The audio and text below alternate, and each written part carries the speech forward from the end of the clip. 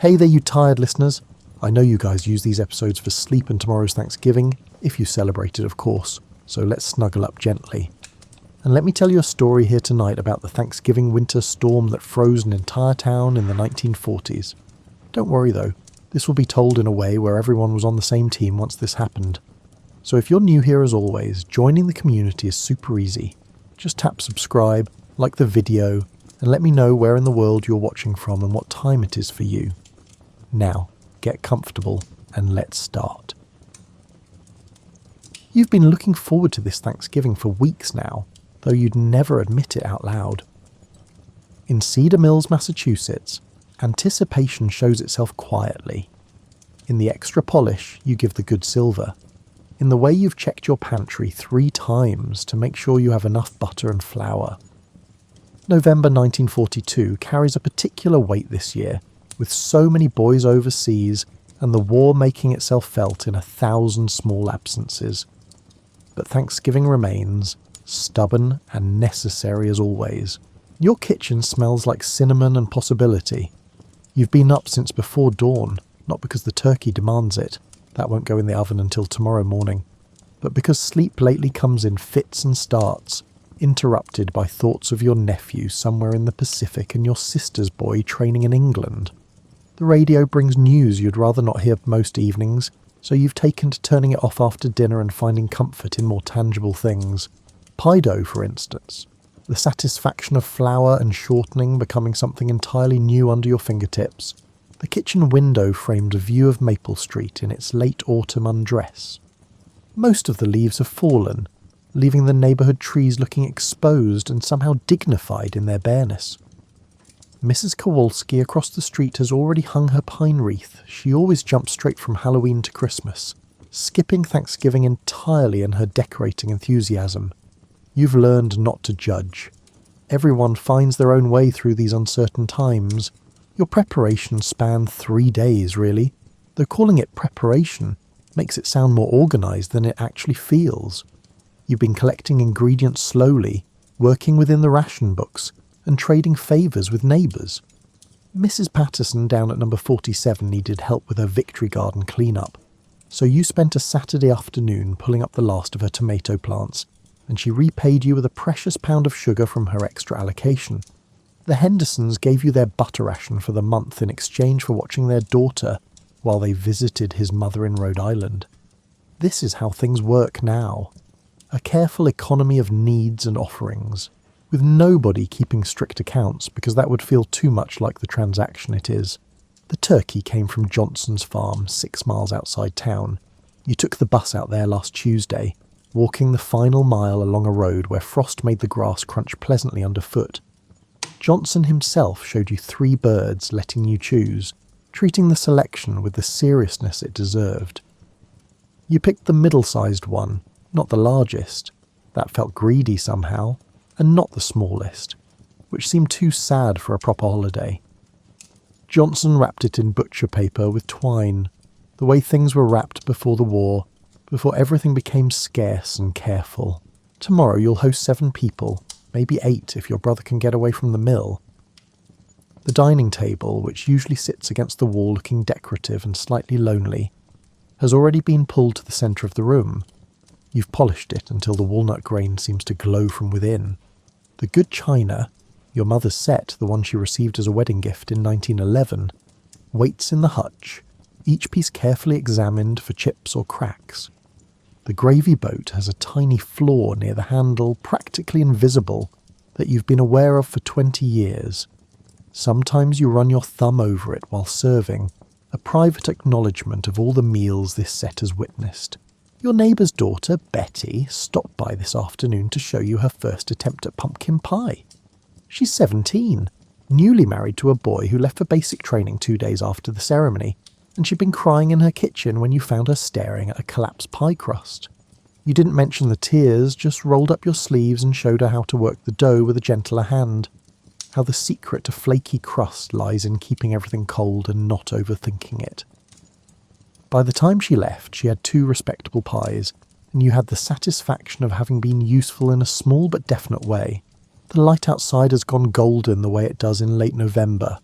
That particular slant that makes everything look both beautiful and temporary. You've set the good linen napkins soaking in the sink with a handful of borax to brighten them. The white damask tablecloth, which spends most of its life folded in tissue paper, hangs over the back of a chair waiting to be pressed. Your iron heats on the stove and you've cleared the kitchen table to serve as a pressing board. Threading through all these preparations runs an undercurrent of something you can't quite name. Gratitude, certainly. You're intensely aware of how lucky you are to have a house with heat, food to serve and people to gather. But there's also a kind of defiance in it. A determination to mark this day properly despite everything. Maybe because of everything. The world feels precarious enough without abandoning the rituals that make you feel human. You've been listening to the weather reports with half an ear all week. The forecast keeps mentioning a storm system moving in from the northwest, but weather predictions always sound ominous. Significant snowfall possible, they said on Tuesday, which could mean anything from a dusting to something more serious. You've lived in Massachusetts long enough to know that November snow is nothing unusual, and besides, you have a turkey to roast and pies to bake. Nature will do what she does, and you'll do what you do. Mrs. Chen from the grocery store cornered you yesterday afternoon while you were buying celery, and she spent 10 minutes expressing her concerns about the weather. Mrs. Chen is the worrying type. She worries about late deliveries, about her son in the army, about whether her husband remembers to wear his scarf, about everything really. So you nodded sympathetically while trying to calculate whether you had enough onions at home or needed to buy more. You bought more just to be safe. Running out of onions on Thanksgiving would be its own small tragedy. The house feels particularly cosy this evening, with the kitchen warmed by your baking and the living room radiator hissing companionably in the corner. You've already made 2 pies, apple and mincemeat, and they cool on the counter beneath clean dish towels, filling the air with cinnamon and clove. Tomorrow you'll make the pumpkin pie and the dinner rolls, timing everything so the turkey can have the oven to itself during the critical hours. You've done this enough times that the logistics feel almost automatic, though you still wrote yourself a schedule on the back of an envelope just to be certain. Your brother plans to bring sweet potatoes from his victory garden, and your sister-in-law promised her famous cranberry sauce, which is really just cranberry sauce like everyone else's, but tastes better because she serves it in her mother's cut glass bowl. These small distinctions matter. They're the difference between a meal and a celebration, between getting through the day and marking it as something worth remembering. The evening settles in with the kind of stillness that makes you notice small sounds. The clock ticking in the hallway, the house creaking as temperatures drop outside, and the distant whistle of the last train heading south. You've laid out your church clothes for tomorrow morning's service, which starts at 9 o'clock sharp. Reverend Matthews always keeps the Thanksgiving service brief and sincere, understanding that everyone has turkeys to tend and families to welcome. You check the pantry one more time, running through your mental list. Flour, check. Butter, check. Eggs, check. Bread for stuffing, slightly stale exactly as it should be. Everything is ready. Everything is prepared. You've done what you can do. The rest is timing and attention and a bit of luck. Outside, the temperature has dropped noticeably since this afternoon. When you step onto the back porch to check the milk box, the milkman delivered late today, the cold hits your face like something solid. The sky looks heavy somehow, clouds moving in where this morning there was clear autumn blue. You can smell the change in the air, that particular mineral scent that precedes snow. Maybe Mrs. Chen wasn't just being her usual anxious self after all. Back inside, you lock the door and draw the blackout curtains, a habit so ingrained now that you barely think about it. The war feels very far away and simultaneously very close, a paradox you've stopped trying to resolve. You settle into your chair with a cup of tea and the newspaper, though you've already read it twice. The crossword is half finished. You'll save the rest for tomorrow, something to occupy your hands while the turkey roasts. You wake at 5:30 on Thanksgiving morning, which is earlier than you planned but not surprising. Your body has its own ideas about important days. The house is cold. The furnace always struggles on the coldest mornings, and you wrap yourself in your robe and shuffle to the window before your brain is fully awake. What you see makes you stop completely. One hand on the curtain, breath catching in your throat. Snow. Not the light dusting you might have expected, not a respectable inch or two, but snow that has transformed the entire visible world into something from a different season entirely. Maple Street has disappeared under what looks like 6 inches already, and it's still coming down. Thick, determined flakes falling so densely you can barely see the Kowalski house across the way. Your first thought is the turkey. Your second thought is the turkey. Your third thought is how you'll get 7 people here through this mess. And your fourth thought circles back to the turkey again. You've been planning this meal for weeks, negotiating rations and trading favours, and now nature has decided to throw its own plans into the mix. The kitchen thermometer confirms what your body already knows. It's 28 degrees, and the forecast tacked to your refrigerator with a magnet suddenly seems laughably inadequate. Possible snow showers, it said. This isn't possible snow showers. This is a full winter storm making itself comfortable in late November, settling in like an uninvited guest who has no intention of leaving any time soon. You turn on the radio while starting the coffee, needing information more than you need the usual Thanksgiving morning music programming. The announcer's voice sounds almost gleeful with the drama of it all. An unexpected storm system has stalled over central Massachusetts, bringing heavy snowfall throughout the region. Accumulations of 12 to 18 inches are expected by this evening. Residents are advised to stay home if possible. Stay home. As if you weren't already home. As if you hadn't spent 3 days preparing for a meal that now seems suddenly complicated by weather. The turkey sits in the refrigerator, stubbornly present and impossible to ignore. 22 pounds of obligation that won't cook itself. The telephone rings at 6:15. Startling you badly enough that you splash coffee on the counter. It's your sister, her voice tight with frustration. Have you looked outside? Charlie says the roads are impossible. The mill closed. They never close. I don't think we can make it. You tell her you understand, because you do, and that you'll save them plates, because you will, and that the important thing is everyone's safety. All of this is true. It's also true that you feel a sharp prick of disappointment that you won't acknowledge, even to yourself. 7 people has suddenly become 4, maybe 3 if your brother can't get through either. The snow keeps falling. You watch it while drinking your coffee, mesmerised by the sheer quantity of it. The street lamp on the corner, which usually turns off at dawn, remains lit, its glow creating a cone of swirling white that looks almost festive. Mrs. Kowalski's pine wreath has become a white circle on her red door. The cars parked along the street are becoming shapeless humps, their identities slowly erased by accumulated snow. Your practical side reasserts itself. You have a turkey. You have heat and electricity, for now at least. You have ingredients and time and a perfectly good kitchen. The meal will happen, even if it's smaller than you planned. You've adapted to worse things in the past 2 years than a change in guest count. The turkey goes into the oven at 7 o'clock exactly as scheduled.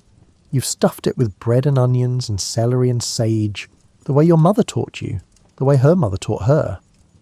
The ritual of preparation feels grounding. Your hands know what to do even when your mind is spinning through revised logistics. Baste every 30 minutes.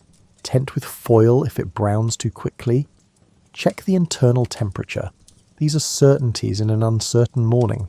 By 8 o'clock the snow shows no signs of stopping. You're supposed to be at church in an hour, but that now seems like a plan from a different lifetime. The turkey smells wonderful at least.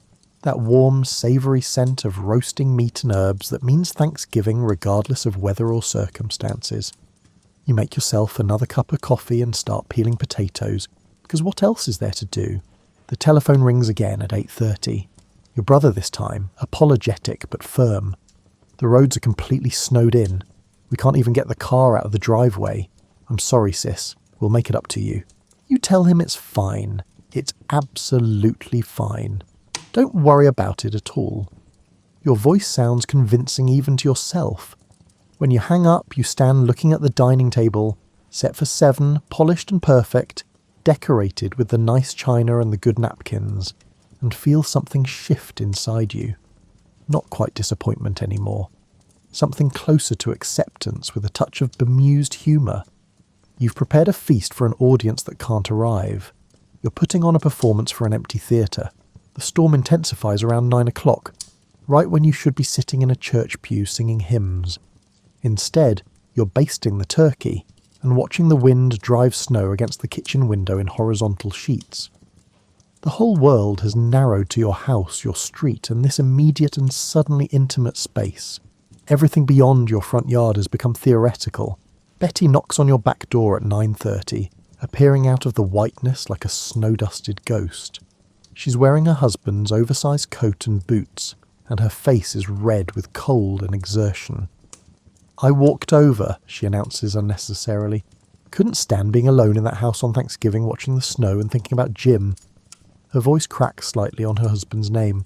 You pull her inside, help her out of the wet coat and sit her down with hot coffee. And suddenly your Thanksgiving has 2 guests instead of 0, which changes everything. You have someone to cook for, someone to talk to, and someone to share the strange intimacy of being snowed in on a holiday. The dining table set for 7 now feels less sad and more hopeful, as if those empty chairs are just waiting for a different year. The radio continues its coverage of the storm, which has apparently caught everyone by surprise. Train service suspended, roads impassable throughout the county. Emergency crews are struggling to keep up. You listen while putting the sweet potatoes into roast. Your brother's sweet potatoes that he grew in his victory garden and brought over yesterday, before the world turned white and impossible. At least they'll get eaten. Betty helps you make the cranberry sauce, following the recipe her mother-in-law sent in a letter. Cranberries, sugar, orange zest, and a splash of water. You work side by side in comfortable near silence, the kind of quiet that comes from shared purpose rather than lack of things to say. The cranberries pop and soften, transforming from hard, bitter berries into something ruby-coloured and tart sweet. Small magic, the kind that happens in kitchens everywhere.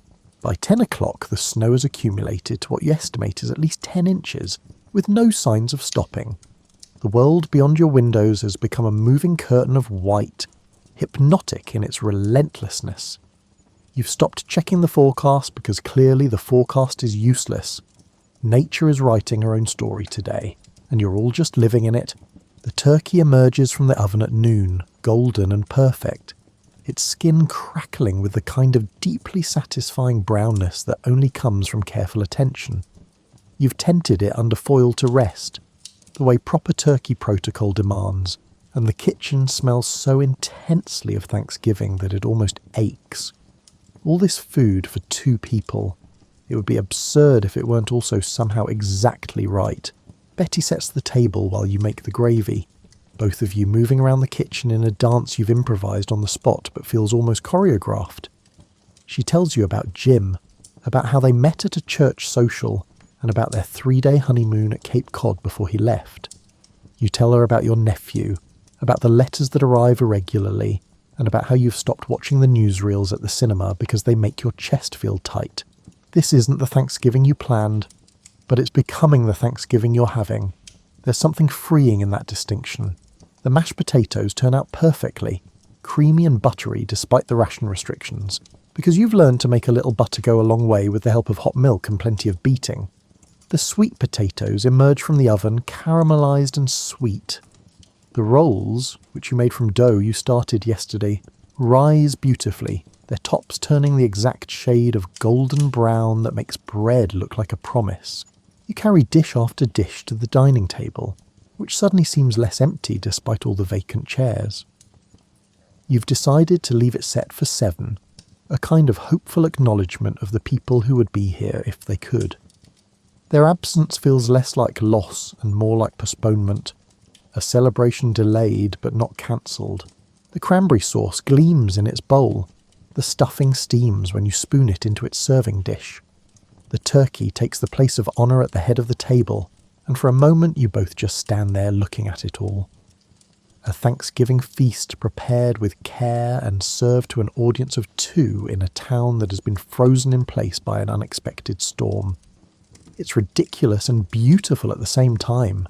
You say a brief grace before eating, thanking God for food and shelter and safety, for Betty's company, and for all the people who aren't here but are thought of anyway. Betty adds her own quiet thanks for Jim's safety, wherever he is, and you notice she touches the simple wedding band on her finger as she says it. The meal itself is delicious, which feels like a small triumph. The turkey is moist and flavourful, the gravy has just the right consistency, and the rolls are exactly as bread should be.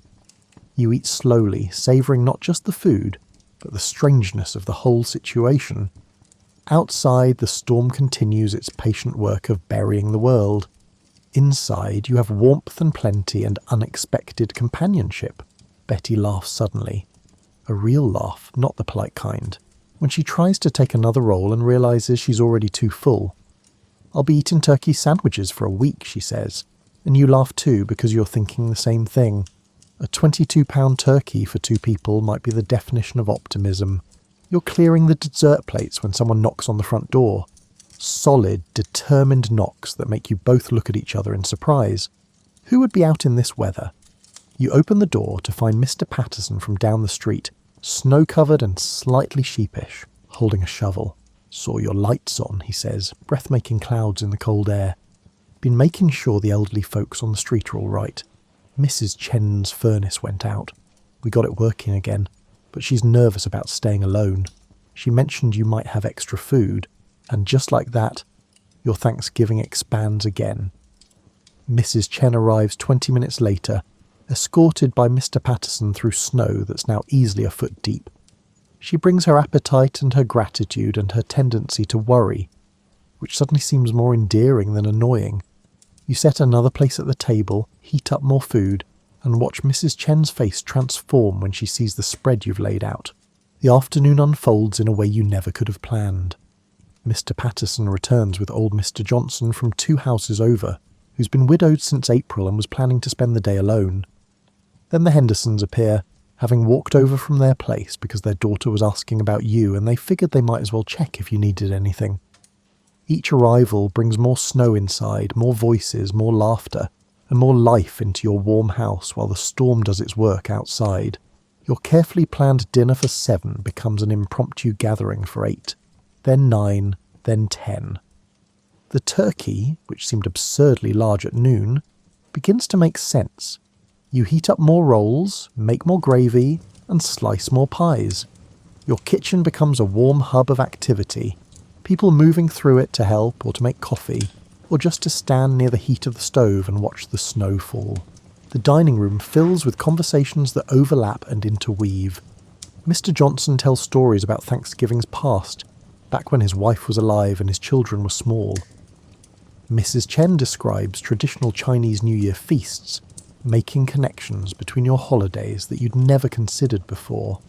The Henderson girl, who's 7 and deeply impressed by the snow, makes everyone laugh by asking if the storm means it's Christmas now. Betty gravitates toward Mrs. Chen, and you watch them talk quietly in the corner. 2 women missing husbands, finding comfort in shared experience. Mr. Patterson helps you slice more turkey, his movements practiced from years of carving his own holiday birds. The Hendersons manage the small miracle of keeping their energetic daughter entertained in your living room, building elaborate structures with the throw pillows. This isn't the Thanksgiving you planned. It's messier, more chaotic, and completely unexpected. It's also more alive than anything you could have organised. Your house, which you keep so carefully neat most of the time, has become filled with the comfortable disorder of actual life happening. Coats piled on the bed, boots dripping by the door, and voices and laughter spilling from room to room. You catch yourself smiling, really smiling, while watching Mr. Johnson teach the Henderson girl some old song about a pumpkin. The war hasn't gone anywhere. Your nephew is still overseas. Everything that worried you this morning is still worth worrying about. But right now, in this moment, in this house full of neighbours who became friends, who became something like family, you feel genuinely happy. The snow continues to fall, steady and implacable, adding inch after inch to the accumulation outside.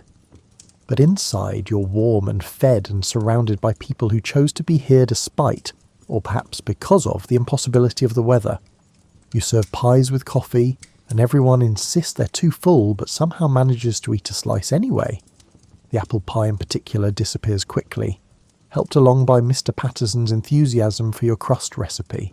By mid-afternoon, the snow has achieved a kind of hypnotic monotony. It simply keeps coming, steady and patient, like it has all the time in the world and no interest in being anywhere else. The accumulation outside your window has reached levels you've rarely seen, 15, maybe 16 inches, with drifts significantly deeper where the wind has pushed it against buildings and cars. Cedar Mills has become a snow globe, shaken and set down to settle in its own time. The peculiar thing about heavy snow is how it changes sound. The world becomes muffled, distant, as if someone has wrapped the entire town in cotton wool. You notice it when you step onto the back porch to check the thermometer, 24 degrees and holding steady. But the usual sounds of the neighbourhood have vanished. No cars, no distant train whistles. Even the birds have gone quiet, presumably tucked into whatever shelter they could find.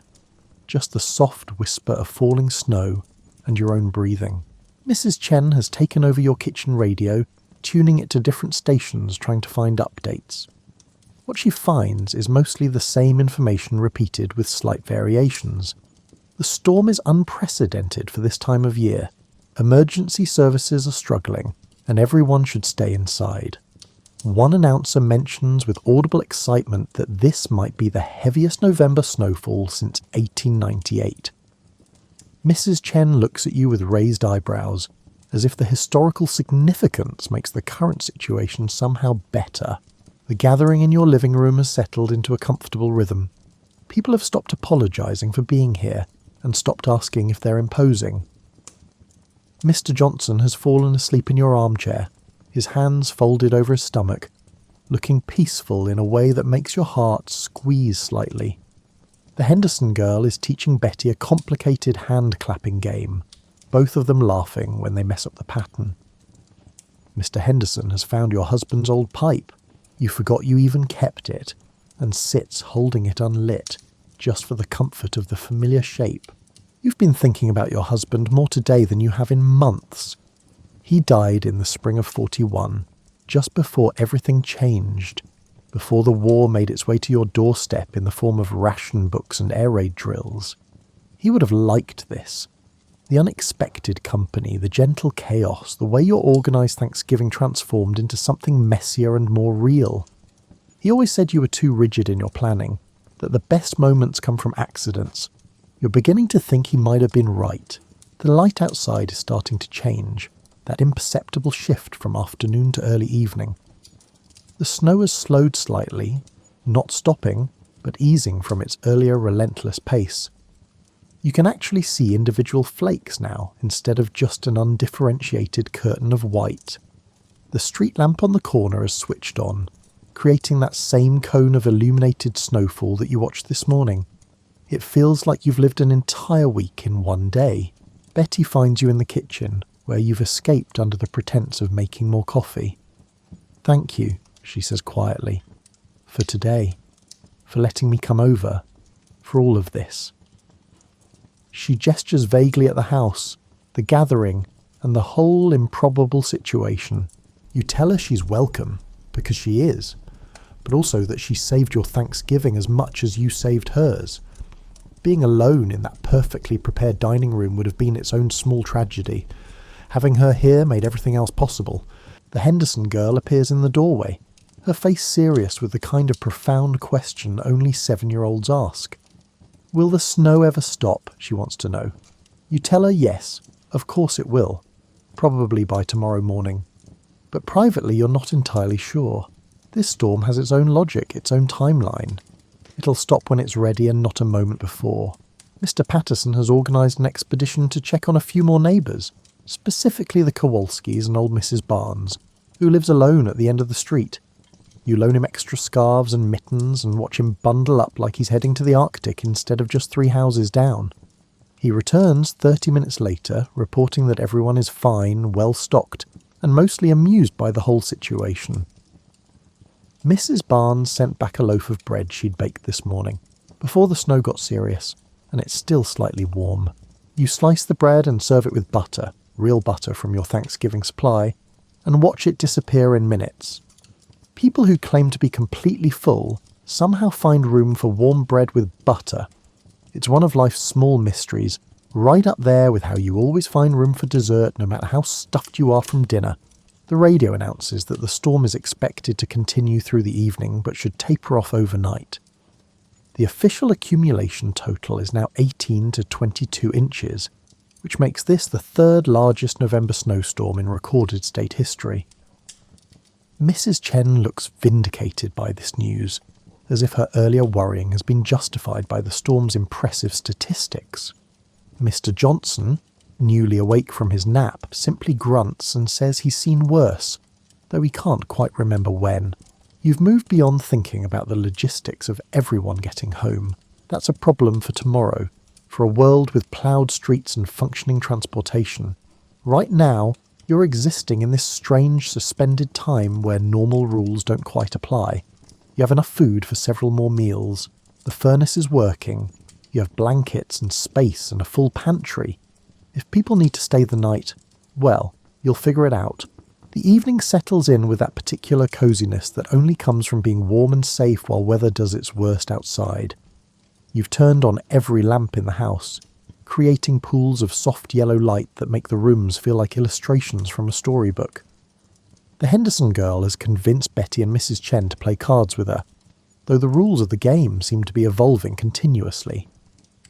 Mr. Johnson and Mr. Patterson have discovered a shared interest in woodworking and are deep in conversation about dovetail joints and the proper way to sharpen chisels. You find yourself moving through your house touching familiar objects, the ceramic bowl on the hallway table, the frame photograph of your mother, the door frame your husband once rehung when it started to stick. Your space has been transformed by the company from something private into something communal, and you're surprised to discover you don't mind. In fact, you more than don't mind, you're grateful for it. The snow creates patterns on the windows, intricate frost crystals that catch the lamplight and throw tiny rainbows. The Henderson girl presses her nose against the cold glass, marvelling at the designs. You remember doing the same thing as a child, believing the frost formed pictures if you looked at them right. You almost tell her to look for the ice fairy, the way your father once told you, but then you stop yourself. She's creating her own relationship with the snow, making her own sense of this strange day. Someone suggests singing, and before you can politely demur, Mr. Johnson has launched into Over the River and Through the Woods in a surprisingly strong baritone. Others join in, voices blending and clashing in the particular harmony of people who aren't musicians but don't care. You find yourself singing too, words you learned 70 years ago coming back without effort. The Henderson girl knows only the first verse, but sings it 3 times, increasingly loudly, until everyone is laughing too much to continue. The moment crystallizes somehow. All of you in your living room, full of turkey and pie, singing old songs while a historic snowstorm buries the world outside. It's absurd and perfect at the same time. You think about taking a photograph but decide against it. Some moments exist better in memory than in any physical record. The evening deepens into something that feels almost sacred. Not in a religious sense exactly, though there's certainly reverence in it. More like the sense that you've stumbled into a moment slightly outside of normal time, a pocket of existence where the usual rules have been suspended. Cedar Mills has become a place where no one can go anywhere, do anything, or be anywhere except exactly where they are. For a world that's been moving at wartime speed for over a year, the enforced stillness feels almost radical. You've made more coffee, you've lost count of how many pots today, and someone found the good brandy you keep in the back of the cupboard for medicinal purposes. Small glasses are poured for those who want them, sipped slowly while the conversation drifts from topic to topic without urgency. The Henderson girl has finally worn herself out and lies sleeping on your sofa, covered with the afghan your mother crocheted in 1915. Her parents sit nearby, looking relaxed in a way you rarely see. Even they've stopped fighting the situation and accepted it. Mrs. Chen tells stories about growing up in San Francisco, about markets and festivals and food that sounded like magic to your New England ears. She talks about her son, who's somewhere in Italy doing something she's not allowed to know about, and her voice catches but doesn't break. Everyone in the room understands that particular strain, the loving and worrying from a distance, the not knowing that's somehow worse than knowing. Mr. Patterson contributes memories of the mill in its heyday, back in the 20s when Cedar Mills actually bustled, when 3 shifts kept the looms running 24 hours a day. He describes the sounds, the rhythmic clacking that you could hear from blocks away, the whistle that marked shift changes, and the whole town moving to the mill's industrial heartbeat. The war has brought some of that energy back, though now it's military contracts instead of civilian textiles, uniforms instead of dress fabric. Your own stories surprise you, things you haven't thought about in years surfacing in this late evening atmosphere of shared confidence. You tell them about learning to cook from your mother, about the summer you spent in Maine as a girl, and about your husband's terrible jokes that were somehow endearing because of their terribleness. You talk about your nephew, about the smart boy who loved baseball and building model airplanes, who's now somewhere in the Pacific doing whatever it is sailors do. You don't cry, but it's a near thing. The radio has moved beyond storm coverage into its regular evening programming. Someone finds a music station, and quiet jazz fills the background. Saxophone and piano creating a mood that fits the snowbound coziness perfectly. Mr. Johnson taps his foot unconsciously, keeping time with music he probably danced to 40 years ago. The room has developed its own ecosystem, its own internal logic, separate from the frozen world outside. Around 8 o'clock, Mr. Henderson makes a practical announcement. They're not going home tonight. It's too far, too dark and too dangerous with the snow still falling and no streetlights working at their end of town. You immediately offer them the guest bedroom, and before you can work out where everyone else will sleep, Mrs. Chen and Betty have declared they're staying too. The whole thing is decided in about 90 seconds, and suddenly you're running a boarding house for refugees from a Thanksgiving storm. The logistics work themselves out with surprising ease. The Hendersons take the guest room. Mrs. Chen and Betty will share your bed while you take the sofa. Mr. Johnson, who lives closest and insists he can make it, agrees to wait until morning after Mr. Patterson offers to walk with him. Mr. Patterson himself will take the armchair, which he claims is more comfortable than his bed at home anyway. The Henderson girl never wakes during these negotiations, sleeping through the entire rearrangement of her life with the profound unconcern of childhood. You distribute blankets and pillows, digging through closets to find the extras you've accumulated over the years. The house, which usually feels slightly too large for one person, suddenly seems perfectly sized for this unexpected crowd.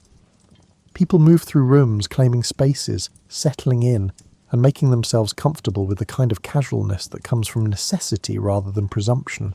The wind has picked up outside, driving the snow against the windows in occasional gusts that sound almost alive. But inside you're snug and warm, your furnace working overtime but managing to keep up. The house creaks and settles, the way old houses do. Familiar sounds that usually keep you company in the evening, but now form a background to human voices and movement. Betty helps you make up the bed with fresh sheets, moving through the routine like you've done this together 100 times. She's gained confidence throughout the day, you've noticed. The weepy girl from this morning has been replaced by someone steadier, someone who's discovering she's stronger than she thought. Marriage and war and unexpected snowstorms will do that. Force you to find resources you didn't know you had. Mrs. Chen insists on washing the dishes despite your protests, enlisting Mr. Patterson to dry while she washes. You can hear them in the kitchen, the comfortable sounds of domestic routine, water running, plates clinking, and occasional laughter. The Henderson girl wakes briefly, confused about where she is, then settles back to sleep when her mother explains. Everything is fine. Everything is taken care of. Just close your eyes. The house has never felt more full or more alive. Every room contains people, every corner has been claimed, and every space has been put to use. It's the opposite of the careful, controlled environment you usually maintain, and you love it. You absolutely love it. The chaos and closeness and casual intimacy of sharing your space with near strangers who've become something more than neighbours over the course of one impossible day. You make one last round before preparing for bed yourself, checking that everyone has what they need. Extra blankets? Yes. Water glasses? Yes. Enough pillows? Mostly yes, with some improvisation involving throw cushions and rolled towels. The house settles into nighttime mode, lamps switching off, conversations becoming whispers, and movement slowing to stillness. From your position on the sofa, which is actually quite comfortable once you've arranged the pillows correctly, you can hear the various sounds of a house full of sleeping people. Someone snores gently, someone else shifts position with a creak of bed springs. The Henderson girl talks in her sleep, a brief mumbled sentence about snow angels. The furnace kicks on with its familiar whoosh. Outside, the storm continues its patient work, adding inch after inch to the accumulation, but it is quieter now, winding down from earlier intensity. You lie there in the darkness, listening to the evidence of life around you, and feel something you haven't felt in the 2 years since your husband died. Not alone. The house breathes with multiple presences. Your space has been shared and divided and transformed. Tomorrow will bring the work of digging out, the logistics of return, and the slow process of life resuming its normal patterns. But tonight, right now, you're simply one person among many. All of you together in this warm space while the world outside remains frozen, white and waiting. Sleep comes easier than you expected, pulling you down into darkness while snow continues to fall, and the town remains paused, held in suspension between yesterday and tomorrow, between normal life and this strange exception to all the usual rules. Friday morning arrives with shocking brightness. You wake to light streaming through the windows with an intensity that takes a moment to understand. Sun on snow, amplifying and reflecting, turning your living room into something almost too bright to look at directly.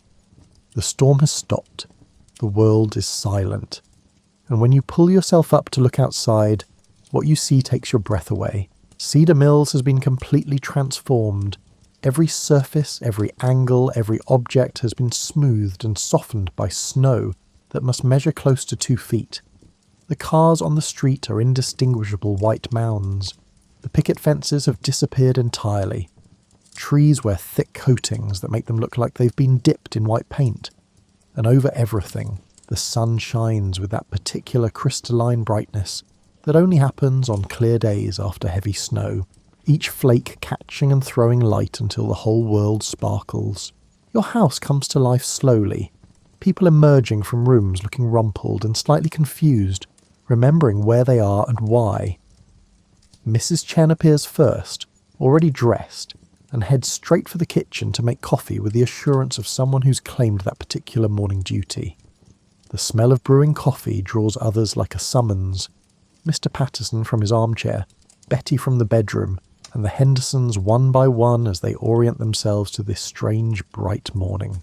The Henderson girl presses her face against the window and releases a squeal of pure delight. "It's a snow mountain," she announces, and she's not entirely wrong. The drifts against your front porch reach nearly to the railing. The street itself is invisible under an unblemished expanse of white. No one has driven anywhere. No one has walked anywhere. Cedar Mills has become a pristine winter landscape, untouched and perfect and completely impassable. Breakfast becomes a group effort, everyone contributing something to the meal. You make pancakes from ingredients you didn't know you had enough of. Flour, eggs, milk, stretched with water, and a precious spoonful of vanilla. Mr. Patterson discovers bacon in your refrigerator, left over from last week's rationing, and cooks it with the concentration of a man performing surgery. Mrs. Chen makes tea in the particular way she prefers, strong and dark and fortifying. The Henderson girl sets the table with exaggerated care, treating each plate and fork like it matters tremendously. The meal itself is cheerful and chaotic, everyone talking over everyone else, sharing observations about the snow and the sunshine and the strange situation you've all found yourselves in. Mr. Johnson mentions that his daughter in Connecticut is probably worried sick, unable to reach him by phone. Mrs. Chen admits her grocery store will be fine without her for one day, maybe even better since she tends to micromanage. Mr. Henderson confesses he's never been so grateful to skip work in his life. After breakfast, Mr. Patterson and Mr. Henderson announce their intention to dig out, at least partially. They find your snow shovels in the garage and set to work clearing a path from your front door to the street, though what they'll do when they reach the street, which remains completely snowed in, is unclear. But the activity itself seems important, a way of asserting human agency against nature's overwhelming presence. You watch them through the window, two men in borrowed scarves attacking snow with determined strokes, breathmaking clouds in the cold air. The Henderson girl begs to go outside, and after bundling her in layers that make her look twice her actual size, her mother releases her into your backyard. You watch her discover the joy of deep snow, the way she can simply fall backward and disappear, the way each step requires effort and purpose, the way undisturbed snow offers itself as a canvas for whatever design she can imagine. She makes what might be a snow angel, or might just be random flailing, and either way it's perfect. Betty finds your radio and tunes it to a music station, and suddenly the house fills with Perry Como's voice, singing something cheerful and romantic. Mrs. Chen hums along while washing dishes. You find yourself swaying slightly while tidying the living room, returning cushions to their proper places and folding the blankets everyone used last night. The normalcy of housework combined with the strangeness of company creates an oddly pleasant dissonance. The telephone rings at noon, startling everyone. It's your sister, frantic with worry until you assure her you're fine, more than fine really, surrounded by neighbours who've become impromptu house guests. You hear the relief in her voice when she understands you weren't alone for Thanksgiving, that the empty places at your table somehow filled themselves. She promises to visit once the road's clear, maybe this weekend, definitely soon. More calls follow, people checking on people, making sure everyone weathered the storm safely. The telephone becomes a lifeline, proof that Cedar Mills still exists as a connected community, even though physical movement remains impossible. You learn that the mill is closed for a second day, that church services are cancelled, that the elementary school definitely won't open Monday, and that the downtown stores are all snowed in and not expecting to open until Tuesday at the earliest. The town has been forced into a collective holiday, an unplanned Sabbath of sorts. Lunch is turkey sandwiches, of course it is, with the last of the cranberry sauce and some lettuce you discover in the crisper drawer, somehow still fresh. You serve it with the bread Mrs. Barnes sent over, which has become slightly stale but toasts up beautifully. The Henderson girl declares it the best sandwich she's ever eaten, which makes everyone smile because children's enthusiasm is contagious. You're inclined to agree with her, actually. Something about eating turkey sandwiches while snowed in with a house full of people makes them taste different, better, and more significant somehow. The afternoon develops its own lazy rhythm. Mr. Johnson teaches the Henderson girl to play checkers on a set you'd forgotten you owned. Mr. Patterson and Mr. Henderson have given up on shoveling and instead built a respectable snowman in your front yard, complete with a carrot nose and stones for eyes.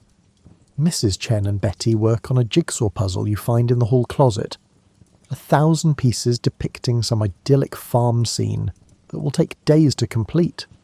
You drift between activities, participating in none fully but connected to all of them. The host, who's also somehow a guest at this extended gathering. The light shifts as afternoon moves toward evening, that golden quality of late November sun on snow. You're standing at the kitchen window, watching the shadows lengthen across the white expanse of your backyard, when Betty appears at your elbow. "I should call Jim's mother," she says quietly. "Let her know I'm all right, she'll worry." But she doesn't move to do it immediately. She just stands there watching the snow with you. After a moment she adds, "Do you think this is what it's like where Jim is? The waiting and the being stuck in one place and the not knowing when things will change?" You tell her honestly that you don't know. But maybe, yes. Maybe the war is full of this kind of unexpected suspension. These stretches of time where nothing happens except the slow accumulation of days, punctuated by moments of significance. Maybe Jim is also learning to find comfort in small things. Warm food, friendly faces, and the simple fact of being safe right now, even if the future remains uncertain. She nods, accepts this, and makes her phone call. You hear her voice from the hallway, reassuring her mother-in-law, promising to come visit as soon as the road's clear. When she returns, she looks steadier somehow, more grounded in her own reality. Dinner is turkey again. You're working your way through the leftovers systematically, this time as soup. You've made it with stock boiled from the carcass, with vegetables and noodles and generous amounts of salt and pepper. It's the kind of soup that tastes like comfort distilled into liquid form. You serve it with more of Mrs. Barnes's bread, and everyone eats in appreciative silence, occasionally punctuated by compliments about your cooking that make you flush with pleasure. The evening settles in much like yesterday's, though somehow more comfortable now that everyone knows the routine. The Henderson girl is less wound up, having worn herself out with snowplay. The adults settle into familiar spots, claiming spaces they occupied last night. Conversation drifts in gentle directions, touching on childhood memories and future plans and the small details of daily life that become interesting when you can't actually live them right now.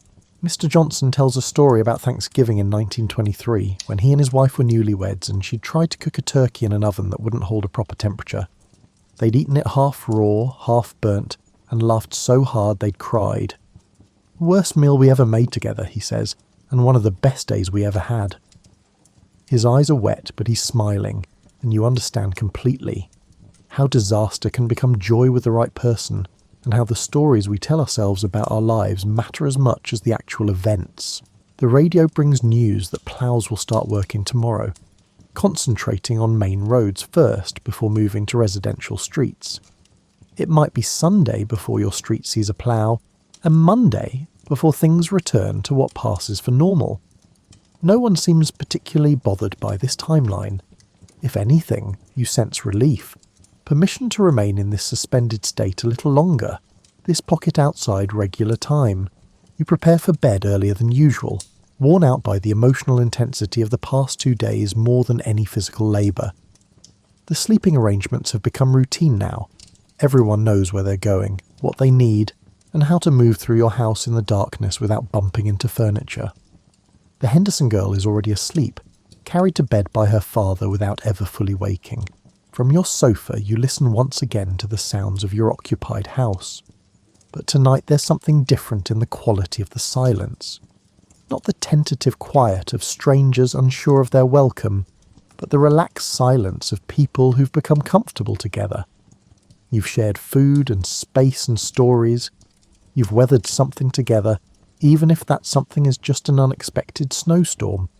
You've created a small community in the face of circumstances that could have left everyone isolated in their separate homes. Sleep finds you thinking about connection, about how the storm forced a kind of togetherness that normal life rarely allows.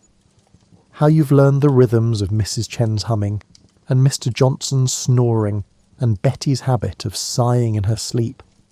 How your private space has become communal territory, and you've discovered you don't mind nearly as much as you would have thought. How sometimes the best moments are the ones you never could have planned. Saturday arrives with a sense of change in the air. Not a literal thaw, the temperature remains stubbornly below freezing, but something atmospheric, a shift in the quality of the morning that suggests the world is preparing to unfreeze itself. When you look out the window at dawn, the snow remains as deep as ever, but you notice the first signs of human activity. Distant figures on the main road, the sound of a plough somewhere blocks away, and smoke rising from chimneys up and down the street. Your household rises earlier than yesterday, everyone sensing that this day will mark the transition back to normal life. There's a subtle change in behaviour too. People folding their borrowed blankets more carefully, tidying up after themselves with more attention, and the small gestures of guests preparing to depart. The Henderson girl is quieter than she's been, perhaps sensing her parents' shift toward leaving, perhaps just tired from 2 days of excitement. Breakfast is the last of the turkey, fried up with eggs and potatoes in a hash that makes brilliant use of your remaining Thanksgiving leftovers. It's delicious in that way that last meals together often are, everyone aware that this is the closing act of your shared time. Mr. Patterson compliments your coffee with particular enthusiasm. Mrs. Chen insists on writing down her soup recipe for you. even though you've been making soup for 40 years. These small exchanges carry more weight than they otherwise might. The sound of the plough grows closer throughout the morning. You're all in the living room when it finally reaches Maple Street. A massive orange truck pushing a wall of snow before it. The scrape of its blade against pavement, the first mechanical sound you've heard in 2 days that isn't from inside your house. The Henderson girl rushes to the window to watch, fascinated by the machine's brute force approach to the problem of snow. Within an hour of the plough's passage, the street begins to come alive. People emerge from houses tentatively at first, testing the ploughed surface. Cars are dug out from their white tombs. The Kowalskis appear on their front porch, waving across the street. Mr. Williams from 3 houses down walks past with his dog, both of them looking slightly dazed by the return to mobility. Cedar Mills is remembering how to be a town again. Mr. Henderson makes the first move to leave, standing up with visible reluctance and announcing they should probably head home, let you have your house back, and get their daughter into her own bed. The words are practical, but his tone suggests he'd just as soon stay. His wife nods agreement while looking around your living room as if memorising it. The Henderson girl, showing remarkable emotional intelligence for a 7-year-old, solemnly shakes your hand and thanks you for letting them visit. Their departure triggers a cascade. Mrs. Chen needs to check on her store. Betty should really see about her own house and make sure the pipes didn't freeze. Mr. Johnson's daughter has left 3 increasingly worried messages. Only Mr. Patterson seems in no hurry, settling deeper into the armchair as if planning to stay permanently, though eventually even he acknowledges the need to return to his own life. The goodbyes are more prolonged than anyone intended. Hugs are exchanged and promises are made to visit soon and to do this again sometime. Though everyone understands that this was unrepeatable, a product of specific circumstances that can't be recreated by intention. Mrs. Chen presses something into your hand as she leaves, a small jade charm she claims brings good luck.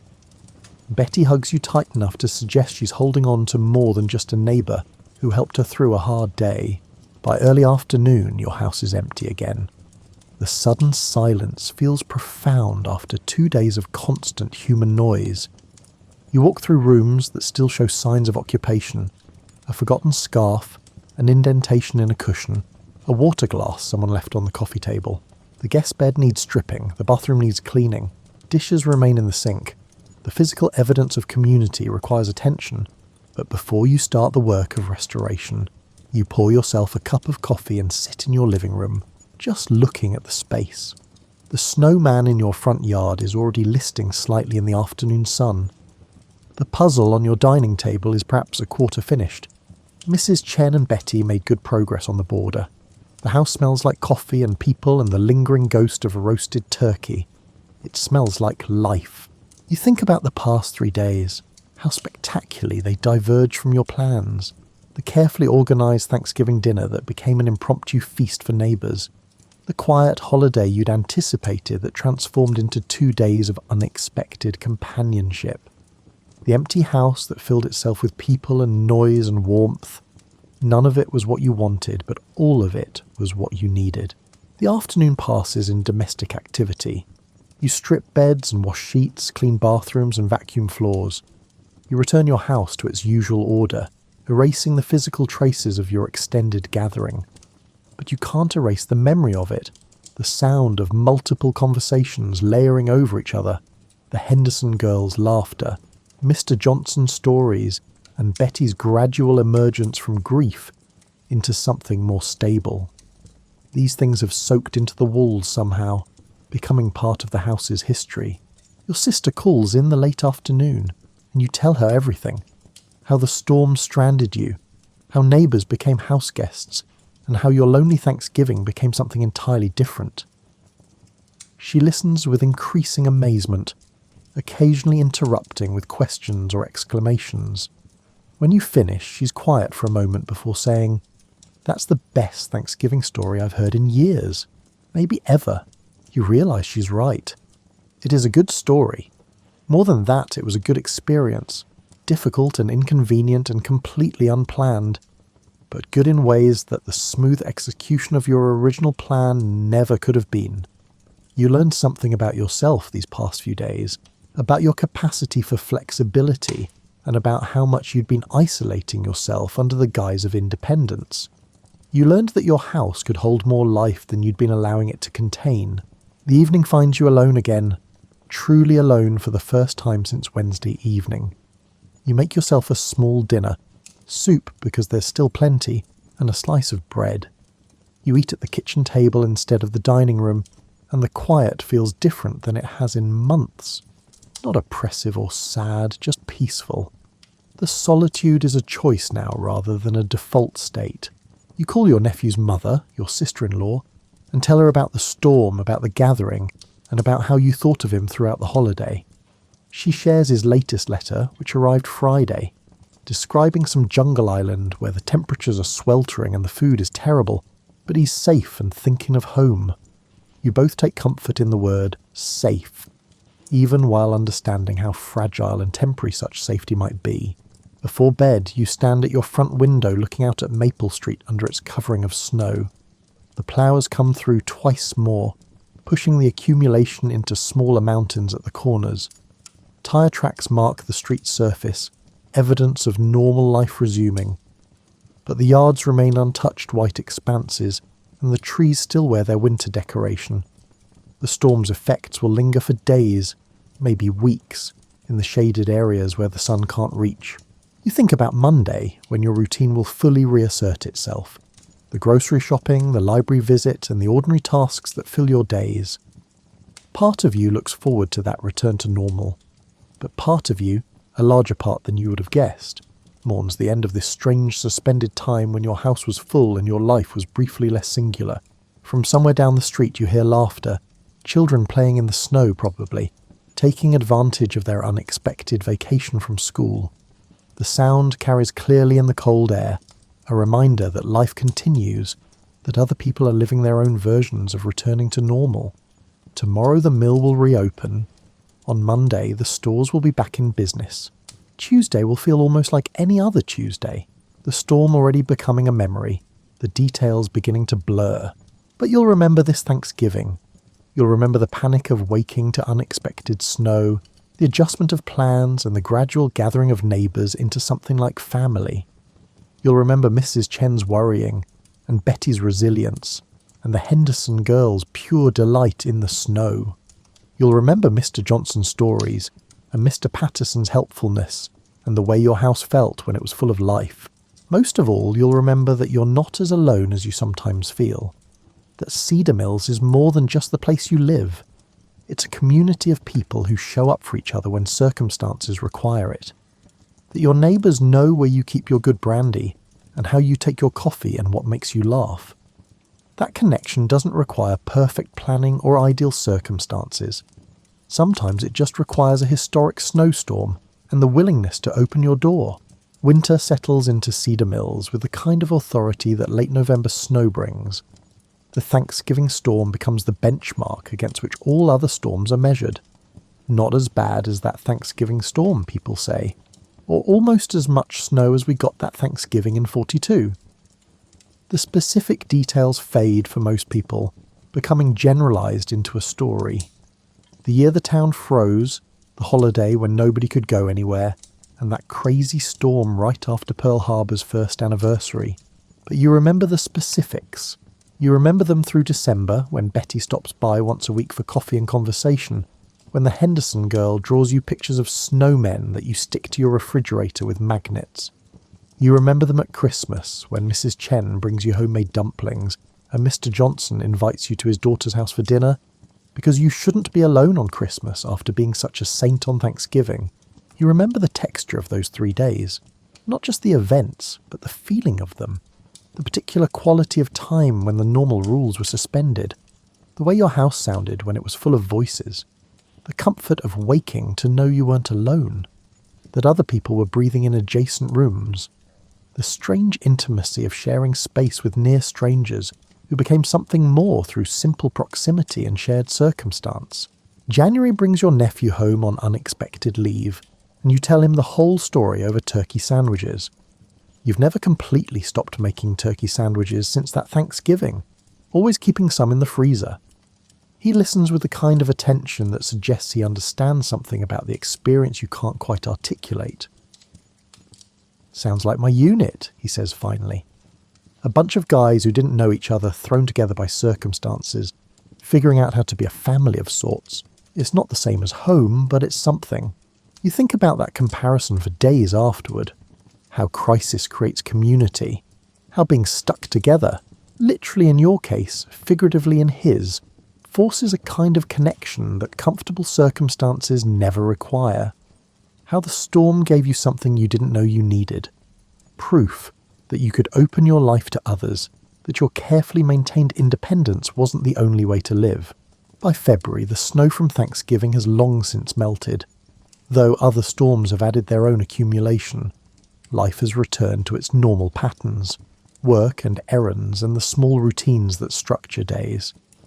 But something fundamental has shifted. You accept more invitations now. You invite more people over. Your house, which you kept so carefully private for 2 years, opens its doors more readily. Not constantly. You still value your solitude, but enough to remember that you're part of something larger than yourself. Betty gets a job at the mill, taking the place of a man who was drafted. She stops by to tell you about it on her way home from her first shift, her face glowing with tired pride. "I'm actually good at it," she says, surprised at herself. "Better than I thought I'd be." You're not surprised. You saw her find her strength during those snowed-in days and watched her discover resources she didn't know she had. The war is teaching everyone unexpected lessons about their own capabilities. Spring arrives eventually, the way it always does, turning the world green and soft. The last traces of the Thanksgiving storm finally disappear. The persistent ice in shaded corners, the dirty snow piled in parking lots. You're working in your garden one afternoon in April when the Henderson girl appears, bigger somehow, though it's only been 4 months. She's brought you dandelions picked from her own yard, presented with the solemnity of someone offering roses. You invite her in for lemonade and cookies, and she sits at your kitchen table chattering about school and friends and the tadpoles in the pond at the end of town.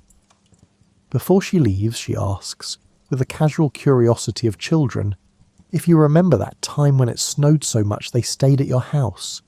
You tell her yes, you remember. You'll always remember. The Thanksgiving of 1943 approaches, and you make plans early. You're hosting again, but this time with full knowledge and intention. Your sister and brother and their families will come, as they were supposed to last year. But you've also invited Mrs. Chen and Betty and the Hendersons and Mr. Johnson. Maybe Mr. Patterson if he's free. Your dining table will actually need all 7 settings this time, possibly more. The night before Thanksgiving, you walk through your house preparing, setting the table, checking your supplies and making lists. The rituals are the same as they were a year ago, but you're different. You move through the tasks with less anxiety and more confidence. You're not just going through the motions of hosting a holiday. You're creating space for people you care about, people who've become genuinely important to you over the past year. You think about the woman you were last Thanksgiving, organised and isolated, prepared and lonely, going through the motions of celebration while missing the point of it. You think about how the storms stripped away your careful plans and forced you into something messier and more real. How the worst-case scenario, your carefully planned dinner disrupted, your house invaded by neighbours, your solitude shattered, became the best thing that could have happened. That night you dream about snow. Not threatening or scary, just present, falling steadily, quietly, transforming the world into something new. In the dream, you're watching from your window as people gather outside, drawn to your house like it's sending out some signal. They're cold and you let them in. They're hungry and you feed them. They need shelter and you provide it. The dream has the quality of myth, of something archetypal and ancient.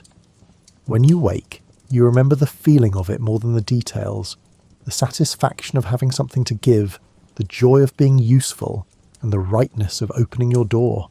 Thanksgiving 1943 unfolds with the smoothness you'd hoped for the year before.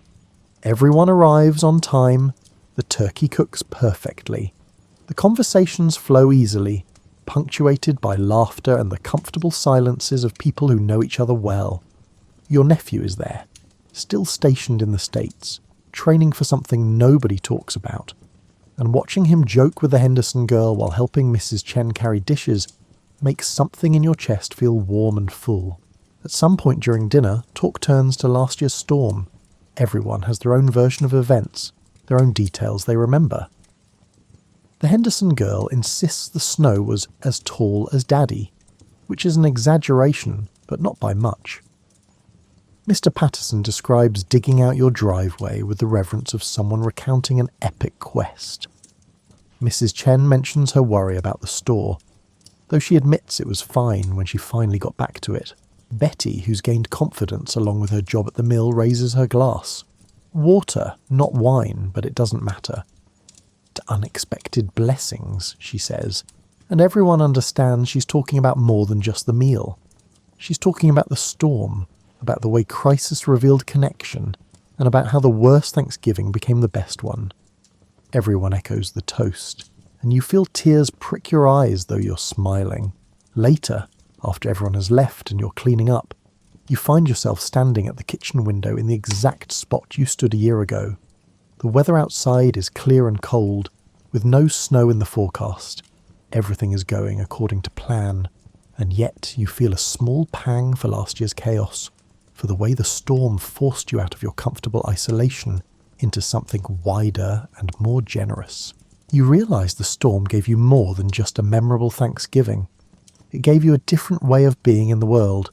It taught you that perfect plans are less important than perfect presents. That opening your door, literally and metaphorically, makes your life bigger rather than smaller.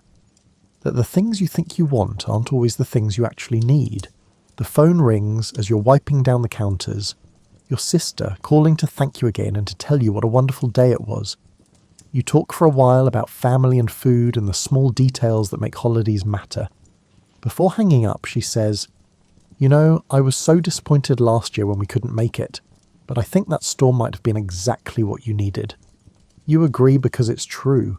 The storm was exactly what you needed, even though you didn't know you needed anything. Years later, after the war ends, after your nephew comes home, after Betty's husband returns and they have children of their own, you'll still remember the Thanksgiving when the storm stopped time. You'll remember it not as a disaster, but as a gift, not as a disruption, but as a revelation. You'll tell the story to anyone who'll listen, embellishing the details slightly with each telling the way all good stories evolve over time. But the heart of it will remain true. How nature intervened in your carefully ordered life and forced you into connection. How a town frozen in place became a community held together. How your empty house filled with people who needed shelter, and how you discovered you needed them just as much. How the worst weather created the best memories. How sometimes the things that seem terrible in the moment become the things you're most grateful for in retrospect. The Thanksgiving storm of 1942 becomes part of Cedar Mills mythology, part of your personal history, and part of the tapestry of small-town life during wartime. But more than that, it becomes a touchstone, a reminder that flexibility matters more than planning, that people matter more than perfection, and that opening yourself to the unexpected can lead to the most meaningful experiences of all. And on cold November nights for the rest of your life, when snow begins to fall and the wind picks up and the world outside your window starts to disappear under white accumulation, you'll remember the sound of voices filling your house, the taste of turkey shared with neighbours, the Henderson girls' laughter, Betty's tears giving way to resilience, and Mrs. Chen's worried humming in your kitchen. You'll remember that you're not alone, that you're part of something larger, that your life touches other lives in ways that matter. You'll remember, and you'll be grateful. Grateful for the storm that stopped your world. Grateful for the neighbours who became family. Grateful for the lesson learned slowly over 3 snowed-in days, that the best things in life are rarely the things you plan, that community happens in crisis, and that an open door can change everything. The snow falls in your memory, soft and steady and infinite, covering the world in white and possibility. And somewhere deep inside, you're still standing at that window on Thanksgiving morning 1942, watching the impossible accumulation, and not yet knowing how it will transform everything. Still planning your meal for 7, not knowing it will feed 10, still thinking you're alone, not knowing you're about to discover you never really were. The storm taught you, the snow showed you, the frozen town gave you the gift of connection wrapped in inconvenience, of community disguised as crisis. And every Thanksgiving afterward, whether snowy or clear, cold or mild, you carry that gift with you. The knowledge that your life is bigger than you knew, that your capacity for opening and sharing and connecting is wider than you imagined, and that sometimes the best moments are the ones you never could have planned. The memory remains, persistent as snow in shaded corners, present as the changing seasons. The Thanksgiving winter storm that froze an entire town and in doing so, thawed a frozen heart. Your heart. A heart you didn't even know needed thawing until the snow came down and the world stopped, and the door opened and the people came in and everything changed. And you carry that change forward, year after year, storm after storm, Thanksgiving after Thanksgiving, carrying it like a gift, like a secret, like a story worth telling. The story of when the snow fell and the world stopped and life, real life, messy and unexpected and beautiful, finally began.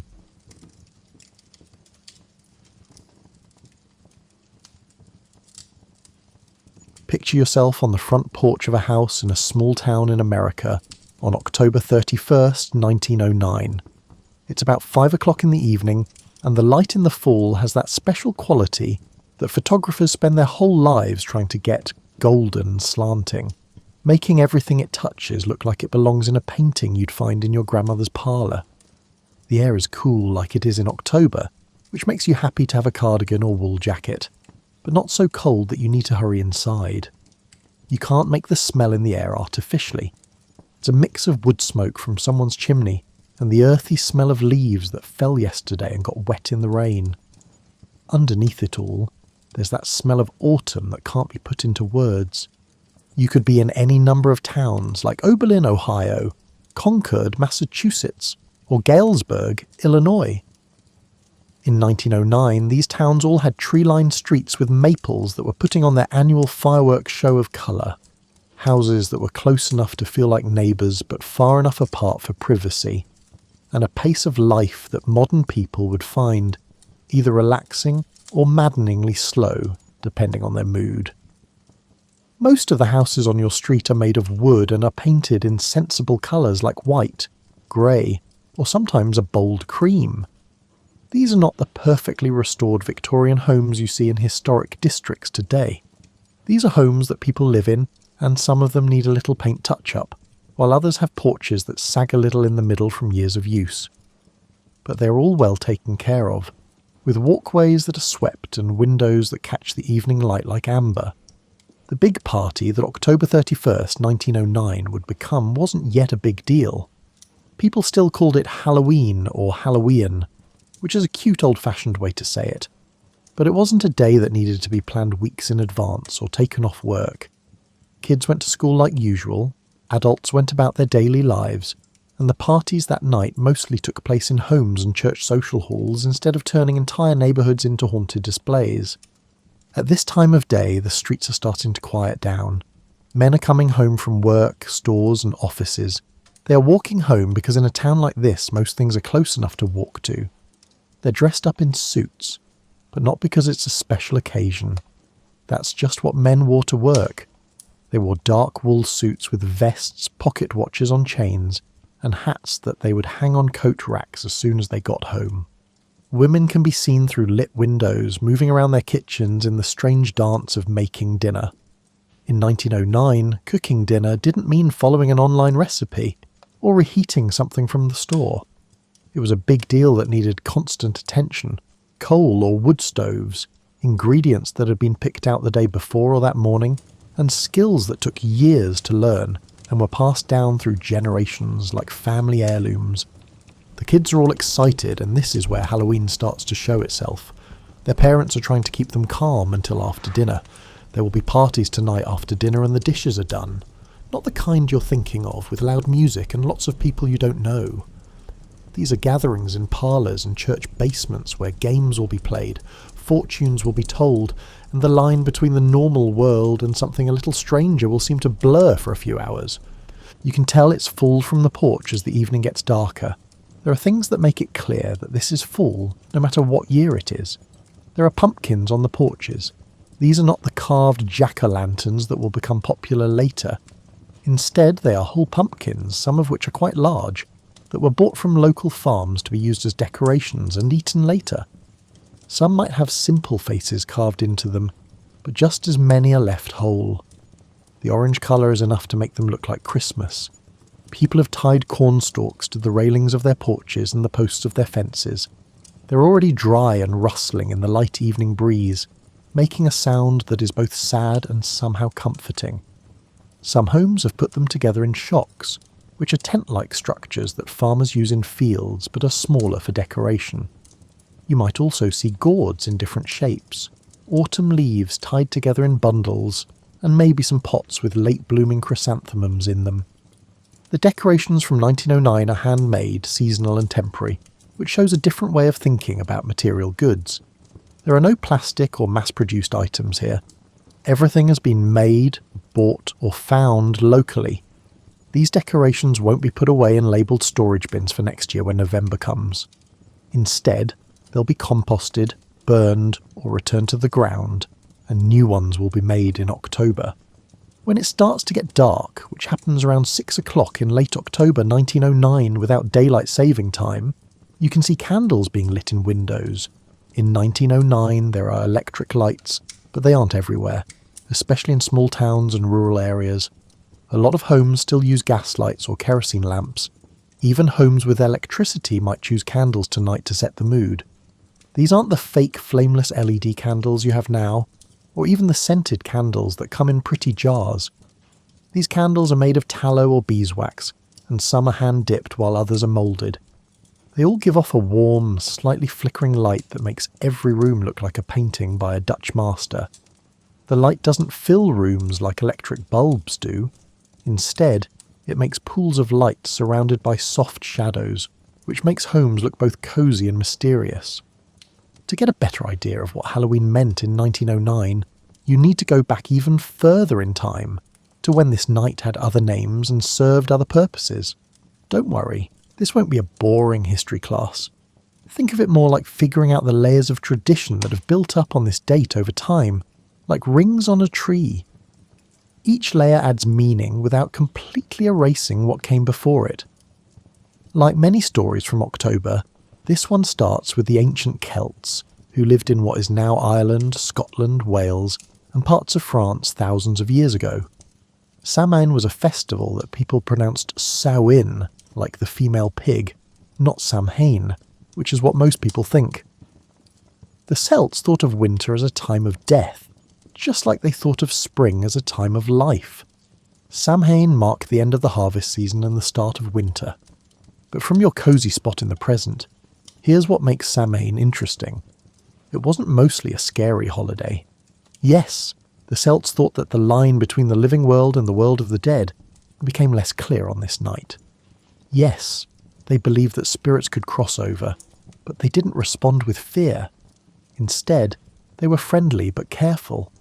They left food out for wandering spirits, lit bonfires to help the souls of the dead find their way, and were happy to be able to talk to their ancestors who had died. Picture this. Once a year, the barrier between you and your beloved grandmother who died becomes so thin that she can come over for dinner. You wouldn't lock the doors in fear. Instead, you'd set an extra place at the table and hope she'd share her knowledge with you one more time.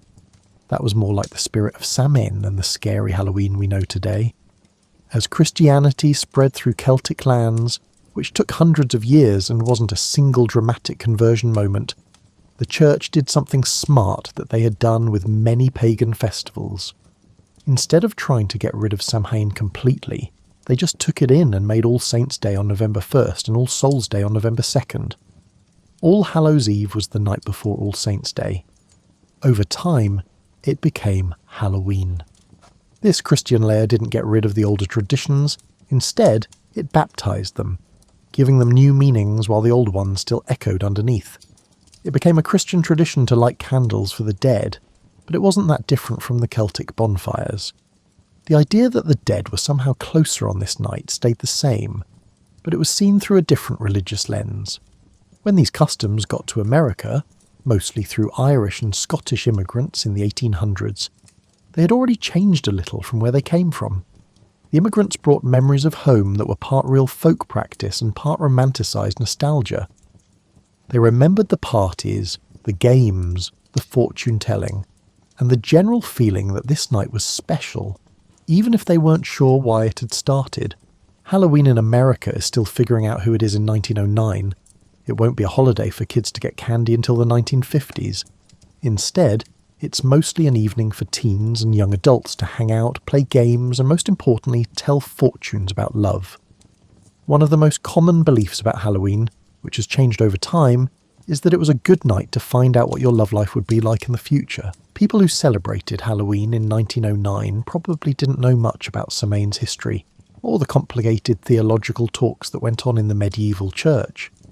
They know that their grandparents and parents celebrated this night, that there are certain things you do on Halloween, and that there's something nice and mysterious about a night when you look into the future and realise that the world might be stranger than it seems.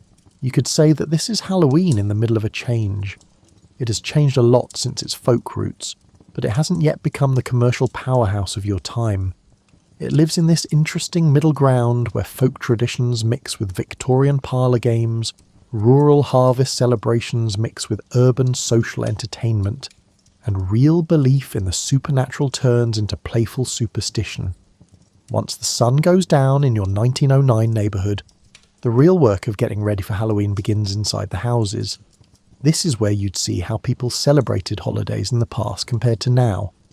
There are no costume shops, no places to buy a lot of pre-made decorations, and no party supply warehouses. You have to make everything by hand for tonight to be special, and making things is part of the celebration itself. Let's take a look inside a normal home that is hosting a Halloween party. The parlour has changed. If you don't know what a parlour is, it's the formal sitting room where guests were entertained. In homes of working class or middle class people, this might be the only room besides bedrooms that is used for both everyday living and special events. In wealthier homes, the parlour was used for guests, while the family used a less formal sitting room for everyday life. The everyday furniture has been moved around to make more room for tonight's gathering. The heavy upholstered chairs and settees, which are made to last for generations and weigh about as much as modern cars, have been pushed back against the walls. The middle of the room is open for games that might require some movement, but not too much. Keep in mind that this is 1909, and Victorian manners are still affecting how people act, even though the Edwardian era is making things a little more relaxed. The decorations show both creativity and a lack of it. Black and orange construction paper chains hang from the corners and loop across the ceiling. Someone, probably the teenage daughter of the house and her younger siblings, spent the afternoon cutting strips of paper, making them into circles and sticking them together with flour paste. Some of the circles in the chains are more perfect than others, which gives them the charming imperfection of things made by hand. There are cutouts of black cats, witches on broomsticks, and crescent moons on the walls. These were probably copied from templates in women's magazines like Ladies' Home Journal or Woman's Home Companion, which often had craft projects for holidays. The silhouettes are simple and easy to recognise, and they make the room feel festive without being too scary. This decoration is meant to make you feel playful and mysterious, not scared. The jack-o'-lantern is probably the most atmospheric decoration, but in 1909 it might have been a turnip lantern, or a hollowed-out gourd instead of a pumpkin. The custom of carving vegetables into lanterns started in Ireland and Scotland, where they used turnips and rutabagas at first. Irish immigrants brought the tradition to America and found that pumpkins worked even better because they were bigger, softer, and easier to carve. The jack-o'-lantern on the table or mantelpiece has a face that is more funny than scary. The features are simple: a triangular nose and eyes, a gap-toothed grin, and a lot of patience and a strong knife. A candle flickers inside, making the face look like it's moving and dancing in the low light. The smell of slightly burnt pumpkin flesh adds to the mood, mixing with the other smells of the night. Speaking of smells, the house is full of them, which might be too much for someone who is used to modern air conditioning and places that don't smell. The smell of wood smoke from the stove, the tang of apples from a bowl waiting to be used in the evening's games, the sweet spicy smell of cider warming on the stove, and the smell of a house that has been closed up against the cooling evening. It's a mix of wood, fabric, old paper, and people living there that isn't bad but is very alive. People are getting ready for the snacks that will be served later in the dining room or kitchen. This isn't a full meal. Guests would have eaten dinner at home before coming. Instead, it's what people of this time called light refreshments. This usually means cider, both regular and maybe some spiked for the adults, cookies or small cakes, candied apples, popcorn balls, and maybe roasted nuts. The kitchen is a place where people work hard. The stove, whether it's a coal range or one of the newer gas models, has been going for hours, keeping the right temperature for each dish. In 1909, baking was more like chemistry done by instinct and experience than following exact recipes. A woman who has been in charge of a household for years can tell if the oven is at the right temperature by how quickly a piece of paper browns. She can also tell if bread is done by the sound it makes when tapped on the bottom. The treats being made are based on both tradition and what is going on in farming in October.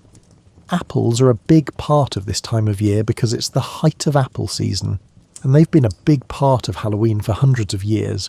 Some apples are being candied by dipping them in a mixture of sugar, corn syrup, and red food colouring, and then letting them harden on waxed paper. It's a sticky and somewhat difficult process that makes treats that are so sweet they hurt your teeth, and so hard you have to work hard to chew them. Some apples are meant for games instead of eating. They've been polished until they shine and put in a big metal tub or wooden barrel that will be filled with water for apple bobbing. This is one of the most traditional and popular Halloween activities, even though it's hard and not very dignified. A big pot on the stove is making popcorn. The kernels were bought in bulk from a general store and are kept in a jar in the pantry. You have to keep an eye on the pot and shake it hard to keep the popcorn from burning in 1909. After they pop, the fluffy white kernels will be shaped into balls and held together with molasses or sugar syrup. These treats are part candy, part snack, and all seasonal. Usually more than one generation works together to make these drinks. The grandmother of the house might be in charge while her daughter does the harder work. The kids can help with easy tasks like polishing apples or counting out cookies onto serving plates. Even getting ready is a kind of visit, since family members work together and talk about the day's events, gossip and opinions. As the time for guests to arrive draws near, probably around 7 or 7:30 in the evening, a final check of the preparations is made. Are there enough seats? Is the jack-o'-lantern in a place where people can see it, but not accidentally knock it over? Are the games set up? Is the fire in the fireplace keeping the room warm without making it too hot? The house is as ready as it's going to get. It's changed from how it usually looks into something special. The change isn't big. No one would think this is anything other than a nice middle-class home, but there is a purpose behind it, and it seems like effort has been made to make the place feel right for this mysterious night. As guests start to arrive, walking through the darkening streets because most people live close enough that they don't need cars, the real heart of a 1909 Halloween party starts to show itself. This is a night mostly for games, but not just any games. These games are meant to show you what your romantic future will be like. These days, Halloween is less about costumes and candy, and more about young people trying to figure out who they might marry. You need to know what's going on in society to understand why this is so important. Romantic relationships in 1909 were both more limited and more important than they are now. Young men and women didn't date a lot of people at once, live together before getting married, or spend years trying to figure out what they wanted. Courtship was a serious matter that had real effects on people's lives and finances, and marriage was the most important thing that happened to most people, especially women. So an evening of games that might show you your romantic future wasn't just a fun way to pass the time. It was a way to deal with a real worry through the socially acceptable form of light-hearted superstition. No one really thought that bobbing for apples could tell them who their future spouse would be. But no one really didn't believe it either. It was in that comfortable space between what is certain and what is possible that makes folklore work. The host family greets the first guests at the door, and for a brief moment people move from the cold October night to the warm, candlelit inside. People take off their coats and hang them on the coat tree in the hall. Hats are carefully put on the right surfaces. People greet each other properly, which may seem stiff to modern people, but gives social interactions a comfortable structure.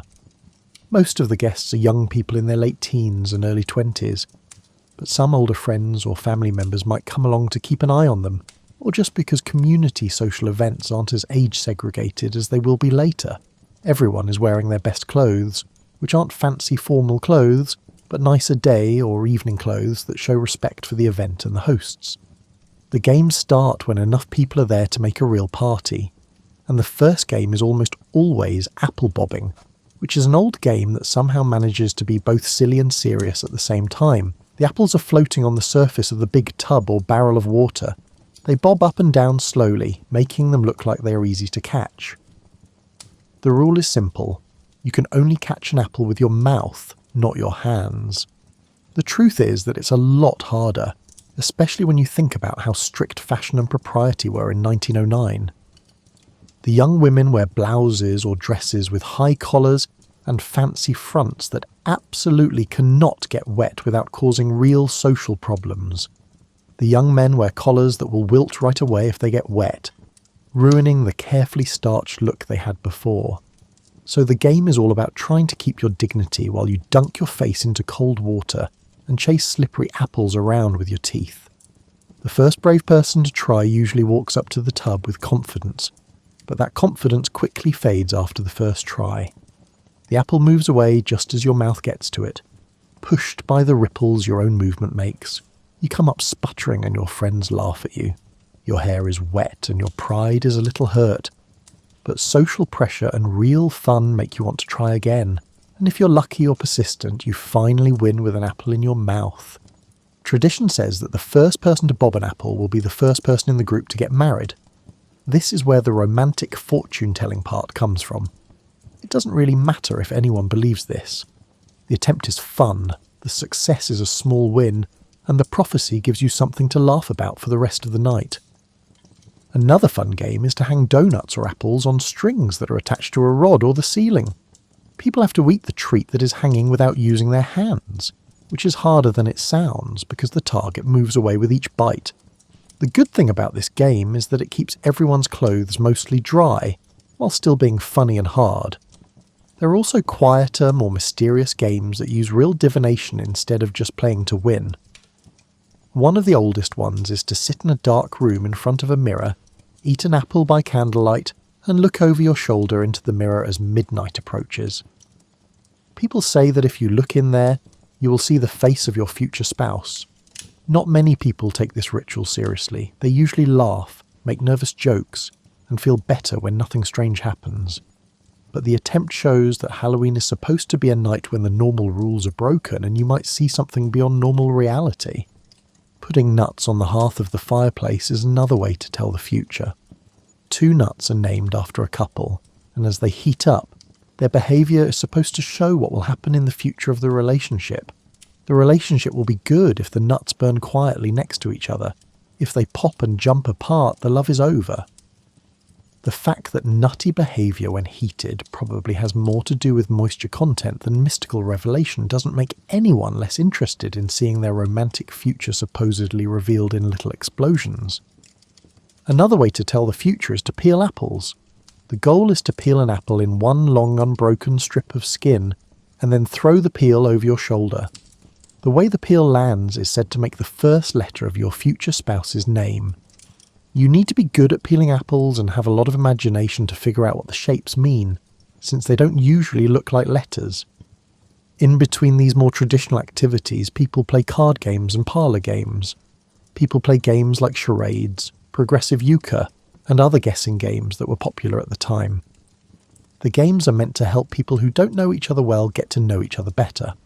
They are social, not solitary, and competitive, but not cutthroat. The entertainment for the evening shows a different way of dealing with boredom and fun than you're used to. When conversation slows down in 1909, there are no TVs, phones, or internet to look at. People have learned how to make entertainment instead of just watching it, and they have the skills and patience to do things that require a lot of focus and engagement. This means that charades, which might seem old-fashioned or boring to someone who is used to constant digital stimulation, can be really fun when it's the only thing to do, and the audience is good at both acting and guessing. The slow pace of the evening, getting games ready, playing them and finishing them, feels nice instead of boring, because no one is always comparing it to faster-paced options. As the evening goes on and the parlour games come to a natural end, someone suggests one of the most popular Halloween traditions of the time, a walk through the night. This wasn't a planned event like trick-or-treating would later become. Instead, it was an unplanned trip into the dark that served many purposes at once.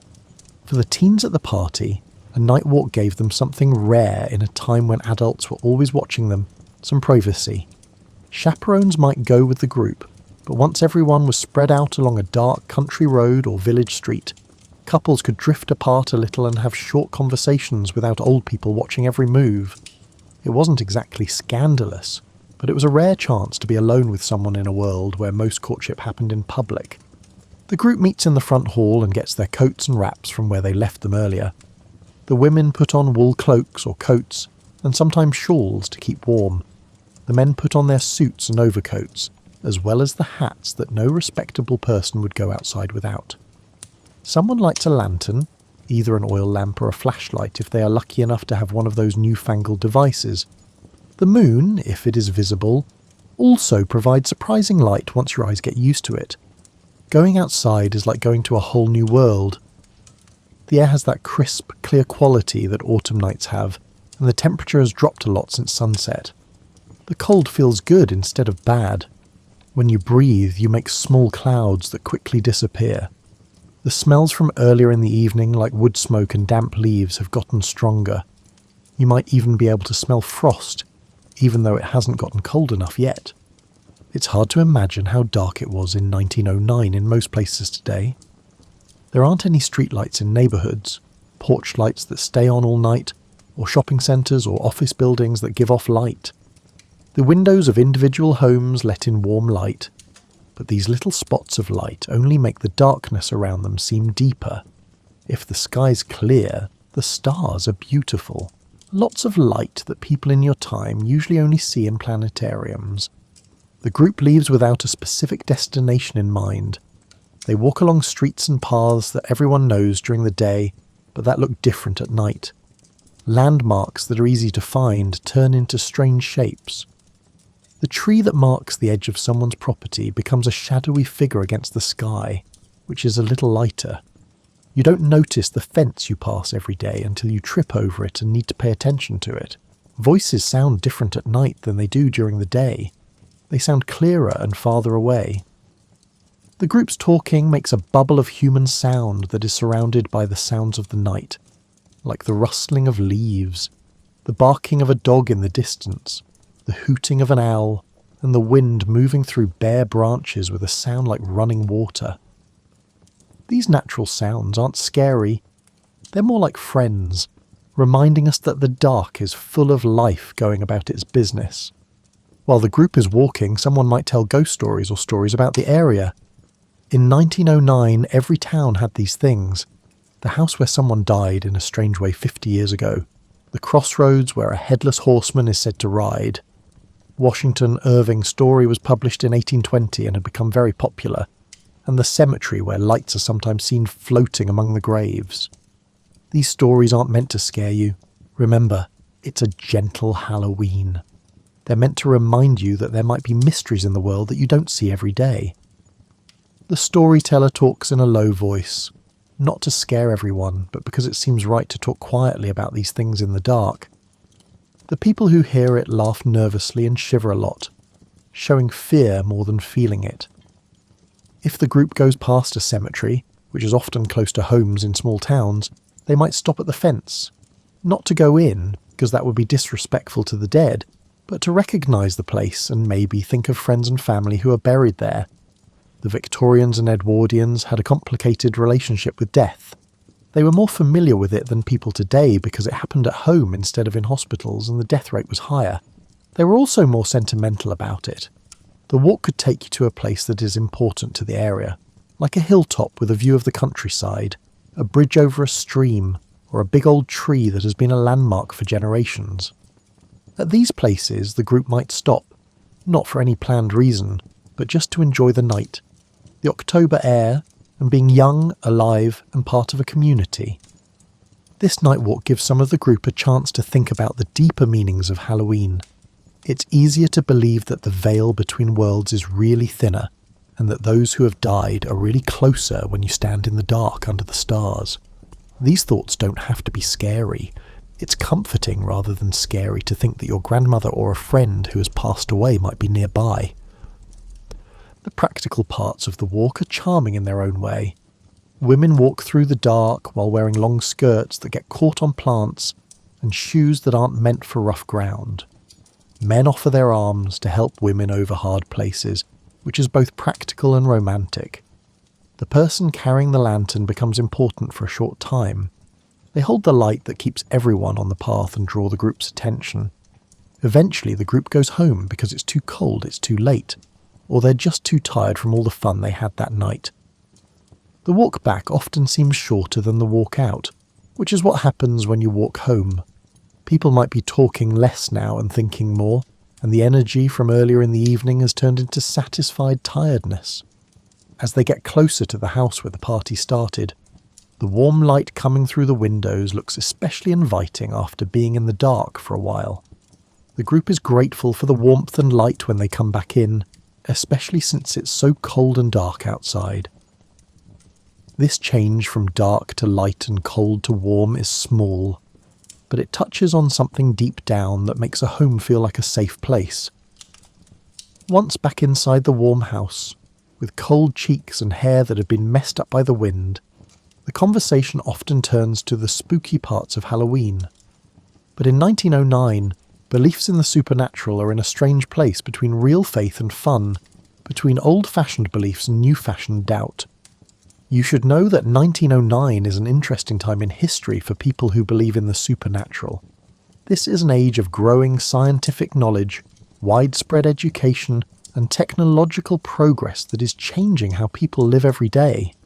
Spiritualism, the idea that the dead can talk to the living through mediums, was very popular in the late 1800s and still has a lot of followers. The ghost stories and gothic literature of the last 100 years have made supernatural encounters seem very romantic.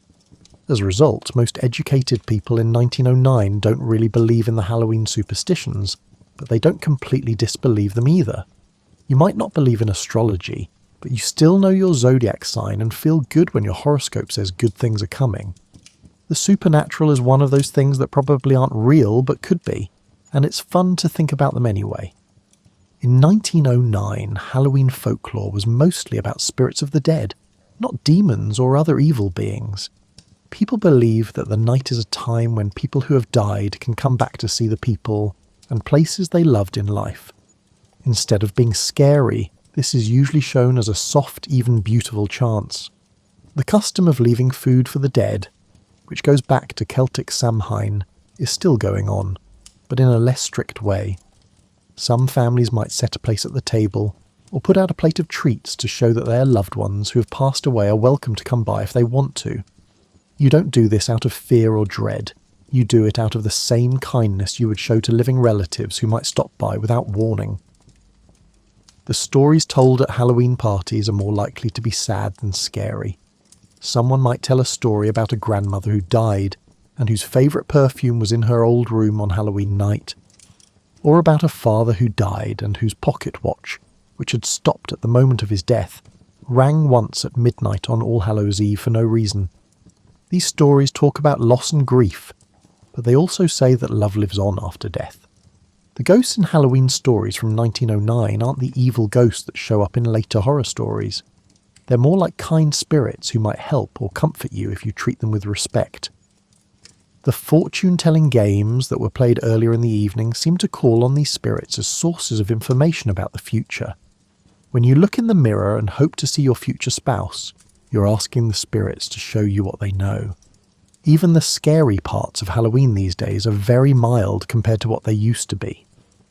There are black cats and witches in the decorations, but they are more stylized and decorative than scary. The witch on a broomstick isn't a bad old woman who eats kids. She's a symbol of folk magic and wisdom from the countryside. The black cat isn't a sign of bad luck. It's a creature that is linked to mystery and the line between home and wild spaces. Most of the time, the local legends told at night are about strange things that happen, not real horror. The lights in the cemetery could be spirits or marsh gas.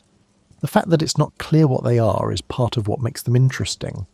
The strange sounds near the old mill could be ghosts or the wind and one's imagination.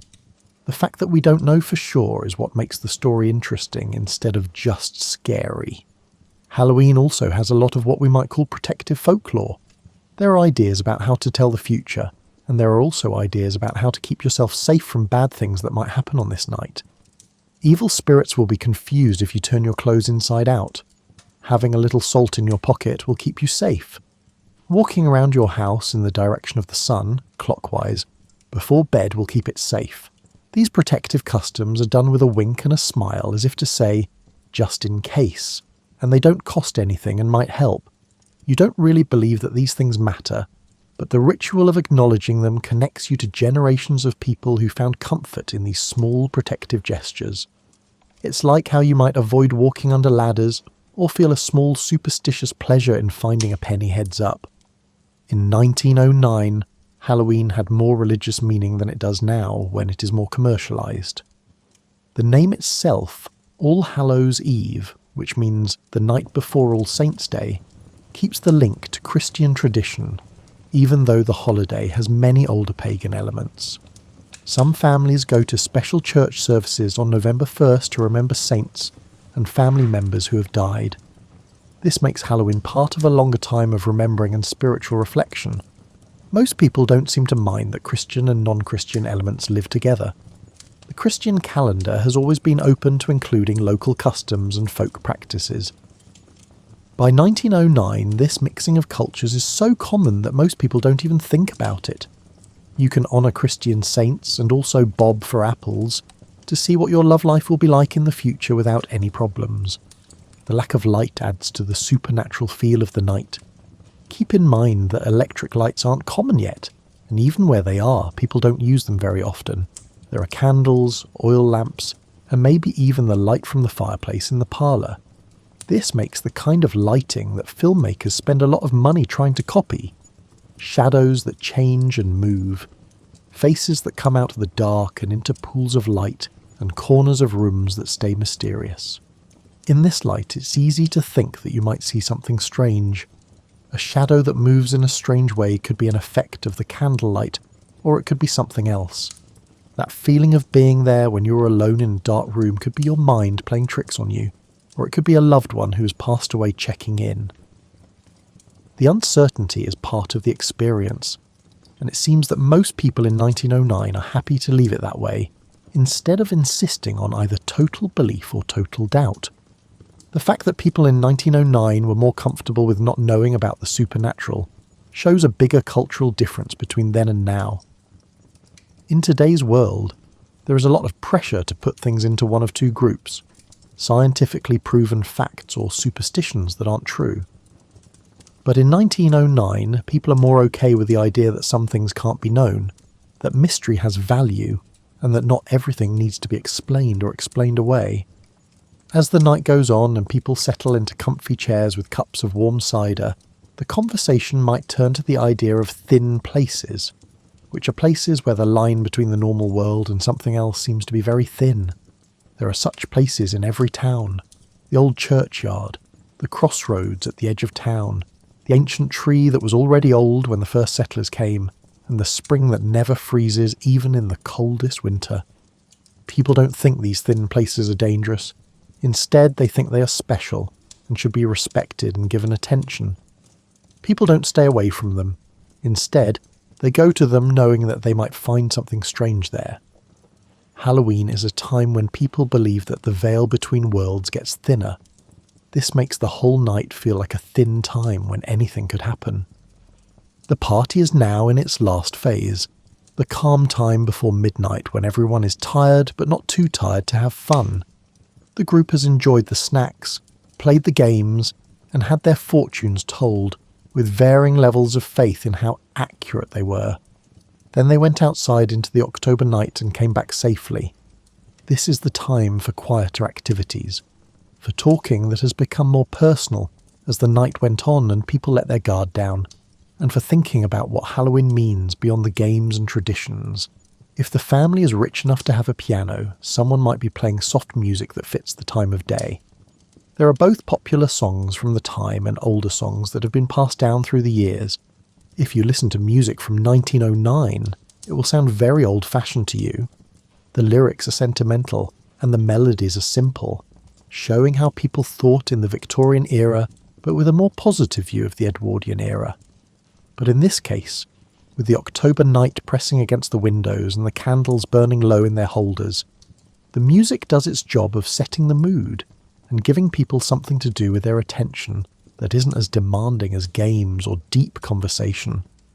Some guests have already left, especially those who have to walk a long way home or whose strict parents are waiting up for them. The elaborate politeness rituals of the time mark their departures, thanking their hosts several times, putting on their outdoor clothes, making last jokes, and promising to see each other soon at church or around town. Those who are still there are the strong ones, the ones who haven't quite let go of the magic of the night yet. The mother of the host family might be in the kitchen, quietly starting to clean up the mess that can't wait until morning. She might be putting away food that will spoil, washing cups and plates, and banking the fire in the stove. This work is done without complaint or martyrdom, just because it's part of being a host. There will be more cleaning up in the morning, but the worst of it can be done now while guests are still there but busy. If there are any younger kids in the house, they have long since gone to bed. However, they may still be awake in their rooms, trying to stay alert for any supernatural visits, or just excited by the strange sounds of a party going on late into the night. They will remember this night in their own way. The strange shadows cast by the candlelight, the guests' laughter, the special snacks they got to eat before bed, and the feeling that something important and magical was going on, even though they weren't old enough to fully take part. As the clock, whether it's a mantelpiece clock, a wall clock, or someone's pocket watch, gets closer to midnight, people often take a moment to acknowledge it. Halloween night is traditionally the most powerful time of the year, and midnight is when the veil between worlds is thinnest, spirits are most likely to be present, and divination is most likely to be accurate. The group might stand by a window and look out at the night, which is now very still and dark. As families go to bed, most of the lights in nearby houses have gone out. If you can see the moon, it has moved across the sky since the party started. The wind could have gotten stronger or weaker. The temperature has definitely dropped even more, and by morning there will probably be frost. In some places, people have a tradition of being quiet when the clock strikes midnight, and listening for sounds that might not be from this world. We do this with open hearts, not scared ones, because we know that if spirits are around, this is when they might show themselves. The silence is friendly, not tense, and the only sound is the clock's mechanism getting ready to strike 12. When the clock strikes midnight, there is often a small collective exhale, as if everyone has crossed a line. This can be marked by chimes, bells, or just the quiet agreement of those checking their watches. All Saints' Day has started, which means that Halloween is over. The magical time is over, and while people were aware of and welcomed the spirits, no one seems to be upset that nothing dramatic or supernatural happened. What mattered was the possibility, being open to the unknown rather than knowing it. Someone might raise a glass with the last of the cider or other drink. The toast could be to all saints, to friends who can't be there, to the winter that everyone needs to get ready for, or just to the success of the night's events. People raise their glasses or cups and drink the toast, which makes the party feel like it's over. Now is when the last departures really start. Even the most dedicated partygoers know that the night has come to an end, and that tomorrow, technically today, will come soon with its demands of work, school, and other daily tasks. The front door opens several times to let groups of guests out into the night. Each time they say thank you and goodbye and remind everyone about upcoming community events. For the host family, there is a strange mix of tiredness and happiness that comes from having successfully entertained. The house is a mess, the candles are almost out, and there is still work to be done, but the evening did what it was supposed to do: bring people together, honour tradition, acknowledge mystery, and give young people a chance to hang out in a safe, structured way. When the last guests leave for the night, the house becomes quiet in a different way. It's not the quiet of waiting for the party to start. It's the quiet of an event that has ended. The parents, and maybe some older children who helped host the party, start the process of turning the house back into a home. This process has its own calm rhythm. One by one, the candles go out and the light gets dimmer and dimmer until there are only 1 or 2 lamps left to work by. The decorations will stay up for now.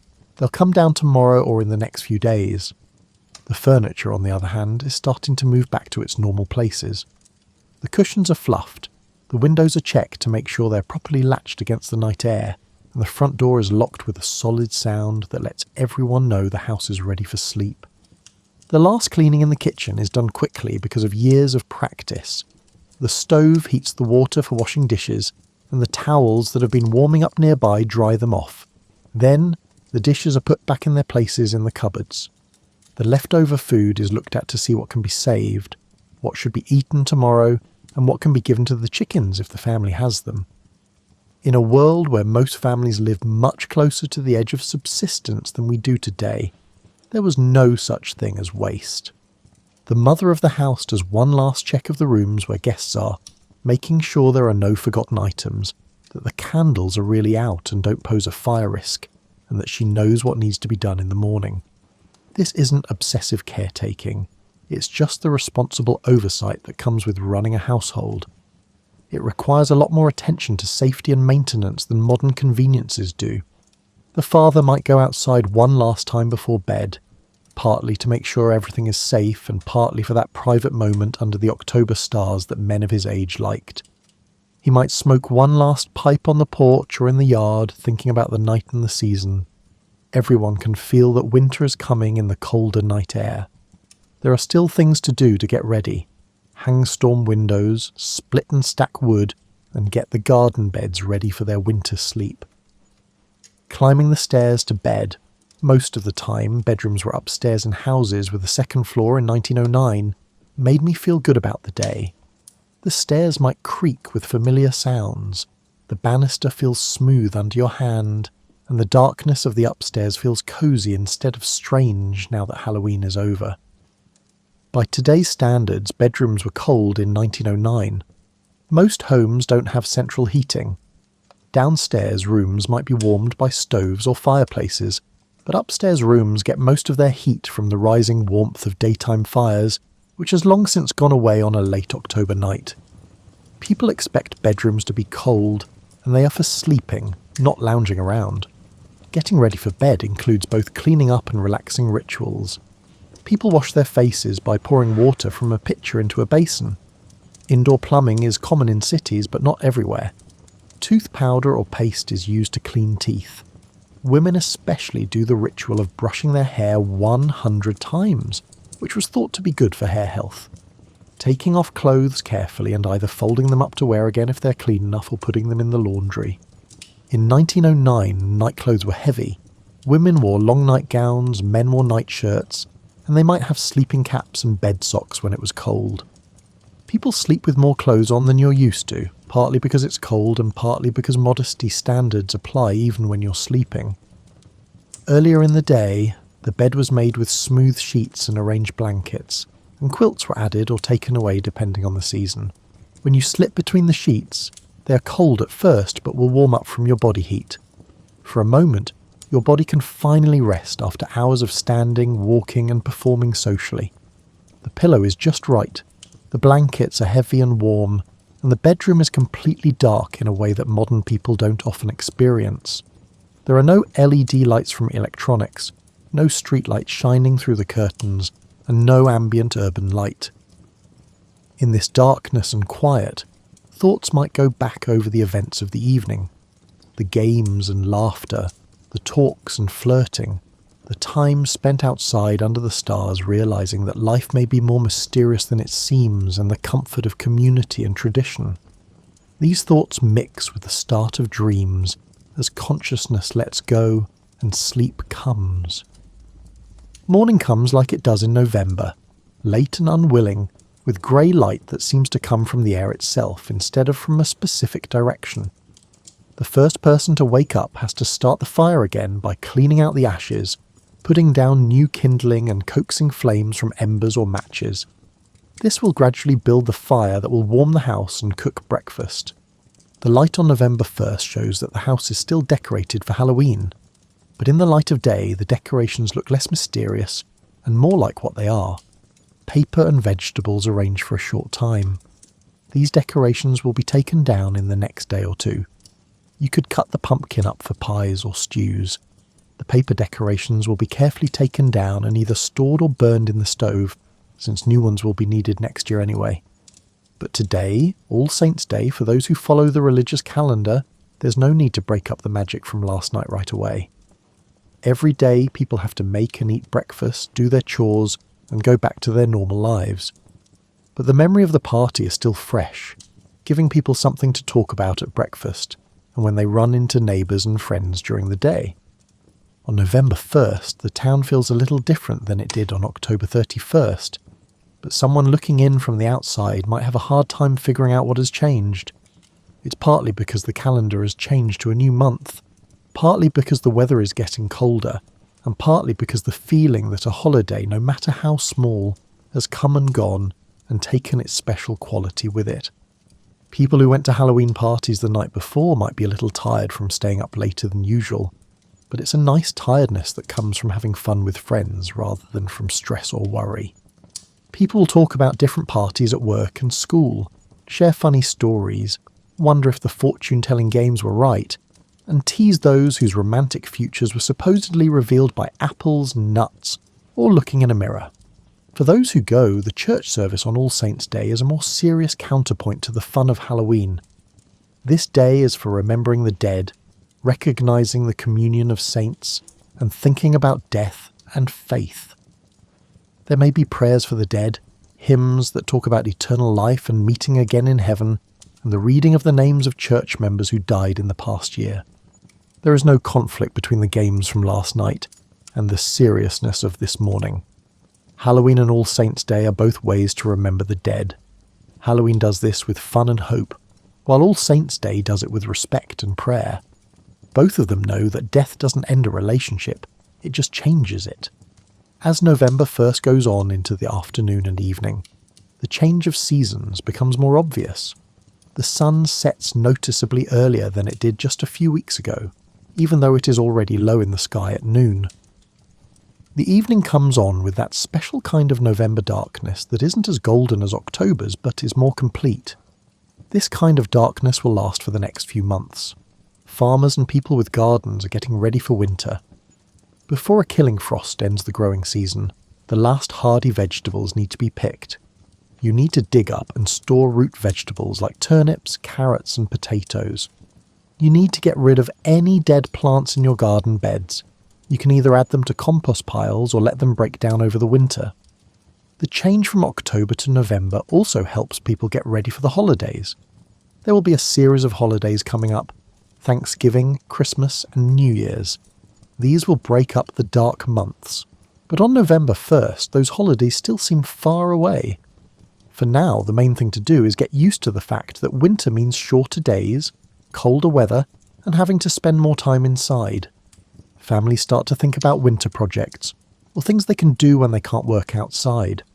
Women might plan sewing projects, like making quilts, fixing or changing clothes, or making new clothes.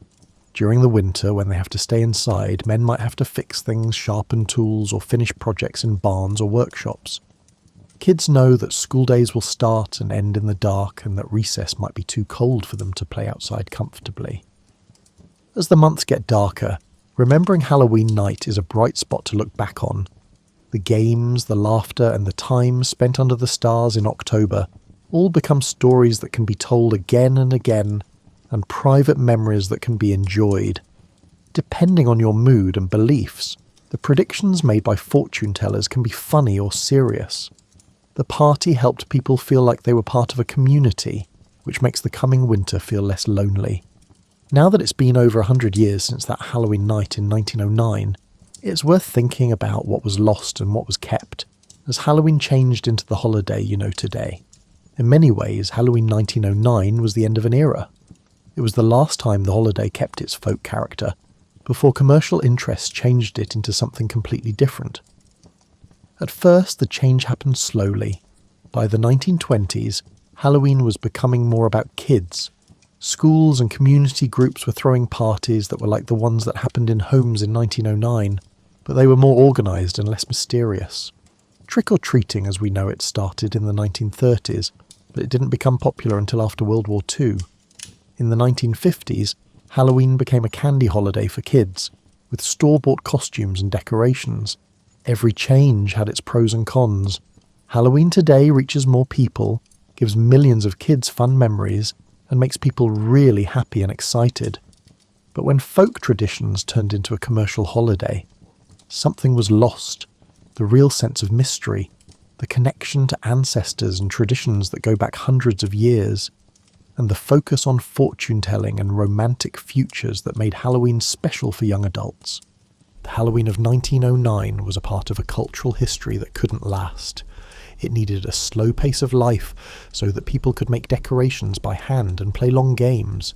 It needed communities that were small enough for most people to know each other and feel comfortable meeting in homes. It needed a connection to darkness and the supernatural that more electricity and science education would weaken.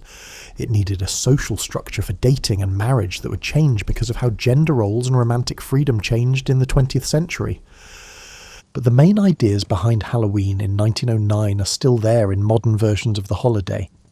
The desire to play with fear in a safe way, the appeal of changing through costumes, the joy of celebrating the seasons, and the recognition that the line between life and death needs to be respected. All of these things are still around, but in different ways. The fortune-telling games that were such a big part of Halloween in 1909 are mostly gone now.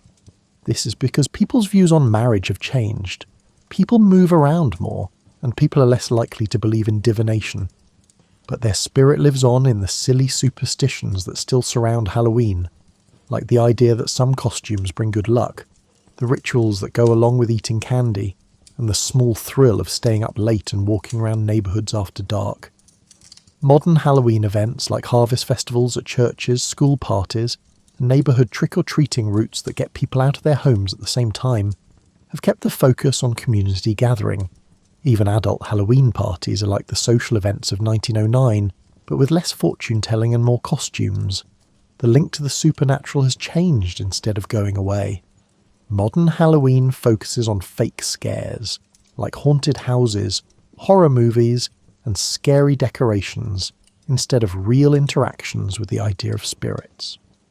But even though commercial horror is scary, there is still a recognition that death deserves to be remembered, that the line between worlds can be playfully crossed, and that darkness and mystery are a part of being human. From your point of view, the most interesting thing about Halloween 1909 is how gentle it is. The spirits were nice, the darkness was friendly, the fortune-telling was more fun than serious, and the celebration brought people of all ages and interests together instead of separating them. It was a holiday that recognised mystery without requiring belief, that respected tradition without being strict about it, and that made room for love, hope, and connection with others. This gentleness shows that people in this culture had a different view of fear and the supernatural than they did later in the 20th century. Even though people say the Victorian and Edwardian eras were very strict, they were actually very open about death and spirits. People talked about death fairly openly, and it was a part of life through mourning rituals and memorial practices. The thought that the dead might come back for a visit wasn't scary. It was comforting. It was like saying that love and connection live on after death. By making death a medical issue and taking it out of the home, culture in the later 20th century made it both less familiar and more scary. Halloween changed to reflect this, becoming more about fear and horror than about gentle mystery and family ties. People stopped being careful about the supernatural and started to be afraid of it. Spirits turned into scary beings instead of loved ones coming back. But that October night in 1909, when we spent time together, Halloween was still the same as it had always been. It was a night for young people to dream about their romantic futures, for communities to come together in warmth and light while acknowledging the cold darkness outside, for traditions to be honoured and passed on, and for the possibility of mystery to be acknowledged without needing proof. As you get ready for bed, with your own October night pressing against your windows, think about what parts of that Halloween in 1909 might be worth keeping or getting back. Not in a nostalgic way that tries to bring back the past, because that past had its own problems and limitations that we shouldn't romanticize. Instead, we should think about what human needs those traditions met, and how those needs might still be relevant. The decorations made by hand in 1909 were both necessary and creative. In a world where holiday decorations are made in factories, the idea of making your own decorations, even simple ones, is appealing. For example, cutting out shapes from paper, carving pumpkins with care, and arranging autumn leaves and corn stalks into arrangements that celebrate the season. The fortune-telling games were silly and fun, but they had a point: to remind people that the future is unknown, and to give them a chance to think about their hopes and dreams in a fun way. We don't often let ourselves play with uncertainty like this because modern life is so focused on planning and control. There may be merit in pursuits that amalgamate amusement with mild contemplation of our aspirations. The night walks of 1909 made it possible to experience darkness, which is becoming less common in modern life. When was the last time you walked in real darkness, without streetlights, flashlights, or phone screens? When was the last time you felt what it was like to be a human being for thousands of years? It's good for you to get away from artificial light every now and then, and experience the natural rhythms of day and night. The community aspect of Halloween in 1909 met people's needs for connection and belonging that don't go away just because we have social media and texting.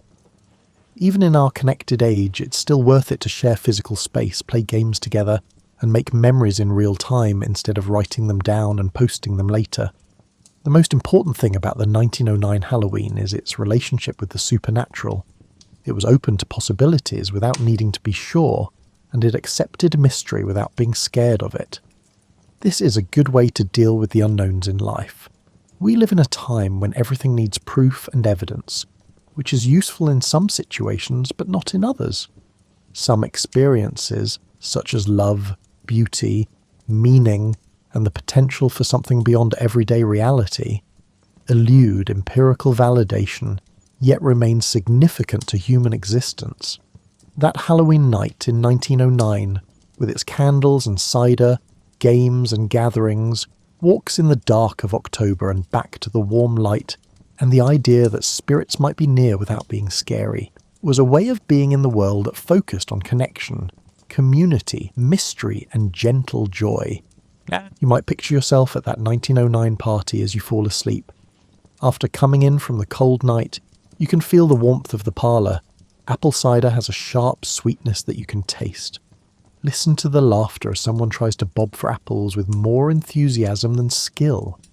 You can see the candles flickering and the shadows dancing on the walls that are covered in hand-cut paper.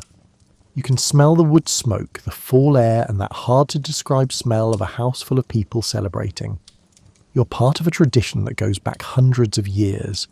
It connects you to the Celts who lit bonfires at Samhain, the Christians who prayed for the dead on All Hallows Eve, the fortune-tellers who looked into mirrors in the Victorian era, the 1909 gathering where young people laughed and played and hoped for happy futures, and every Halloween celebration that has recognised that mystery and darkness, and the chance to connect with others beyond the normal world.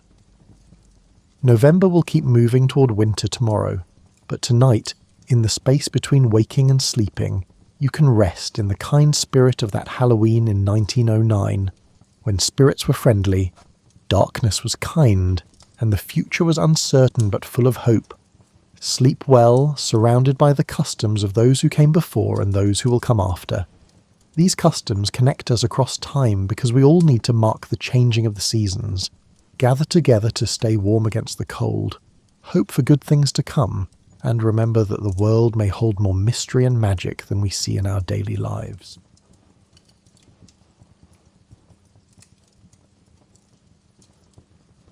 Picture yourself on a wooden ship in the middle of the Atlantic Ocean, in the year 1700. The water looks like a wrinkled blue bedsheet with no edges. It goes on forever. The sails made of canvas above you snap and billow in the wind, making sounds like thunder in the distance. You can hear the wood creaking all the time below deck. The ship's wooden bones bend and groan as the waves lift and drop the ship in a never-ending rhythm that makes your stomach feel bad. Now here's the scary part. You have no idea where you are. You have a pretty good idea of how far north or south you've gone. That's not too hard. A sextant can tell you the angle of the sun at noon when it is at its highest point in the sky. To find your latitude, compare that angle to tables in a book and do some math that would make your high school geometry teacher proud. For hundreds of years, sailors had been doing this, and it worked great. But what about east and west? That's when things got hard. Scary and very hard to understand. To find out how far east or west you've travelled, your longitude, you need to know what time it is back home. This may seem easy, but it's actually very hard. You can figure out that you're about 60 degrees west of London if you know that it's noon where you are now and that it's 4 in the afternoon back in London. 15 degrees of longitude is equal to 1 hour of time difference. It's really beautiful math, the kind that makes you feel smart just thinking about it. The problem is that clocks from the 1700s were moody and worked great in your living room, but as soon as you put them on a ship, they became useless lumps of metal and gears. The metal parts of the device expanded and contracted when the temperature changed. The moisture in the air caused their delicate parts to rust. The constant rocking motion messed up their pendulums, which were the weights that kept time steady. And what about salt air? Salt air was like poison to machines. It ate away at brass and steel like the ocean waves that slowly wear down a cliff. Sailors in the age of exploration were basically driving across a flat desert with no GPS, compass, or map. They had to guess where they were by looking at the sun and making educated guesses. And as you might expect, this caused disasters that would haunt maritime history. Ships would sail confidently toward what they thought was a safe harbour, only to find themselves grinding onto rocks that shouldn't have been there for another 100 miles. Whole fleets would miss their destinations by hundreds of miles, and sailors would run out of food and water as they desperately searched the horizon for land that was actually far behind them. The ocean was hiding things, and those things were dangerous. On a foggy October night in 1707, a British naval fleet led by Admiral Sir Cloudesley Shovel was sailing home from Gibraltar. This was the worst maritime disaster of the time. The Admiral's navigators told him they were safely to the west of the dangerous rocks off the Isles of Scilly, which are near the southwestern tip of England. They were wrong. Catastrophically, it was wrong in the past. 4 ships hit the rocks that night and went down in a matter of hours. Their screams were lost in the fog and wind as almost 2,000 men drowned in the cold Atlantic waters. Admiral Shovel was one of them. He made it to shore alive, but a local woman killed him because she wanted his emerald ring. It was the kind of tragedy that shows you how cruel it can be when people make mistakes and nature acts. Britain was shocked. The country that was building an empire that stretched around the world couldn't even safely get its own ships home. It was like being a great race car driver who couldn't always park in their own garage. The embarrassment was only worse than the rising death toll and the money lost when merchant ships disappeared into the ocean's vast anonymity. There had to be a change. The question was what, and who would be smart enough to figure out a problem that had stumped the smartest people of the time? In the village of Falby in Yorkshire, England, a boy named John Harrison grew up in a world where the sun moved across the sky and the seasons changed. John was born in 1693 and was the kind of kid who noticed things that other kids didn't, like how shadows moved across the floor, how birds seemed to know exactly when dawn would break, and the exact rhythm of his own heartbeat. His dad was a carpenter, which meant he was a craftsman, an artist, and a problem solver all at the same time. When people needed a door that fit just right, a table that wouldn't wobble, or a beam that could hold up a roof for 100 years, they came to you. Carpentry required an eye for detail and a feel for how materials worked. Young John learned these skills quickly, like a sponge soaking up water. But what really interested John was something that most carpenters didn't think about very much: time. He would watch his dad work and pay attention to how long each job took, how the quality of the wood affected how fast it could be cut, and how his dad's experience helped him guess how long a project would take with amazing accuracy. John was thinking about measurement, precision, and the unseen rhythms that controlled everything around him, while other boys his age were playing games or doing things that made their parents sigh heavily. When John was about 7 years old, he got smallpox, a disease that killed millions of people and left those who survived with scars for life. John lived, but the sickness kept him in bed for weeks. Someone gave him a watch while he was recovering, and it changed his life. You might think that a watch is a boring gift for a sick kid. There were no flashing lights, moving parts you could see, or bells and whistles. That watch, though, was a window into a world of precision for John Harrison. He would put it to his ear and listen to the steady tick-tock of brass and steel like a heartbeat. He would watch the hands move slowly around the dial, turning seconds into minutes, minutes into hours, and hours into days. He took it apart, which is the most amazing thing. Imagine being 7 years old, sick with a disease that is killing people all around you, and deciding that the most interesting thing you could do is take apart a complicated machine to see how it works. John took out each tiny screw, gear, and piece of metal with great care and put them on his bedside table. Then, with a level of focus that seems almost impossible for a child, he put it all back together. And it still worked. This wasn't just mechanical skill. It was a kind of genius that shows itself early and loudly. John Harrison knew what he wanted to do before most kids could spell their own names. John's interest in clocks didn't fade as he got older. He didn't make it less deep. He made it deeper. He started making clocks, not as a business at first, but as a hobby that took up all of his free time. He worked in his father's carpentry shop and tried out different materials, designs, and ways to fix the basic problems that made clocks inaccurate. Wood was the first thing he chose that changed everything. Other clockmakers used metal gears that changed shape with temperature changes. John, on the other hand, found that certain types of wood, like oak and boxwood, had amazing qualities. If you cut them the right way and put them together the right way, they would naturally adjust to changes in temperature. When one part got bigger, the other part got smaller, which kept the clock's accuracy stable. It was the kind of insight that seems clear in retrospect but takes real genius to find. John was learning about physics and engineering on his own, even though these ideas wouldn't be written down for decades. He did this while working in a small workshop in Yorkshire by candlelight. By the time he was in his 20s, John had made clocks that were so accurate that they only lost about 1 second a month. This was an amazing feat for the time. People would travel for miles to see his clocks, which were local wonders. But John wasn't happy. He could tell that there was something bigger that his skills could do, some bigger problem that only his unique genius could solve. He didn't know yet that the problem was waiting for him in the form of a parliamentary prize, a maritime crisis, and the task of making a clock that could keep perfect time while being tossed around on angry seas. In 1714, when John Harrison was only 21 and still making wooden clocks in Yorkshire, the British Parliament did something strange. They asked for help. The Longitude Act said that anyone who could figure out the longitude problem would get a prize of £20,000, which is about the same as several £1,000,000 today. £20,000. Take a moment to think about that. Parliament was offering enough money to buy a small estate, live comfortably for life, and still have enough left over to pay for your grandchildren's education. At the time, a skilled craftsman could only make £50 a year. People quit their jobs and spent their lives trying to solve problems that seemed impossible because of the prize. But there were some rules for the prize.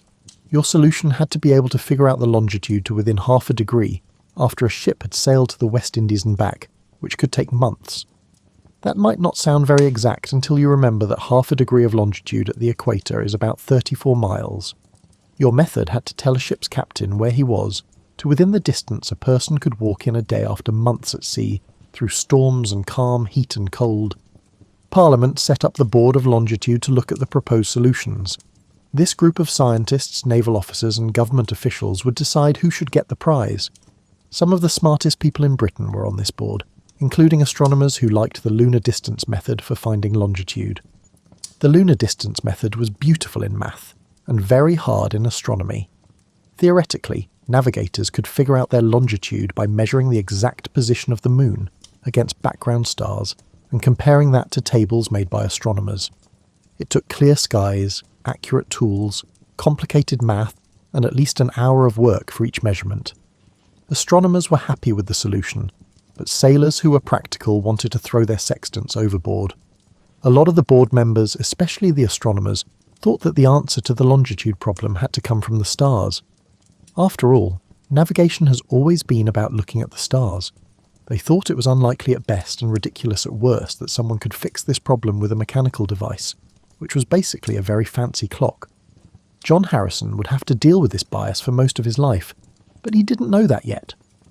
John made a choice in 1728, when he was 35. That would shape the rest of his life. He would go to London, show the Board of Longitude his ideas for a sea clock, and win the prize that no one else had been able to get. In the 1700s, it wasn't easy to get from Yorkshire to London. It took days of travel on roads that were barely improved dirt paths, staying in coaching inns where the beds had more previous occupants than you wanted to think about, and spending money that John didn't really have to spare. But he went on the trip, bringing with him drawings and descriptions of a clock that no one had ever seen before. John went to London to find Edmund Halley, the same Halley who has a comet named after him. Halley was the Astronomer Royal and a member of the Board of Longitude. This meant that he could either help or hurt John's goals. John was lucky that Halley was the kind of scientist who valued smart answers no matter where they came from. Halley looked at John's plans and saw that they were truly unique. This wasn't a crazy person with vague ideas and crazy claims. This was a craftsman who had spent a lot of time thinking about how hard it was to keep track of time at sea and come up with specific, useful solutions. Halley introduced John to George Graham, London's best clockmaker. Graham was also smart enough to know when genius came to his shop. Graham spent the whole day with John, listening to his ideas, looking at his drawings, and slowly realising that this country carpenter had ideas that London's best instrument makers had missed.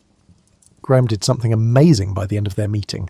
He offered to lend John money without charging him interest to help him build his first marine timekeeper. It was a leap of faith in what people could do, and it changed everything.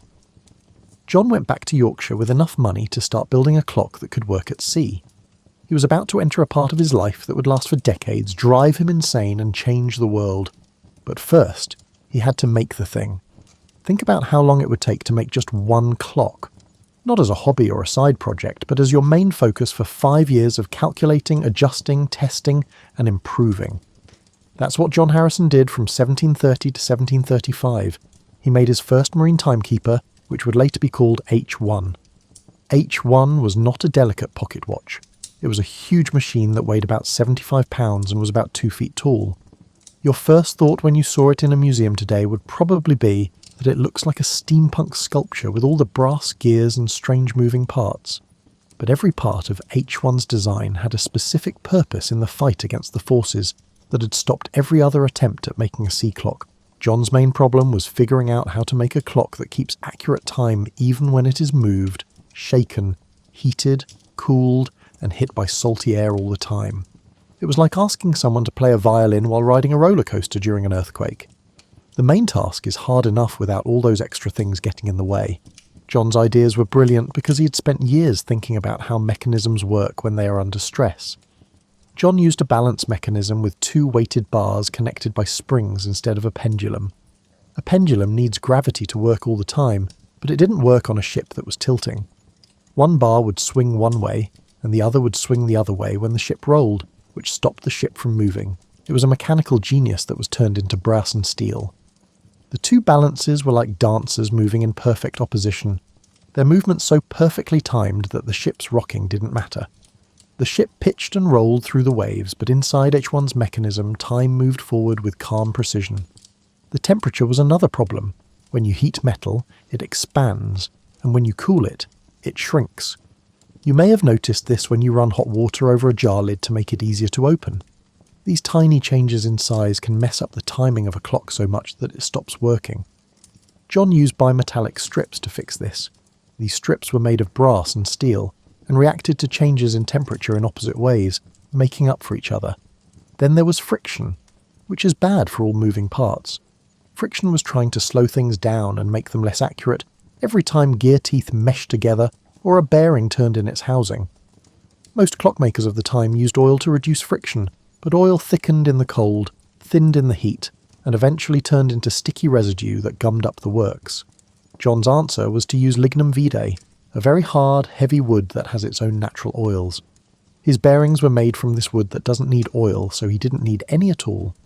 John knew a lot about how materials acted when they were under stress, and every problem had a solution. H1 was more than just a clock. It was a dissertation in mechanical engineering that a man who had never gone to college wrote in brass and steel. H1 was ready for its trial in 1735. The Board of Longitude sent John on the HMS Centurion to Lisbon, Portugal and back. This trip would test whether this complicated machine could really do what John said it could. Think about how John felt as he watched his 5 years of work being carefully loaded onto a Royal Navy warship.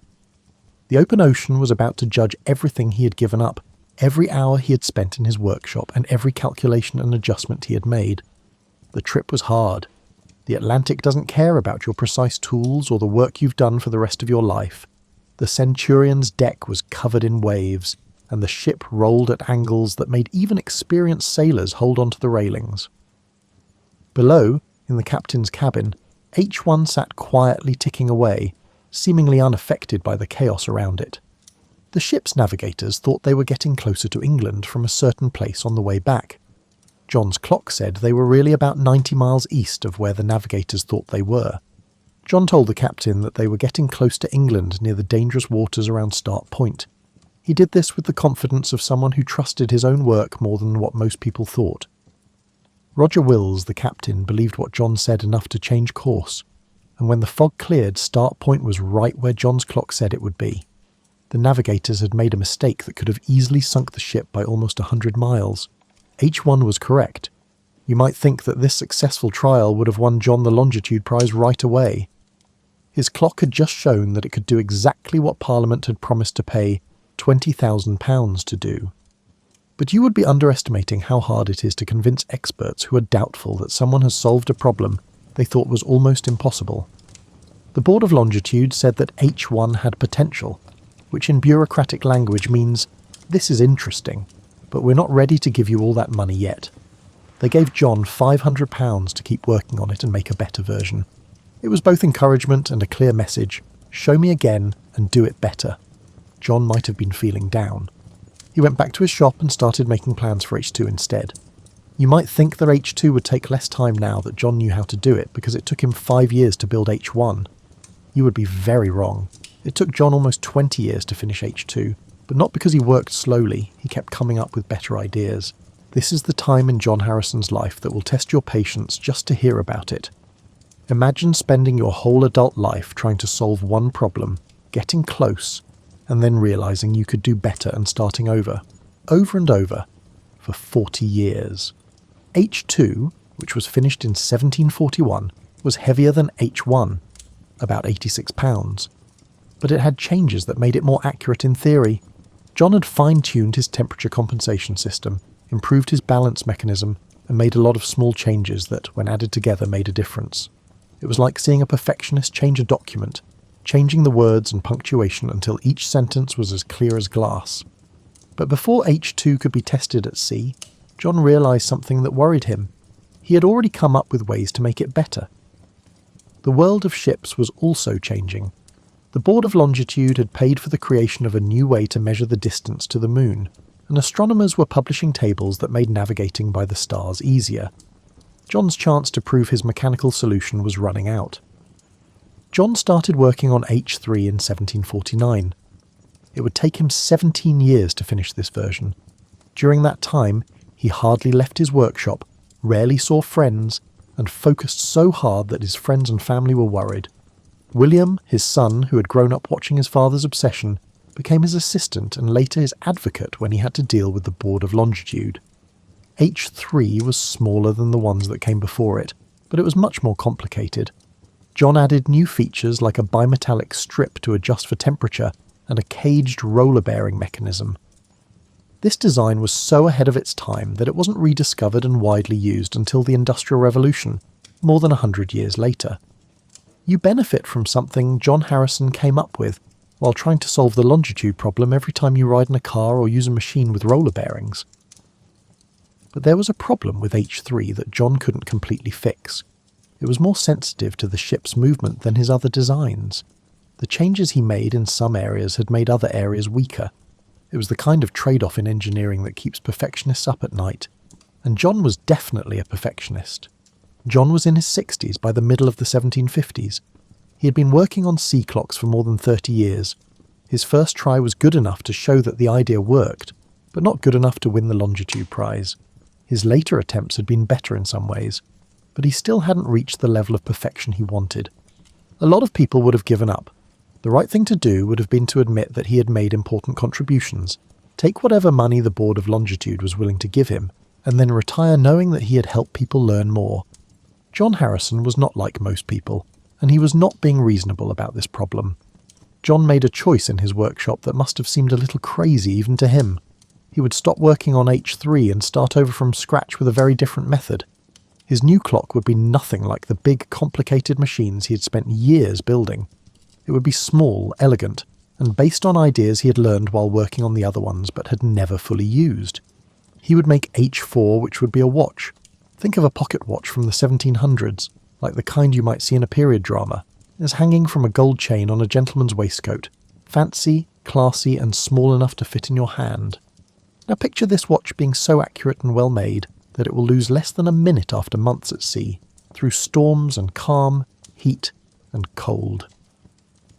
That was H4. John Harrison started working on H4 in 1755, and by 1759 he had made something that looked simple but wasn't. It was about 5 inches across, which is big for a pocket watch by today's standards, but small compared to H1, H2 or H3.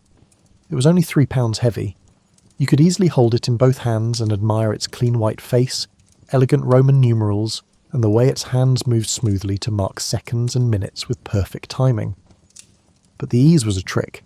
Inside H4's silver case was a world of exactness. John had put together everything he had learned about clockmaking over the past 30 years into a package that could fit in your pocket. The balance wheel moved back and forth 5 times per second, which was faster than any other marine timekeeper. This meant that small mistakes in each oscillation would average out instead of getting worse. It was the application of statistical smoothing to mechanical engineering, long before anyone had put these ideas into writing. The escapement mechanism, which turns the spring's energy into the regular tick-tock motion, was a work of art in terms of miniaturization and accuracy. John had made sure that every tooth on every gear fit together perfectly, which cut down on friction to almost nothing while still keeping the right ratios for keeping time. The craftsmanship was so good that when you look at H4 under a magnifying glass, you can see details that shouldn't have been possible with tools from the 18th century. The temperature compensation system used a bimetallic balance that grew and shrank in just the right amounts to keep the watch accurate in both Arctic cold and tropical heat. The jewelled bearings, which were tiny ruby bearings that John used at important friction points, kept the machine from wearing down and kept it accurate for a long time. Every part of H4 was the most advanced thing that could be done with machines at the time. H4 was ready for its trial in 1761, when John was 68 years old. The Board of Longitude sent the watch on a trip to Jamaica to test it. The trip would take months, and put the watch through all kinds of weather and conditions that could happen in the Atlantic. William, John's son, offered to go with H4 on the trip. This was partly because his father was too old for such a long and hard journey, and partly because someone needed to wind the watch every day and keep an eye on how it was working. Can you picture how William felt as HMS Deptford got ready to leave? He had his father's whole life's work in a silver case that was small enough to fit in his pocket. If H4 didn't work, all the work the Harrison family had done for decades would have been for nothing. If they were successful, they would gain fame, wealth, and the satisfaction of solving one of the biggest scientific problems of the time. The trip to Jamaica took 81 days, and during that time William wound H4 every day, and kept careful records of how it worked. The watch kept ticking through the heat of the Caribbean, and the storms of the Atlantic, as well as the calm times when the ship barely moved, and the gales when experienced sailors prayed for deliverance. William compared H4's time to local astronomical observations, When the Deptford finally got to Jamaica, H4 had lost 5 seconds. 5 seconds. The watch was off by 5 seconds after 81 days at sea, during which it travelled thousands of miles in all kinds of weather. That mistake meant that the longitude calculation was off by just over 1 nautical mile, which is a lot better than the 34 miles the longitude prize needed. The trip back was just as amazing. The Deptford came back to England after 161 days at sea, and H4's total error was 1 minute and 54.5 seconds. There should have been no doubt that John Harrison had solved the longitude problem because it had gone so far beyond what was needed to win the highest level of the longitude prize. At this point you might think that the Board of Longitude would have given John the full £20,000 prize right away, ordered several copies of H4 and celebrated British creativity. That is not what happened. Not even close. If you've ever had to deal with red tape, you know how annoying it is when rules change, goals change, and committees ask for more proof before they make a decision. Now, multiply that frustration by a few decades and add the bitter disappointment of seeing lesser solutions get support, while your own work is met with endless doubt. John Harrison had that experience after H4's successful trial. The Board of Longitude said that H4 had done very well, but instead of giving them the prize, they asked for another trial. They said that the first trip might have been a fluke. We had to test the watch again to make sure it worked the same way every time. John, who is now 70 years old, had to agree. The second trial happened in 1764 on a trip to Barbados. The Board of Longitude sent Neville Maskelyne this time. He was an astronomer who was very interested in the lunar distance method of finding longitude. Maskelyne was smart and dedicated, but unfortunately for John, he was completely sure that astronomical methods were better than mechanical ones. H4 worked perfectly during the trip, but Maskelyne's report focused on small problems and theoretical issues instead of the watch's overall accuracy. It was like complaining that the cup holder is an inch too small when you review a car that gets 100 miles per gallon. When they got back to England, the board decided that even though H4 had done a great job, they couldn't give him the full prize until John showed everyone how he built things and let other watchmakers copy his work. This request put John in a bad spot. He didn't want to share his secrets because other makers could copy his design and he would lose his edge in the market. He would not get the prize he had worked his whole adult life for if he said no. It was a bureaucratic catch-22 that looked like it was meant to keep him from getting the credit he deserved. The board finally gave John half of the prize money, £10,000, but only if he explained how he did it and made sure that the duplicate watches were built. It was like winning an Olympic gold medal and being told you could only have it if you taught everyone else how to do it first. If they were happy with how you taught them, you might get the rest of your prize later. Neville Maskelyne had become the Astronomer Royal and a senior member of the Board of Longitude by this point. He kept pushing for the lunar distance method by publishing tables and instructions that made navigating the stars easier. It was good work that helped a lot of sailors, but it also meant that the person judging John's mechanical method had spent years working on a competing solution. The scientific community had a strong bias against mechanical solutions.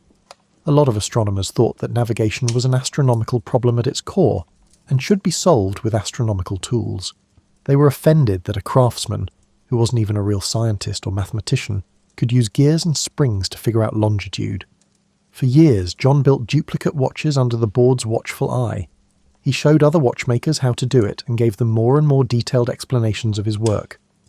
William, his son, became his lawyer, publicist, and moral support all at once. He argued John's case before the board, wrote pamphlets explaining how unfair their treatment was, and did all of these things. John was in his late 70s by the early 1770s, and he still hadn't won the full longitude prize. It had turned into a bit of a public scandal. This man had clearly solved the problem that Parliament had asked him to, but he couldn't get the promised reward because of technical issues, bureaucratic delays, and what seemed to be professional jealousy from the astronomical establishment. In 1772, John was desperate and knew he didn't have much time left because he was getting older. He did something strange. He wrote to King George III directly. It was a brave move to go straight to the royal authority instead of going through the Board of Longitude. King George III liked science and was especially interested in tools that were very accurate. The king was said to be very angry when he found out about John's situation. A man had spent 50 years working on an important problem and still hadn't gotten the promised reward. He had H4 brought to his private observatory, where he watched it work for weeks. The The king was sure that John had been treated unfairly. George III used his power to make Parliament give John Harrison the rest of the prize money. John finally got the full £20,000 he had been promised almost 60 years earlier in 1773 when he was 80 years old. It was a win, but it was a sad one. John won not because the scientific community recognised his work, but because the royal family had stepped in and stopped them from objecting any longer. The Board of Longitude never officially said that John had won the Longitude Prize. Instead, they made the payment as a special grant from Parliament, which was worded in such a way as to avoid suggesting that the board had made a mistake. 3 years later, in 1776, John Harrison died at the age of 83. He had lived long enough to see his work get praise, to know that his sea clocks worked and could save lives, and to see the start of a revolution in how ships navigated that would last for the next 200 years. But he died without ever getting a formal letter from the Board of Longitude saying that he had solved the problem they had asked him to solve. You might not feel like you've won even when you do win. As you get more comfortable in your blankets, and the stress of the day starts to fade, let's talk about what happened after John Harrison died. This is when his story goes from being about a personal victory to a global change. By the 1780s, other watchmakers were making marine chronometers based on John's ideas. These watches were very expensive. A good marine chronometer could cost more than the captain of the ship made in a year. But for long trips, they quickly became very useful. Ship owners learned that the price of a chronometer was nothing compared to the value of the cargo they could lose if they got lost. As standard equipment, the British Navy started giving ships marine chronometers. Captain James Cook took a chronometer made by Pendle on his famous Pacific voyages in the 1770s. It was basically a copy of H4. Cook wrote with great enthusiasm about how accurate and dependable the chronometer was, calling it his trusty friend and never-failing guide. People pay attention when the man who mapped more of the Pacific Ocean than anyone else before him praises your navigation tool. By the beginning of the 1800s, marine chronometers were the most common way to find longitude at sea. The Board of Longitude's preferred astronomical methods were still used as a backup. Good navigators used every tool they could find, but John Harrison's mechanical solution became the main way to navigate for the next 150 years. The effect on trade by sea was huge. Now ships could plan their routes with confidence, knowing that they could always find out where they were on the trip. Marine chronometers that came from John Harrison's designs were used by clipper ships that raced tea from China to England, merchant ships that connected Europe with the Americas, and naval expeditions that mapped the world's remaining coastlines. The changes to safety were just as big. There were a lot fewer shipwrecks caused by navigation mistakes. Now captains could safely get close to dangerous coastlines at night or in fog, knowing where they were. The ocean was still dangerous because storms, icebergs, broken equipment and human mistakes still sank ships. However, one major cause of maritime disasters had mostly been removed. More subtly, being able to keep track of time accurately at sea led to the creation of accurate charts and maps. Now every harbour entrance, every dangerous shoal, and every coastline could be found with precision and saved for future sailors. The oceans of the world were slowly but surely changing from vast, unknown areas where positions were unclear to mapped areas where locations were known. The ideas about technology that John came up with had an effect on clockmaking well into the 20th century. His new ideas for temperature compensation, friction reduction, and precision balance mechanisms became standard parts of high-quality watches.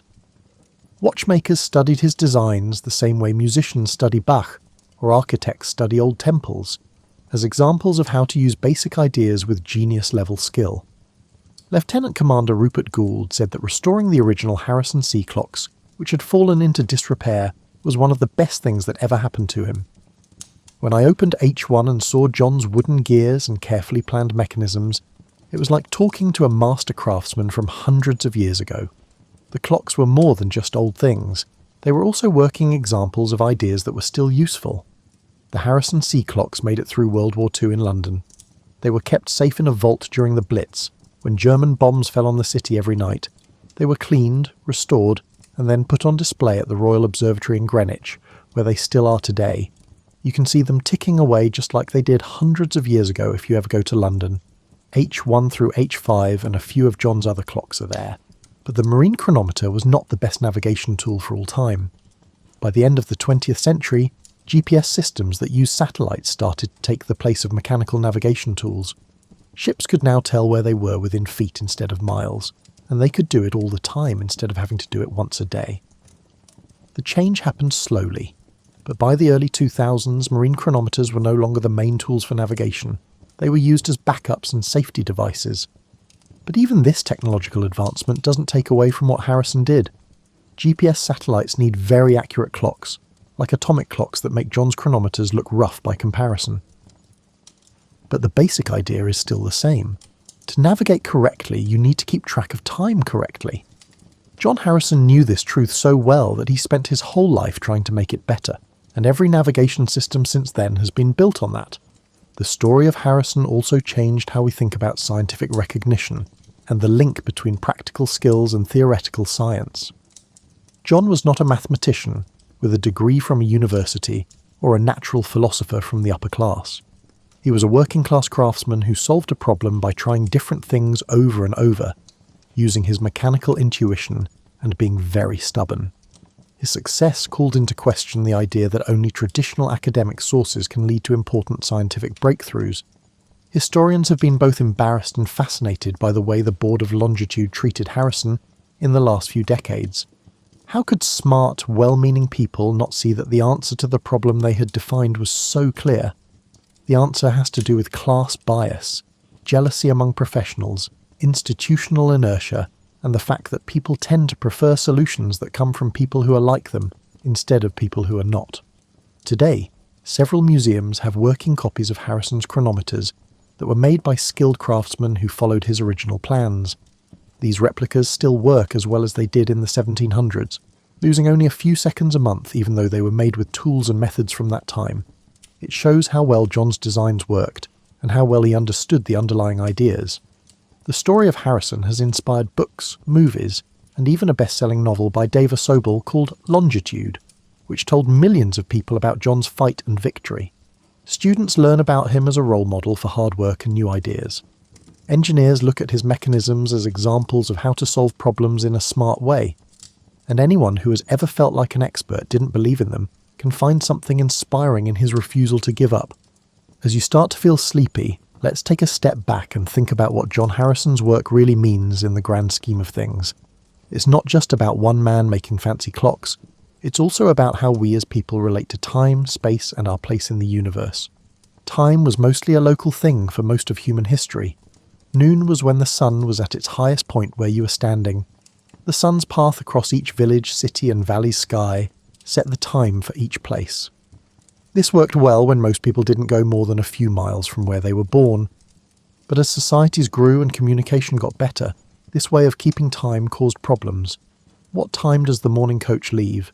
When should we get together? The absence of a standardized time became progressively problematic when organizing activities requiring coordination across distant locations. The longitude problem made people rethink how they thought about time.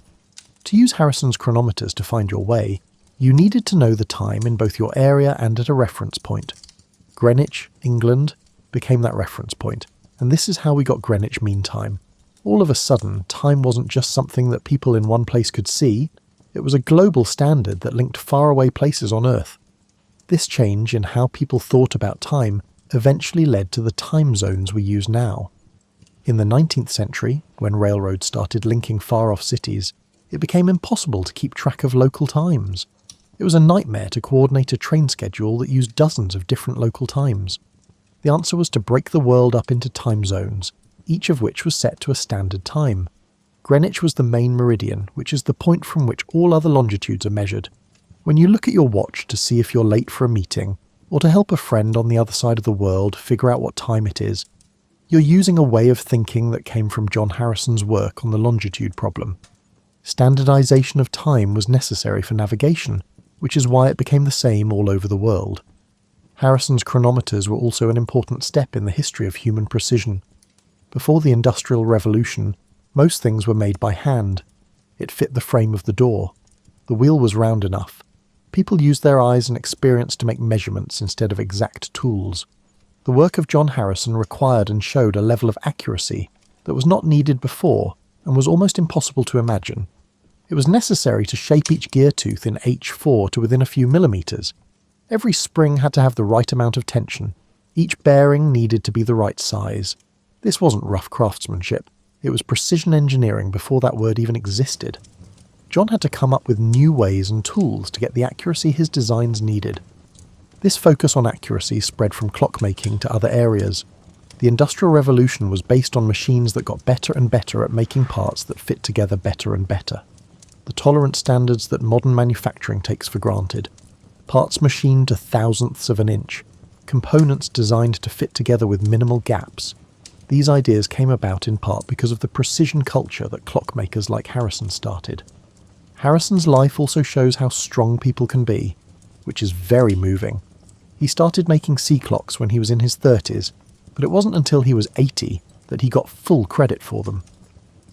That's a lot of work on one problem over 50 years. 50 years of math, changes, letdowns, and little wins. Believing that what he was doing mattered for 50 years, even when powerful people told him it didn't. Think about how much you want to achieve that goal.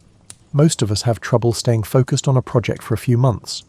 When results don't come quickly, when others don't immediately notice our hard work, or when the way forward seems unclear, we get discouraged. John Harrison had to deal with all of these problems for decades, but he never gave up. There were a lot of things that made him keep going. There was pride, for sure, the pride of the craftsman in making something that works perfectly. There was ambition, the chance to win the Longitude Prize and get recognition for it. But there was also something deeper, a belief that the problem could be fixed, that it was possible to keep time accurately at sea, and that he was the one who could do it. It's not common to find someone who has this mix of technical skill, stubbornness, and unshakable self-confidence. A lot of people have one or two of these traits, but having all three for a long time creates the kind of focused intensity that can solve problems that others think are impossible. As your breathing slows and your mind starts to drift off to sleep, let's think about what we can learn from John Harrison's story today, in a world that seems very different from 18th century England, but still has many of the same basic problems. The first lesson is about being an expert and having credibility.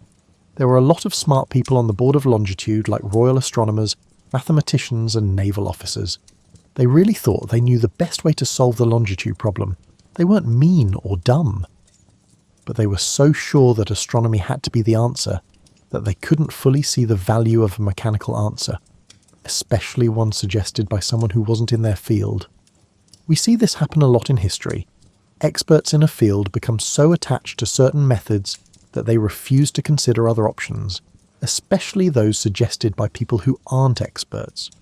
This is a reminder that having credentials and an education doesn't mean you're open to new ideas. Sometimes the person who makes the breakthrough doesn't know that what they're trying to do is impossible. Second, there's the lesson about how to be perfect and keep going. John Harrison could have stopped after H1 showed that the basic idea worked.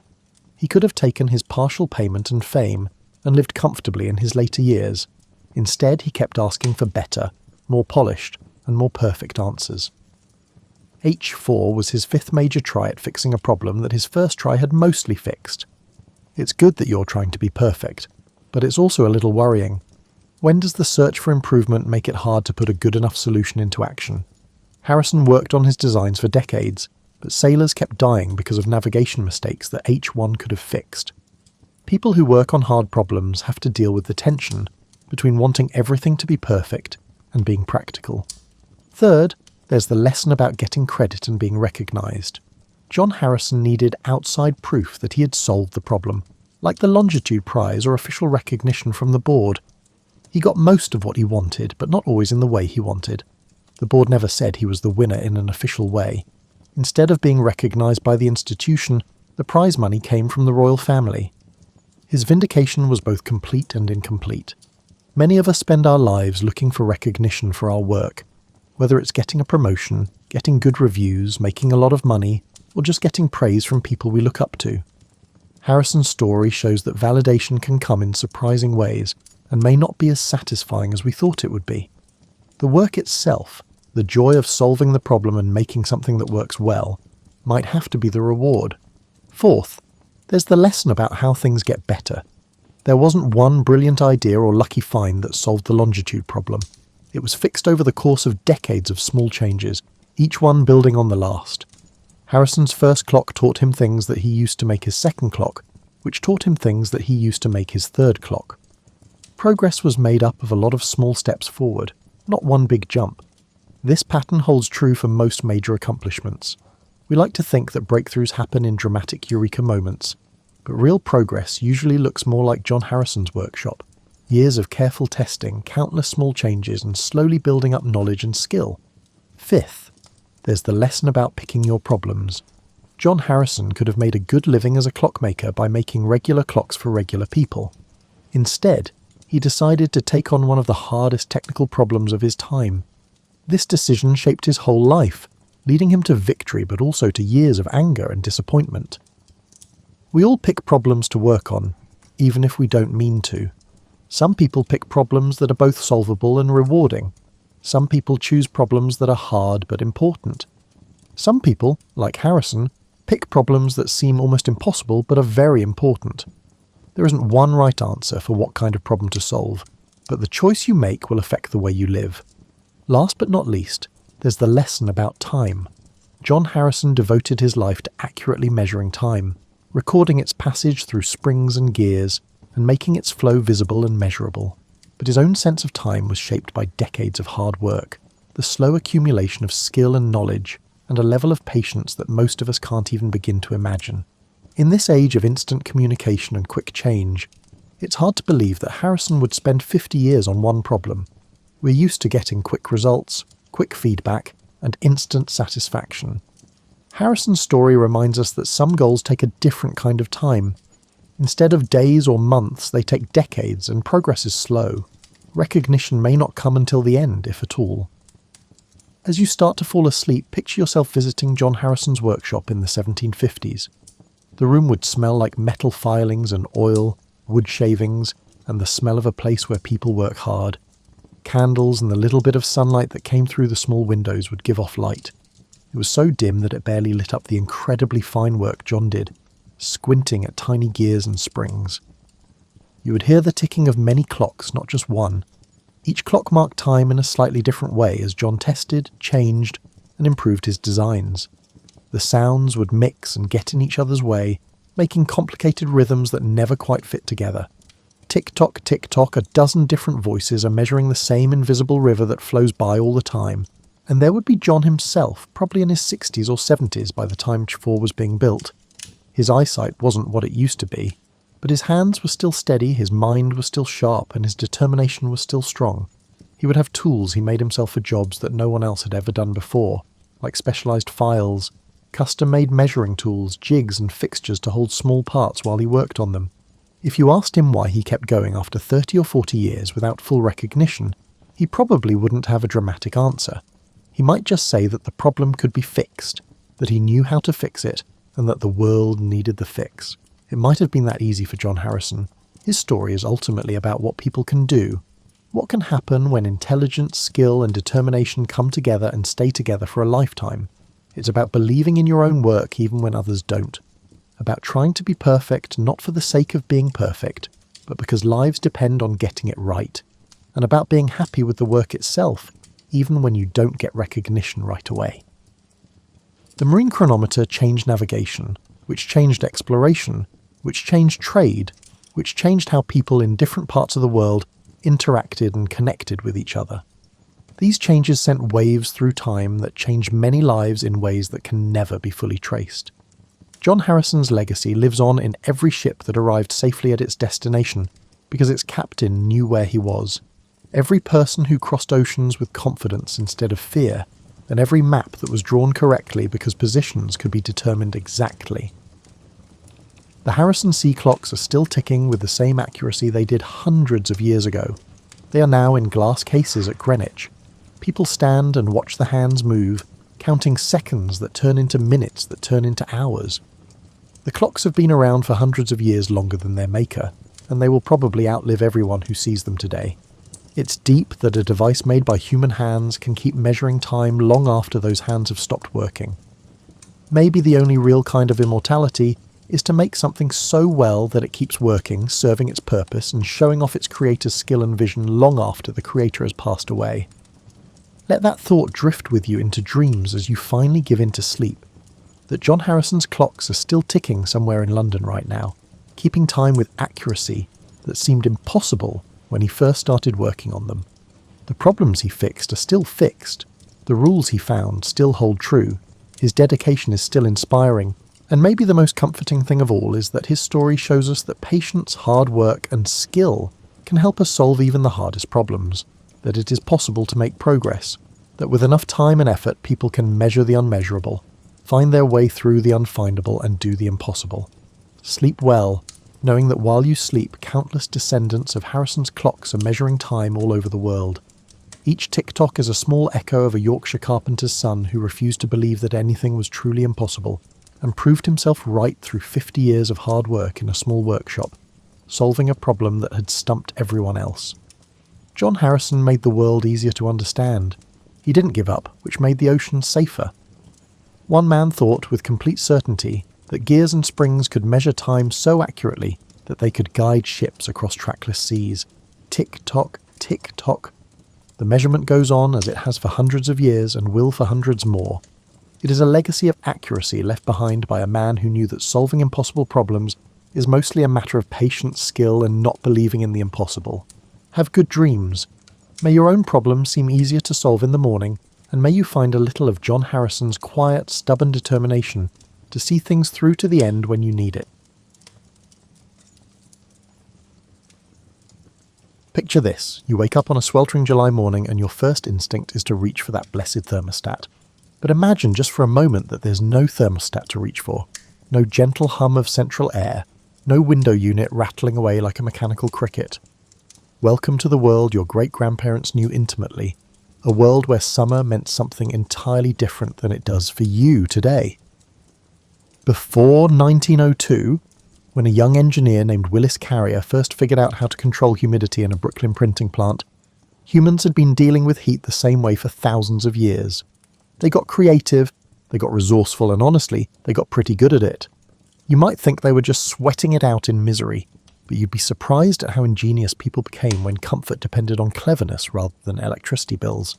Your ancestors didn't just endure the heat, they developed an entire culture around it. They understood their environment in ways we've forgotten, reading the subtle signs of weather changes, knowing exactly which windows to open at what time of day, and timing their daily activities around the sun's path across the sky like choreographers of comfort. Think about your own relationship with heat for a moment. When it's 85 degrees outside, you probably consider that uncomfortably warm.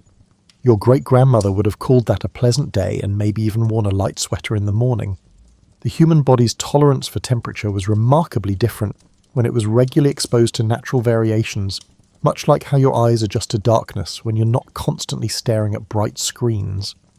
The pre-air conditioning world operated on rhythms that seem almost mystical to us now. People rose with the sun not because they were more virtuous, but because the coolest part of the day was precious and not to be wasted. They took afternoon naps not out of laziness, but because even the most ambitious person recognized that fighting the peak heat was often futile.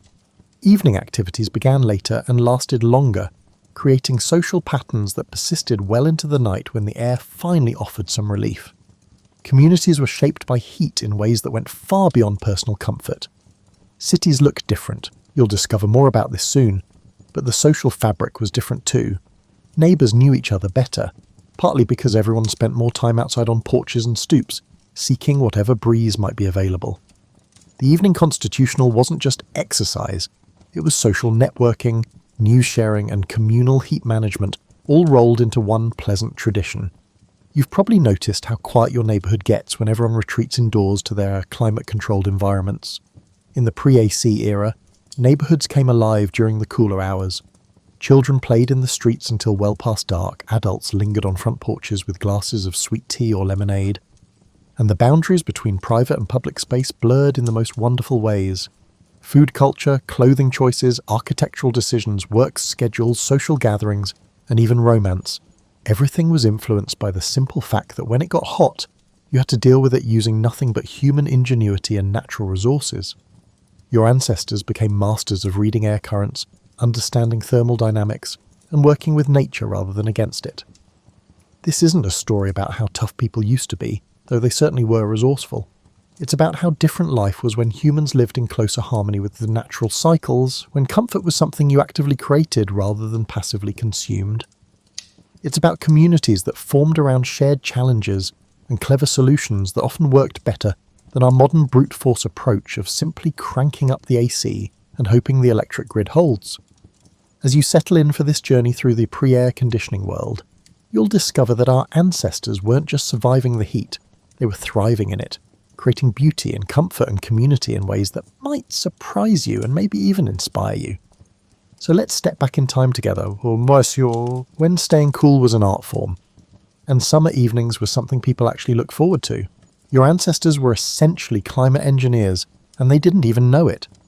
Before the advent of HVAC systems, builders were crafting structures that would leave modern energy efficiency experts in awe. They understood something we've largely forgotten, that the right building can be a natural air conditioning system, working with physics rather than against it. Walk through any historic neighbourhood, and you'll notice things that might seem decorative but were actually brilliant cooling strategies. Those deep wraparound porches weren't just for sitting, they were thermal buffer zones, creating shade that kept the sun's heat from ever reaching the main walls of the house. The wide, overhanging eaves you see on older homes weren't architectural flourishes, they were carefully calculated to block the high summer sun while allowing the lower winter sun to warm the interior. Consider the lofty ceilings of old houses, which may seem intimidating to those accustomed to modern 8-foot rooms. Your great-grandparents built those high ceilings because hot air rises, and they wanted it to rise as far away from them as possible. Those ceiling fans you see in historic homes weren't working against the natural convection. They were amplifying it, creating air movement that made 85 degrees feel like a comfortable 75. The most ingenious homes had what we'd now call passive cooling systems built right into their bones. In the south, you'll find houses built on tall piers that allowed air to flow underneath, cooling the floors from below. The famous dog trot houses, with an open breezeway running right through the centre, were essentially wind tunnels that captured every available breeze and funneled it through the living spaces. Your ancestors understood cross-ventilation like meteorologists. They positioned windows not just for light or views, but to create pathways for air to move through the house. They knew that a window on the shaded north side would draw cool air in, while a window on the sunny south side would let hot air escape, creating a natural circulation system that worked as long as there was even the slightest temperature difference between inside and outside. In hot climates, thick walls weren't just for durability, they were thermal mass, absorbing heat during the day and releasing it slowly at night, essentially smoothing out temperature swings. Adobe houses in the southwest could stay remarkably cool during blazing hot days because those thick walls acted like natural batteries, storing and releasing heat on a delayed schedule that favoured human comfort. Colour choices weren't just aesthetic decisions either. Light-coloured roofs and walls reflected heat rather than absorbing it, while strategic use of vegetation created microclimates around homes. Your great-grandmother's rose bushes and climbing vines weren't just pretty, they were living insulation, shading walls and cooling the air through transpiration. The Victorian era brought us some of the most sophisticated natural cooling systems disguised as architectural details. Those cupolas and roof monitors you see on old houses were actually thermal chimneys, designed to pull hot air up and out of the building. The decorative lattice work and fretwork weren't just ornamental, they provided shade while allowing air to flow through, creating natural evaporative cooling. Even urban planning was influenced by the need to stay cool.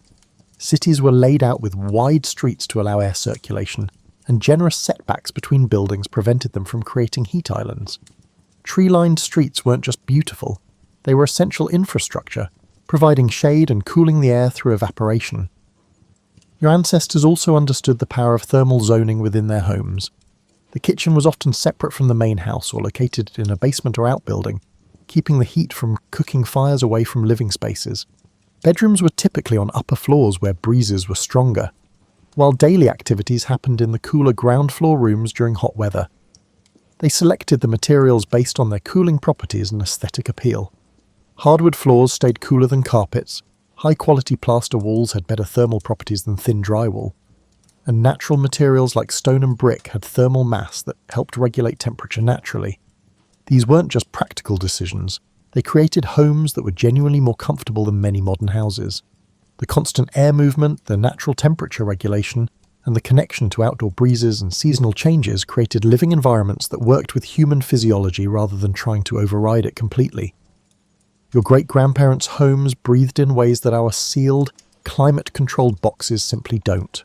Your great-grandparents didn't just check the weather. They lived it, breathed it, and planned their entire day around it. They had an intimate relationship with atmospheric conditions that would seem almost supernatural to you now. While you might glance at your phone's weather app and grab an umbrella, they could feel a storm coming in their bones and predict the next day's heat by the way the evening air moved through their hair. The pre-air conditioning day began with what we might call a temperature reconnaissance mission. Before your great-grandmother even got out of bed, she was assessing the thermal situation. Was there still a hint of coolness in the air that could be captured and preserved? Were the windows that had been opened to the night breeze ready to be closed before the sun began its daily assault?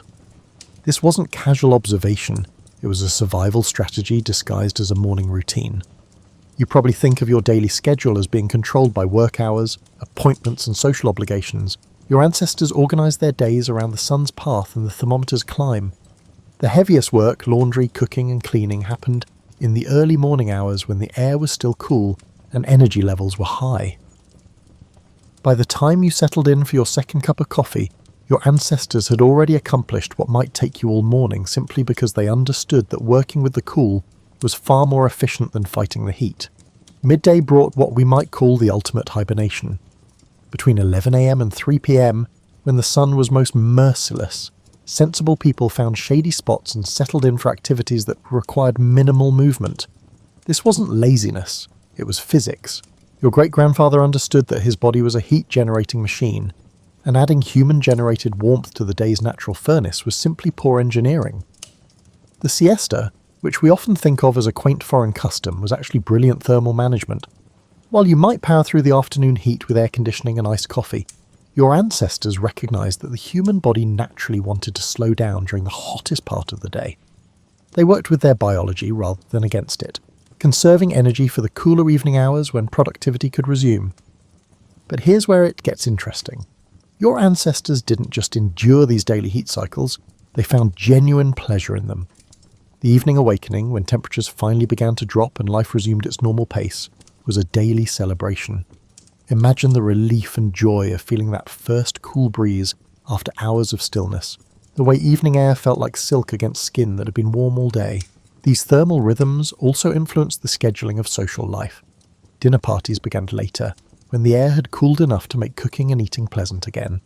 Evening visits to neighbours, walks around the community and outdoor games and activities, all of these began when the sun started its descent and continued well into the night, making the most of every degree of cooling.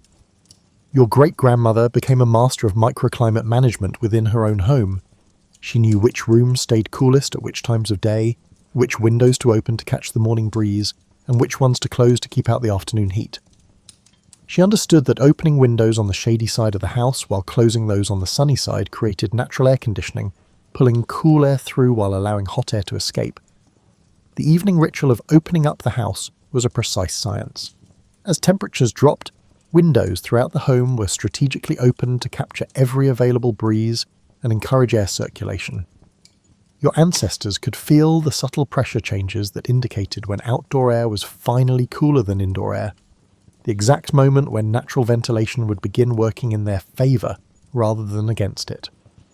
They also understood the art of thermal layering in their daily lives. Light, loose clothing during the day could be supplemented with light shawls or wraps as evening breezes picked up. During hot hours, they styled their hair up and off the neck, allowing it to flow freely when the coolness returned. Even the choice of where to sit, which chair to choose, and which side of the porch to favour, all of these decisions were made with thermal comfort in mind. Weather prediction became a survival skill. Your great-grandfather could read cloud formations, wind patterns, and atmospheric pressure changes like you read traffic signs. A shift in wind direction might mean relief was coming. Certain cloud formations promised afternoon thunderstorms that would break the heat. The behaviour of animals and the feel of the air provided advance warning of weather changes that could affect the day's comfort level. This daily dance with weather created a rhythm of life that was deeply connected to natural cycles, where human activity flowed with environmental conditions rather than trying to dominate them. Heat had a way of bringing people together that our climate-controlled world has largely forgotten. When staying cool required community effort and shared wisdom, social bonds formed around the simple necessity of surviving summer. Your great-grandparents didn't just endure the heat alone, they created entire social systems around managing it together, turning what could have been individual misery into collective comfort and even joy. The front porch served as more than just an architectural feature, it served as the hub of the community's cooling culture. While you might spend your evenings inside watching television in air-conditioned comfort, your ancestors gathered on porches as the sun went down, creating informal networks of conversation, shared cooling strategies, and mutual support. These weren't planned social events, they were spontaneous communities that formed wherever people could catch a breeze and share the relief of cooling air. Imagine a summer evening in your great-grandmother's neighbourhood. As temperatures finally began to drop, porch lights would flicker on and rocking chairs would creak into motion. Children would emerge from houses like flowers opening to cooler air, beginning games of tag and hide-and-seek that could continue safely in the gathering dusk. Adults would settle into conversations that meandered like the evening breeze itself, unhurried and comfortable. These porch communities shared more than just evening air. They exchanged cooling wisdom like valuable currency. Your great-aunt might share her secret for keeping bedsheets cool, hint it involved strategic folding and placement, while your neighbour would demonstrate his technique for creating cross breezes using strategically placed fans and open windows. Cooling knowledge was community knowledge, passed down through informal networks of neighbours who understood that everyone's comfort depended on shared intelligence. The evening constitutional, that leisurely walk through the neighbourhood that seems so old-fashioned now, was actually sophisticated heat management disguised as socialising. Your great-grandparents understood that moving slowly through cooling air was more refreshing than sitting still, and that community walks created opportunities for air circulation around their bodies while maintaining social connections. These walks weren't exercise in the modern sense, they were communal cooling therapy. Churches, schools, and community centres became cooling sanctuaries during the most brutal heat. Not because they had air conditioning, they didn't, but because they were designed with high ceilings, large windows, and architectural features that promoted air circulation. More importantly, they offered the psychological comfort of shared experience. Suffering through heat alone felt overwhelming. Enduring it as part of a community made it manageable, and even meaningful. Your ancestors created social rituals around heat relief that sound almost magical now. Ice cream socials weren't just sweet treats, they were community cooling events where shared cold provided both physical and psychological relief. Picnics were carefully planned for shady spots near water, where evaporation and tree cover created natural cooling zones. Swimming holes became social centres, not just for recreation, but as genuine relief stations where entire communities could find respite together. The sharing economy existed long before we had a name for it, especially when it came to pooling resources. Families with ice would share with neighbours whose ice had melted. Those fortunate enough to have deeper wells with cooler water would fill jugs for families whose wells ran warm. When electric fans became available, people borrowed and shared them like precious commodities. Community ice houses weren't just commercial enterprises, they were essential social infrastructure. Evening entertainment adapted to take advantage of cooling air and community gathering. Band concerts in the park weren't just cultural events, they were mass cooling therapy sessions where hundreds of people could gather in open spaces designed to capture evening breezes. Outdoor theatres, garden parties and community festivals all took advantage of the natural cooling that happened when the sun went down and people came together in open spaces. Children's play adapted to heat in ways that created their own social cooling systems. Games moved to shaded areas during the day and resumed in full energy as evening approached. Jump rope, hopscotch and tag became evening activities when the air was finally cool enough for active play. Swimming wasn't just recreation, it was essential cooling that happened in community, with neighbourhood swimming holes becoming social centres where entire families gathered for relief and fellowship. Your great-grandparents also understood that shared meals during hot weather required different social arrangements. Early in the morning or late in the evening, when temperatures were bearable, heavy cooking took place. Community kitchens, often outdoor spaces with good ventilation, became gathering places where the heat of cooking could be shared and managed collectively, rather than making individual homes unbearable. The social side of staying cool created bonds that extended far beyond summer heat. Neighbours who shared cooling strategies, families who gathered for evening porch conversations, Communities that came together in cooling spaces, these relationships persisted year-round, creating social fabric that was strengthened by the shared challenge of managing summer heat together. Your great-grandfather's workday was unlike yours, with heat acting as an invisible choreographer guiding every step. While you might complain about a slightly warm office or adjust the thermostat a degree or two, he organised his entire professional life around the reality that work had to happen in whatever temperature nature provided. Managing temperature wasn't just about personal comfort. It was about survival, productivity, and creating sustainable rhythms that could last a lifetime. The agricultural world, where most of your ancestors likely spent their working lives, operated on what we might call thermal scheduling. Farmers weren't early risers because they were more virtuous than you, they were thermal strategists. The period between 4 a.m. and 10 a.m. represented precious hours when both air temperature and energy levels favoured productive work. Your great-grandfather could accomplish more in those cool morning hours than in twice as much time during the heat of midday. Harvest time reveals the sophisticated heat management strategies your ancestors developed. Grain cutting, haymaking, and fruit picking weren't scheduled by calendar convenience but by the intersection of crop readiness and thermal reality. Work crews would start before dawn, race against the climbing sun, and take extended midday breaks that weren't laziness but practical physics. The afternoon shift would resume only when shadows grew long and air began to cool. Indoor work adapted to heat with equal sophistication.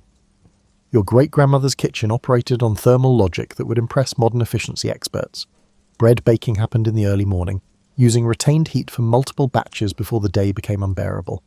Canning and preserving, essential work that unfortunately generated lots of heat, was scheduled for the coolest days available or done in outdoor kitchens that kept the heat away from living spaces.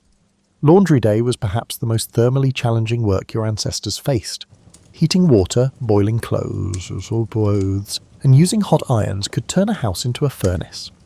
Smart housekeepers developed strategies that sound almost military in their precision, heating water outdoors when possible, doing washing in early morning or late evening, and saving ironing for the coolest days. Some families even had separate wash houses, small buildings dedicated to heat-generating work that kept the main house comfortable. Professional work adapted to heat in ways that shaped entire industries.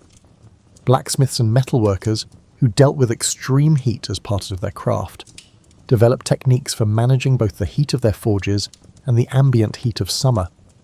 They worked shorter shifts during hot weather, started earlier and took longer breaks. Their shops were designed with sophisticated ventilation systems that would impress modern industrial engineers. The concept of the workday itself was more flexible into the pre-air conditioning era. During the hottest weeks of summer, many businesses would close during midday hours and reopen in the evening, staying open later to take advantage of cooler air. Such behaviour wasn't vacation, it was thermal adaptation that actually increased productivity by working with natural cycles rather than against them. Your ancestors understood something we've largely forgotten, that human performance varies dramatically with temperature, and fighting this reality is less efficient than adapting to it. Thermal comfort significantly affects cognitive function, physical endurance, and even mood, as modern research confirms their intuitive understanding. They scheduled demanding mental work for cool hours and saved routine tasks for times when heat made concentration difficult. Rest wasn't just the absence of work, it was active heat management.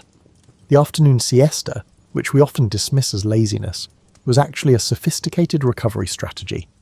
Your great-grandparents understood that forcing the body to maintain high activity levels during the peak heat created fatigue that would affect productivity for the rest of the day. By resting during the hottest hours, they preserved energy for evening work when conditions improved.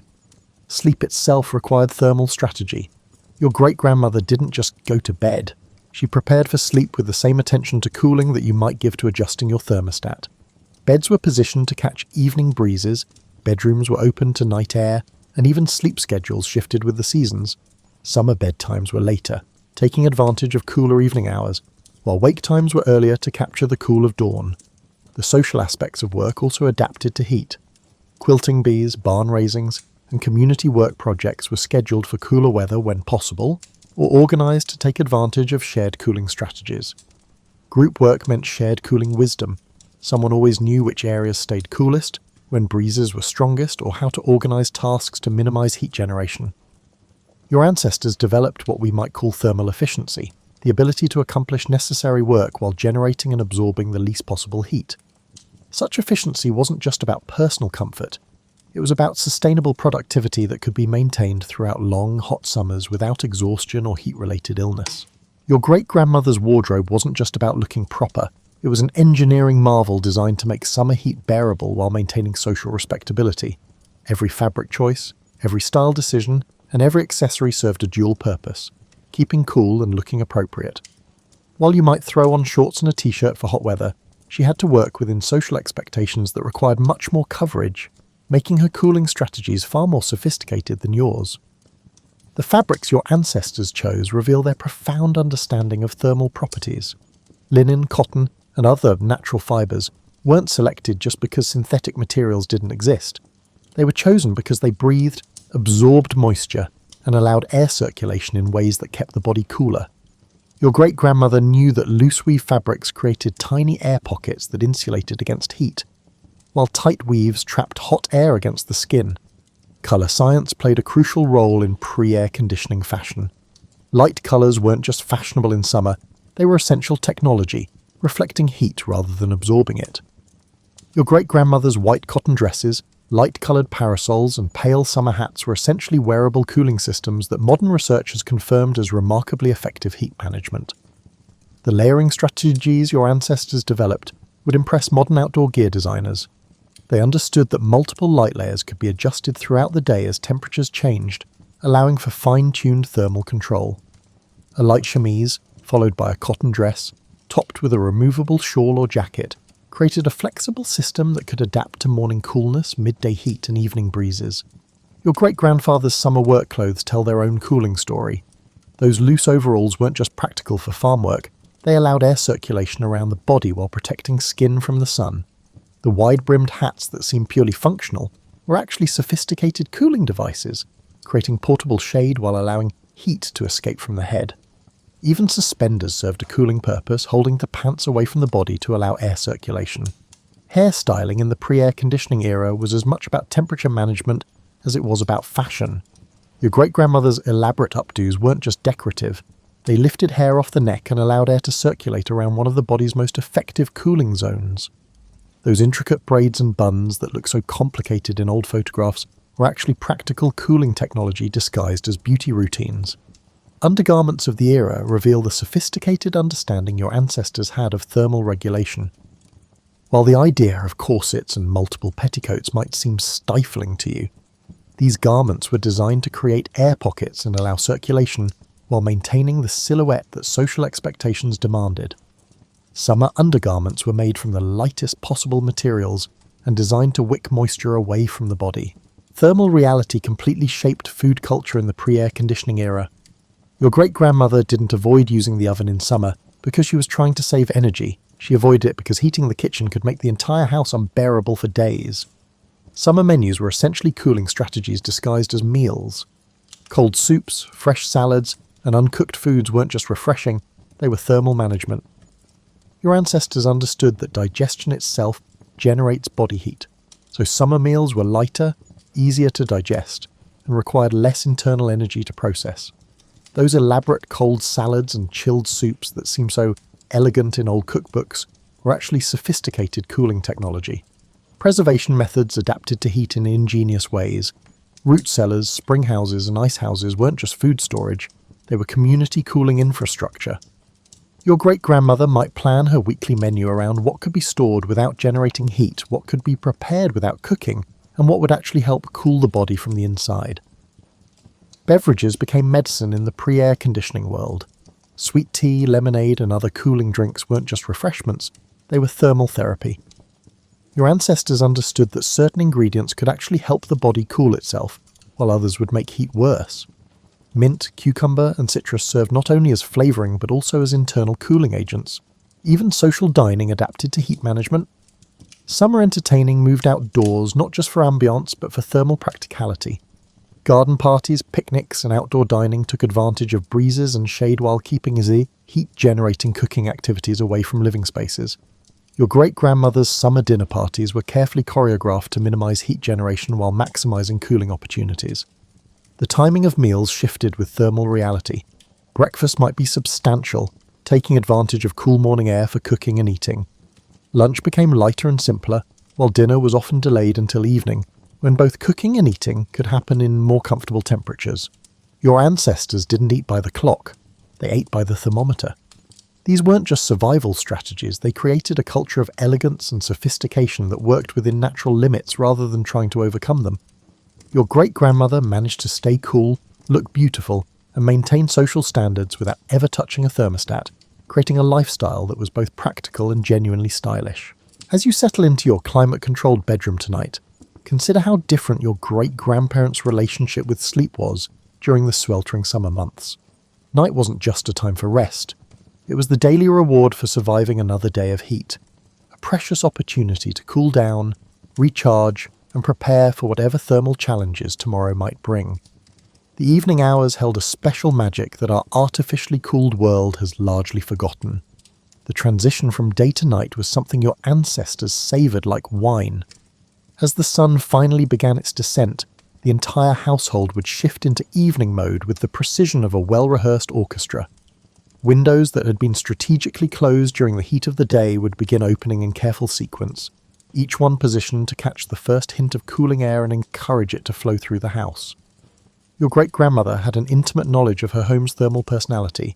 She knew which windows to open first to create the gentle suction that would pull hot air out while drawing cooler air in. She understood the exact moment when the outdoor temperature dropped below the indoor temperature, the magical threshold when natural ventilation changed from liability to blessing. This wasn't guesswork. It was science learned through years of paying attention to the subtle signals that told her when relief was finally available. The bedroom preparation rituals of the pre-air conditioning era would seem elaborate to you now, but they were essential technology for achieving comfortable sleep. Beds were positioned not just for convenience, but to catch every available breeze. Your great-grandfather might move the entire bed closer to windows during heat waves, transforming the bedroom layout to take advantage of night air movement. Bedding became a crucial element in thermal management. Heavy quilts and comforters were stored away for the summer, replaced by lightweight cotton sheets that could breathe with the sleeper. Some families had special summer sheets made from linen or cotton, so fine it was almost like sleeping under woven air. Pillows were swapped for thinner versions, and even mattresses might be replaced with lighter alternatives that didn't trap and hold body heat throughout the night. The evening cooling routine extended beyond just opening windows. Your great-grandmother might take a cool bath or splash cold water on her wrists and neck, areas where blood vessels are close to the surface and cooling them could affect the entire body's temperature. Hair that had been pinned up all day would be brushed out and arranged to allow maximum air circulation around the neck and head during sleep. Children's bedtime routines were especially adapted to heat management. Lightweight cotton nightgowns replaced heavier sleepwear, and children might sleep with damp washcloths on their foreheads or arms. Some parents would lightly dampen sheets with cool water, creating evaporative cooling that could make the difference between restful sleep and a night of tossing and turning. For families fortunate enough to have multiple sleeping spaces, summer brought strategic relocations. Sleeping porches, screened areas that were essentially outdoor bedrooms, became havens during the hottest weeks. Upper floors, which were stifling during the day, might become comfortable at night when breezes were stronger at higher elevations. Some families would move mattresses to the coolest rooms in the house or even outdoors under mosquito netting when heat became truly unbearable. The sounds of summer nights were different in the pre-air conditioning era. Instead of the constant hum of climate control systems, your great-grandparents fell asleep to the natural symphony of cooling air, the whisper of breezes through window screens, the gentle creak of settling houses as temperatures dropped, and the distant conversations of neighbours also seeking relief on their porches and in their yards. Night work took on special significance during hot spells. Tasks that generated heat during the day could be accomplished in the blessed coolness of evening and early morning hours. Your great-grandmother might do her ironing by lamplight, taking advantage of temperatures that made the additional heat bearable. Baking for the next day could happen in the pre-dawn hours when ovens wouldn't turn kitchens into furnaces. The social aspects of cooling extended into the night as well. Neighbours might visit each other's cooling spots. Perhaps one family had a better cross breeze while another had a deeper well with cooler water for late evening refreshment. These evening gatherings weren't formal social events but spontaneous communities of relief, where shared cooling strategies and mutual support made the heat more bearable for everyone. Dawn brought its rituals in the pre-air conditioning world. Your great-grandfather would rise early not just to get work done before the heat returned, but to savour those precious hours when the air was actually cool. The morning routine included assessing the day's thermal prospects, checking cloud cover, feeling the air for humidity, and making strategic decisions about how to capture and preserve the coolness for as long as possible. The cycle would begin again. Windows that had been opened to night air would be strategically closed as temperatures began to rise. Curtains would be drawn to block the sun's heat, and the daily dance with temperature would resume. But those hours of relief, that nightly promise of cooling air and comfortable sleep, made it all bearable and even beautiful. Your ancestors didn't just survive the heat, they created lives of grace and comfort within natural limits that required wisdom, patience, and community. They understood something we're still learning, that working with natural cycles rather than against them can create not just sustainability, but genuine contentment. As you drift off to sleep tonight in your climate-controlled comfort, you might just dream of summer evenings when cool air was a gift to be savoured, and relief was something earned through the simple passage of time and the reliable promise that every hot day eventually surrenders to the cooling mercy of night.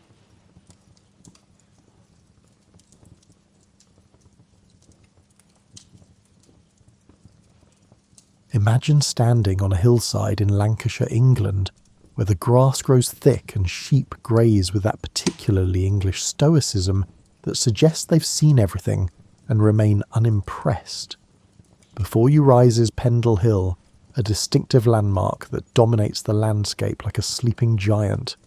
It's not particularly tall by mountain standards, about 300 feet, but it has a presence that makes it feel much larger, the way certain people command attention simply by existing.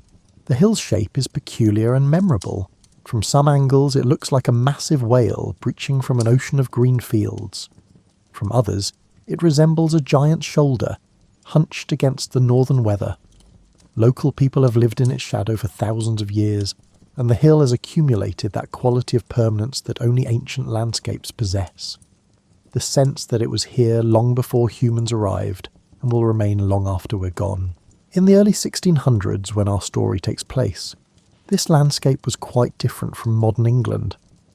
There were no neat hedgerows dividing fields into tidy squares, no roads wider than cart tracks, and no telegraph poles or power lines scratching against the sky.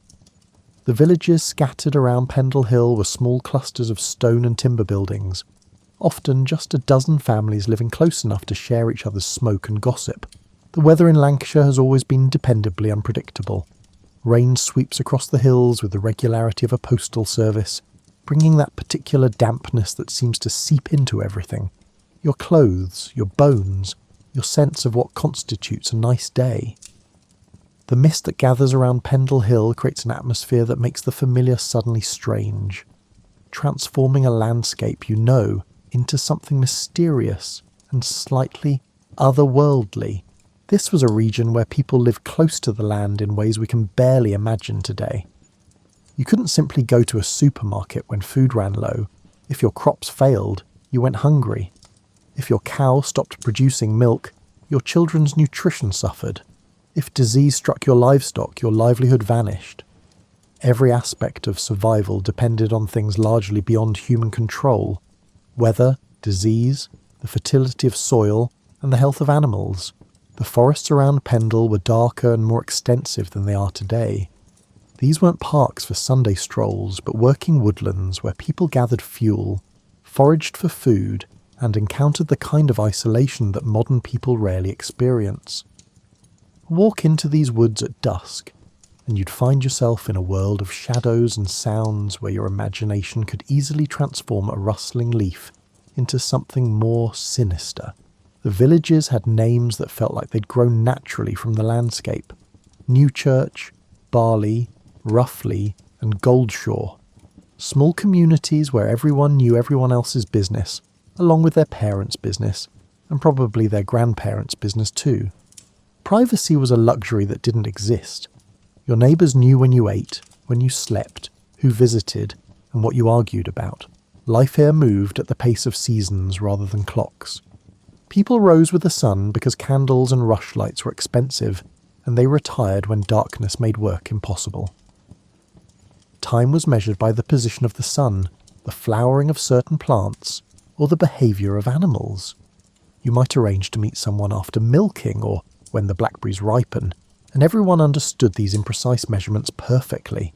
The buildings themselves tell you something about how people lived. Most homes were single-storey structures with thatched roofs, maybe 2 rooms if you were fortunate, often just one large space where the entire family cooked, ate, worked, and slept. Smoke from the central hearth would drift up through a hole in the roof, blackening the thatch and creating that distinctive smell of old smoke that permeated everything.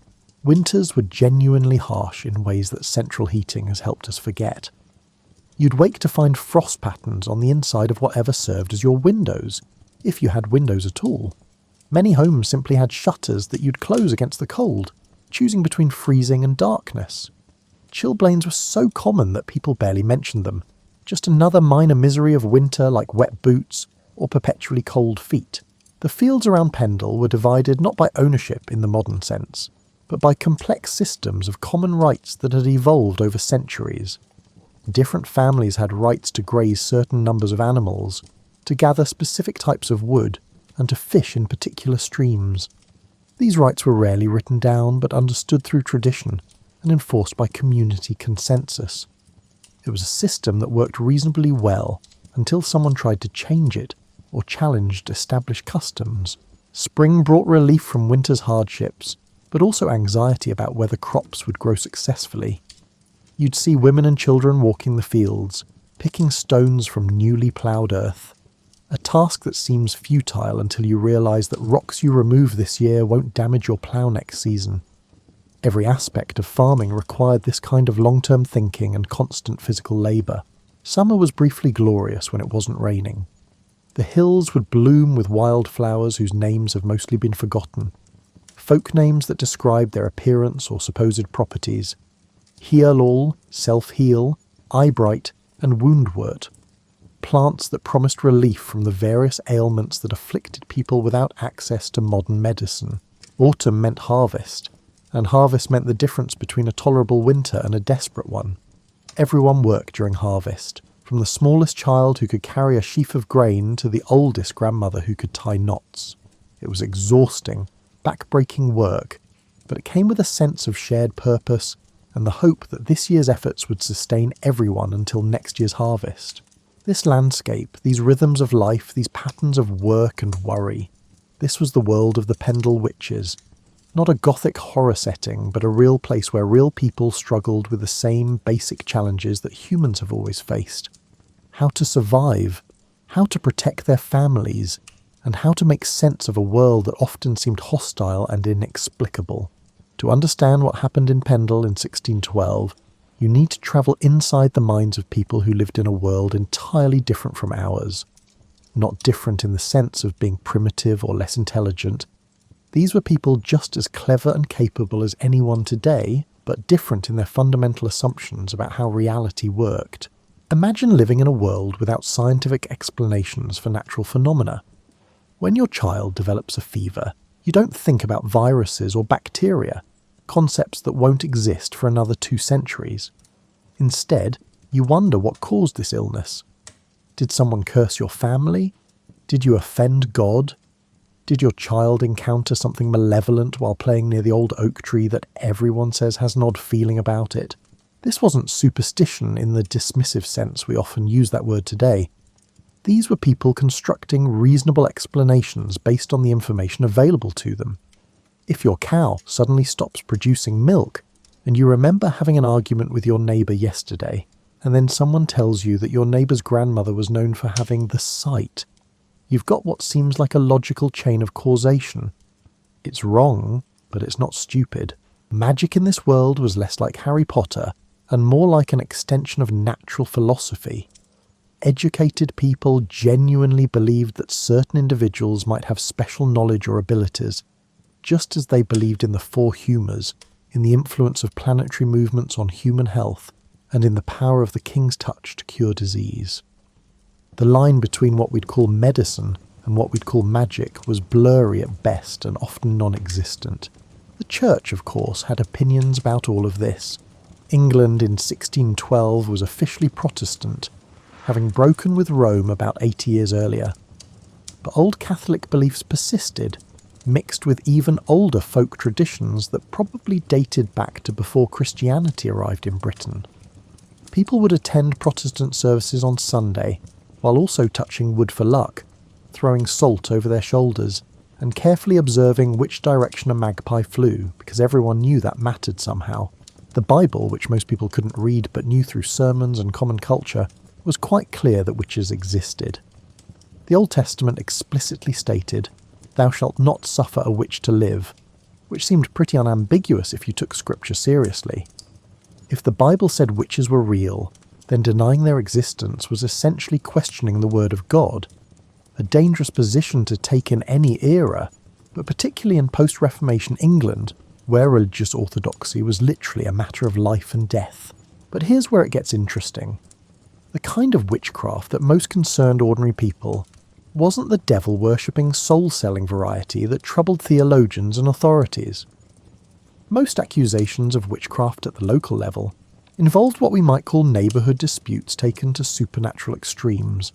Someone's butter won't churn, someone's child is ill, someone's horse goes lame, and the afflicted person remembers a recent argument or perceived slight from someone with a reputation for being a bit odd.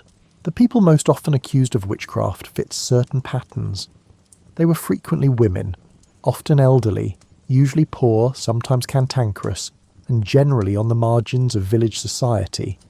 In other words, people who lacked the social protection that came from wealth, family connections, or community standing. The village curmudgeon who lived alone, kept cats and muttered to herself, was playing a risky game in a world where being different could be dangerous.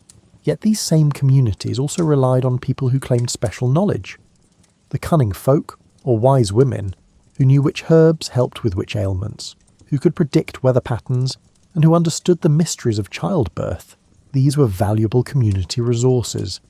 The line between helpful cunning folk and dangerous witches was razor thin, and largely depended on whether your magic was perceived as helping or harming. Think about the psychology of living in this world.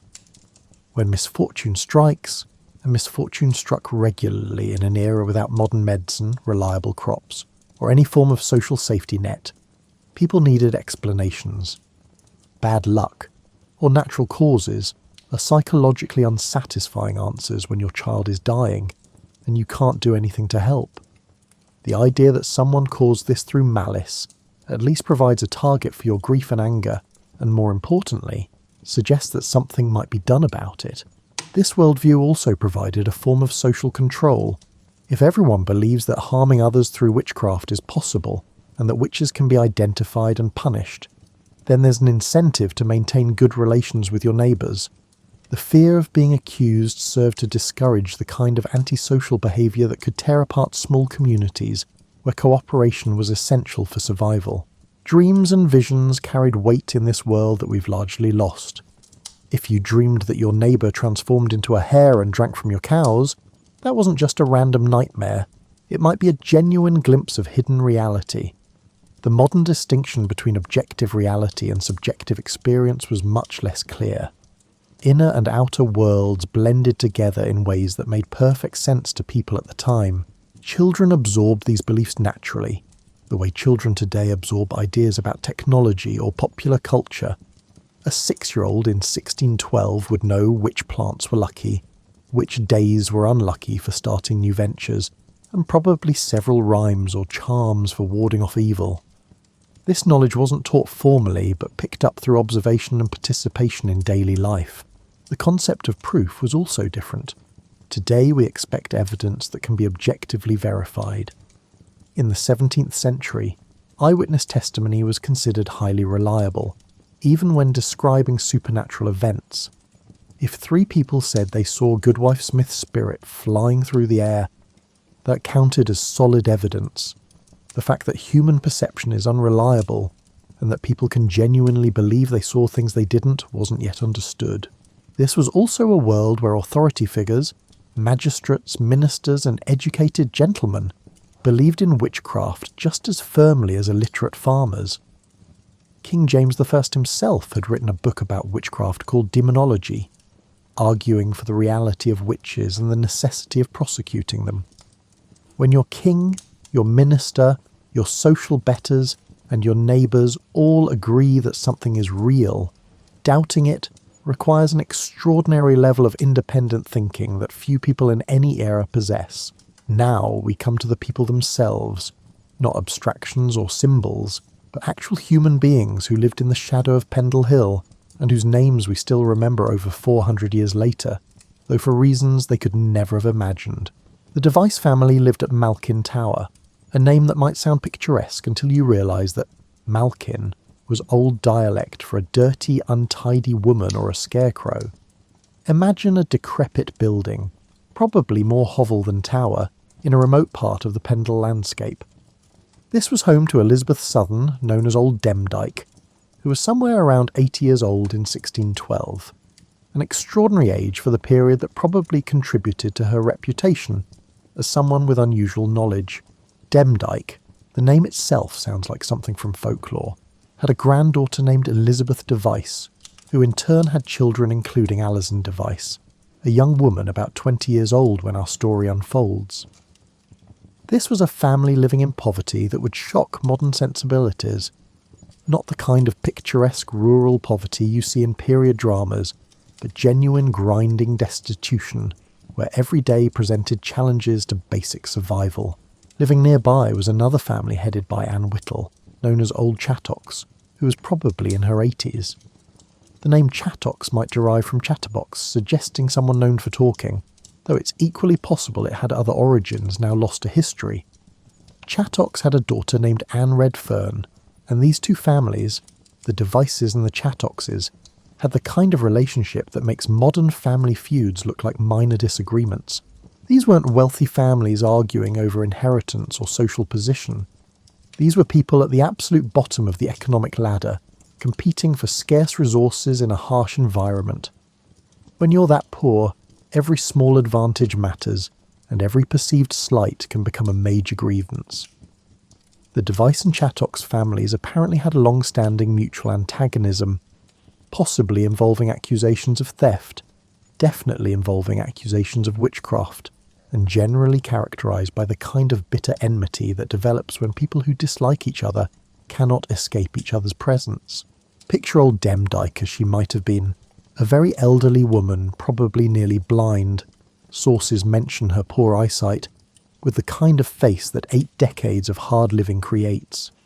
She'd have lost most of her teeth, her skin would be weathered by constant outdoor work, and she'd likely have that distinctive elderly stoop that comes from a lifetime of manual labour. She was, by several accounts, known as someone who could curse, who knew charms and spells, and who had what people called the sight. But here's what's important to understand. Old Demdike probably believed in her own powers. This wasn't necessarily a con artist exploiting the gullible. She'd grown up in a world where magic was real, where certain people had special knowledge, and where curses could cause harm. If you'd spent 8 decades accepting these beliefs as fact, and if your reputation as someone powerful was perhaps the only source of respect or fear you commanded, you'd probably cultivate that reputation too. Old Chattox seems to have had a similar reputation, which perhaps explains part of the rivalry between the families. 2 elderly women, both claiming magical knowledge, living in proximity in a small community. That's a situation ripe for conflict. Add genuine poverty, family grudges, and a cultural context where curses and counter-curses were taken seriously, and you have a powder keg waiting for a spark. The younger generation of these families lived in their elders' shadows. Alison Device, about 20 years old, seems to have been an ordinary young woman trying to survive in difficult circumstances. Sources suggest she might have been what we'd now call developmentally disabled, though historical records are too fragmentary to be certain. What we know is that she worked as a beggar, travelling the roads and asking for charity or small favours, which was a common survival strategy for the desperately poor.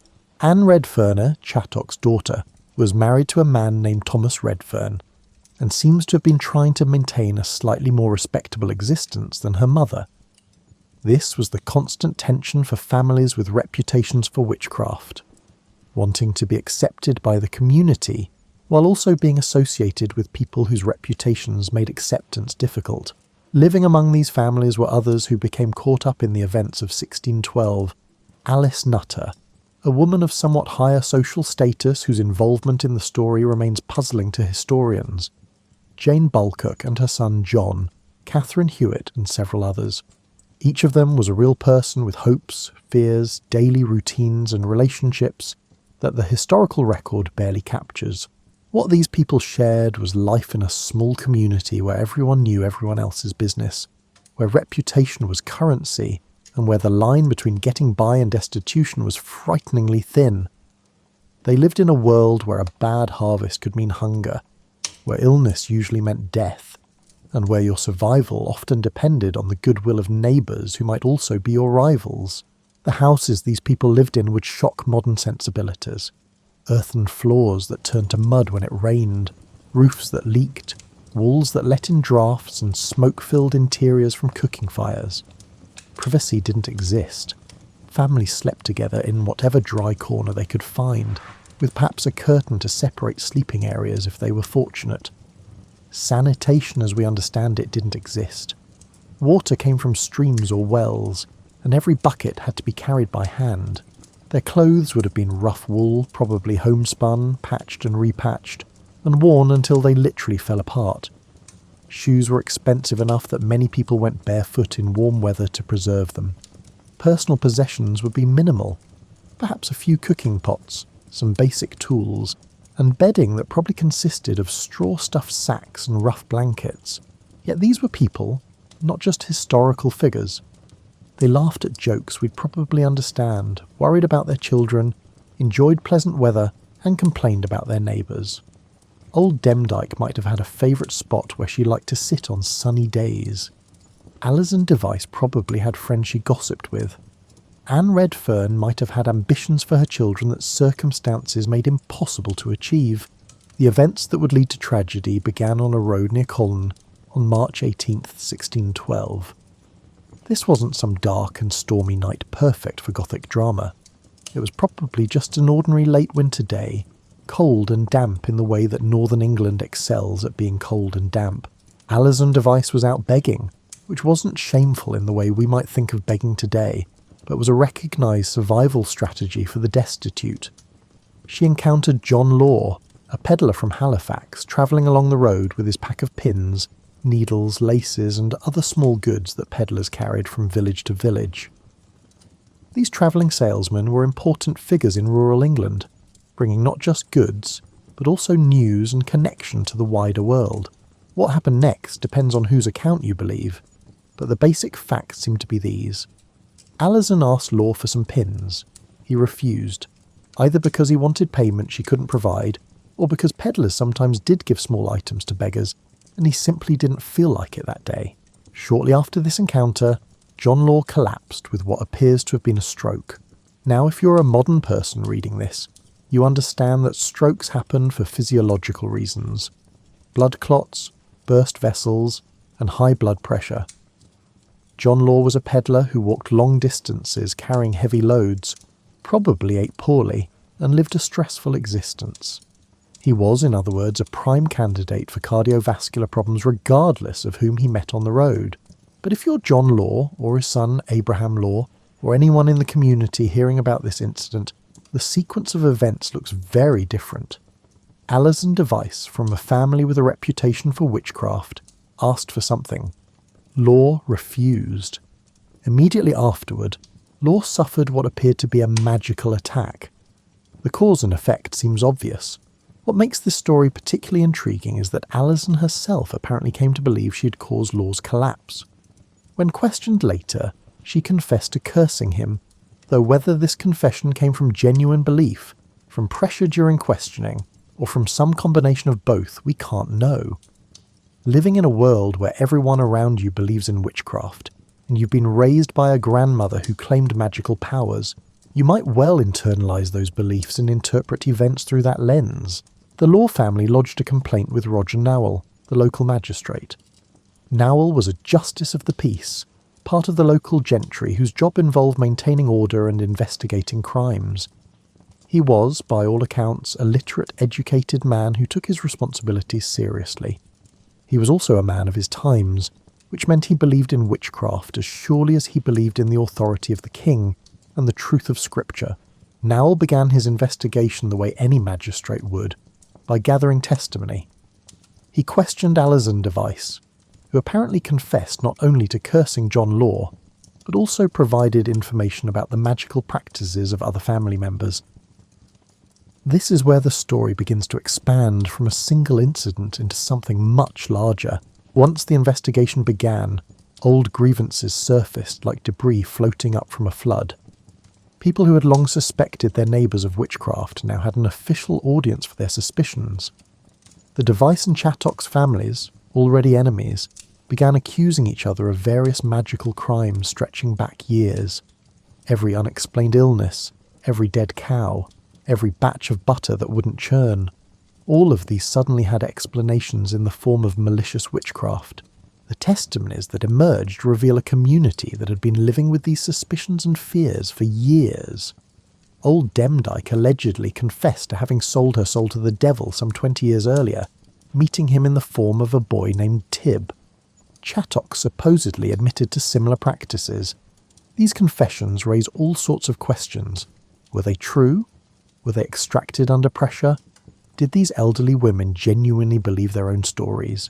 What's clear is that once the process started, it gained its own momentum. Neighbours who might have been willing to overlook odd behaviour when there was no official investigation suddenly felt compelled to share their suspicions. People who had lived side by side with the accused for years now provided testimony about suspicious incidents they'd never previously reported. The accusations extended beyond the obvious targets. Alice Nutter, a woman of higher social status, was arrested, though her involvement in the case remains mysterious. She doesn't seem to fit the profile of typical witchcraft accusations. She wasn't old, wasn't notably poor, and didn't have an established reputation for magical practices. Some historians speculate about land disputes or other motives that might have drawn her into the case, but the truth has been lost to time. As spring turned to summer, more people were arrested. Jane Bulcock and her son John, Catherine Hewitt and others.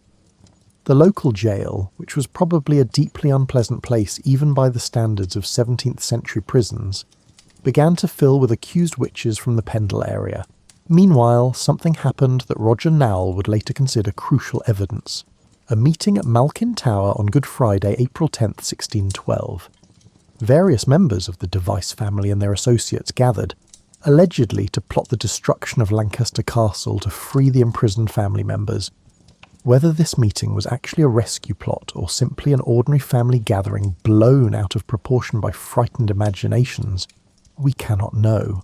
The evidence against the accused consisted largely of testimony, from accusers, from alleged victims, and from the accused themselves.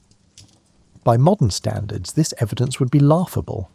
People claim to have seen familiar spirits in the form of animals, to have witnessed impossible things, and to have knowledge of events that occurred in impossible ways. But by the standards of the time, and in a community primed to believe in witchcraft, this testimony was damning. What strikes modern readers about these accusations is their mundane quality. This wasn't devil worship or dramatic satanic rituals. These were accusations about petty grudges, minor thefts, and arguments over borrowed items never returned. Someone's clay pit was blocked. Someone killed someone else's cow. Someone was denied butter and supposedly cursed the churn in revenge. These were the everyday conflicts of a small community, but filtered through a worldview that made them evidence of cosmic evil. The tragedy wasn't that these conflicts existed.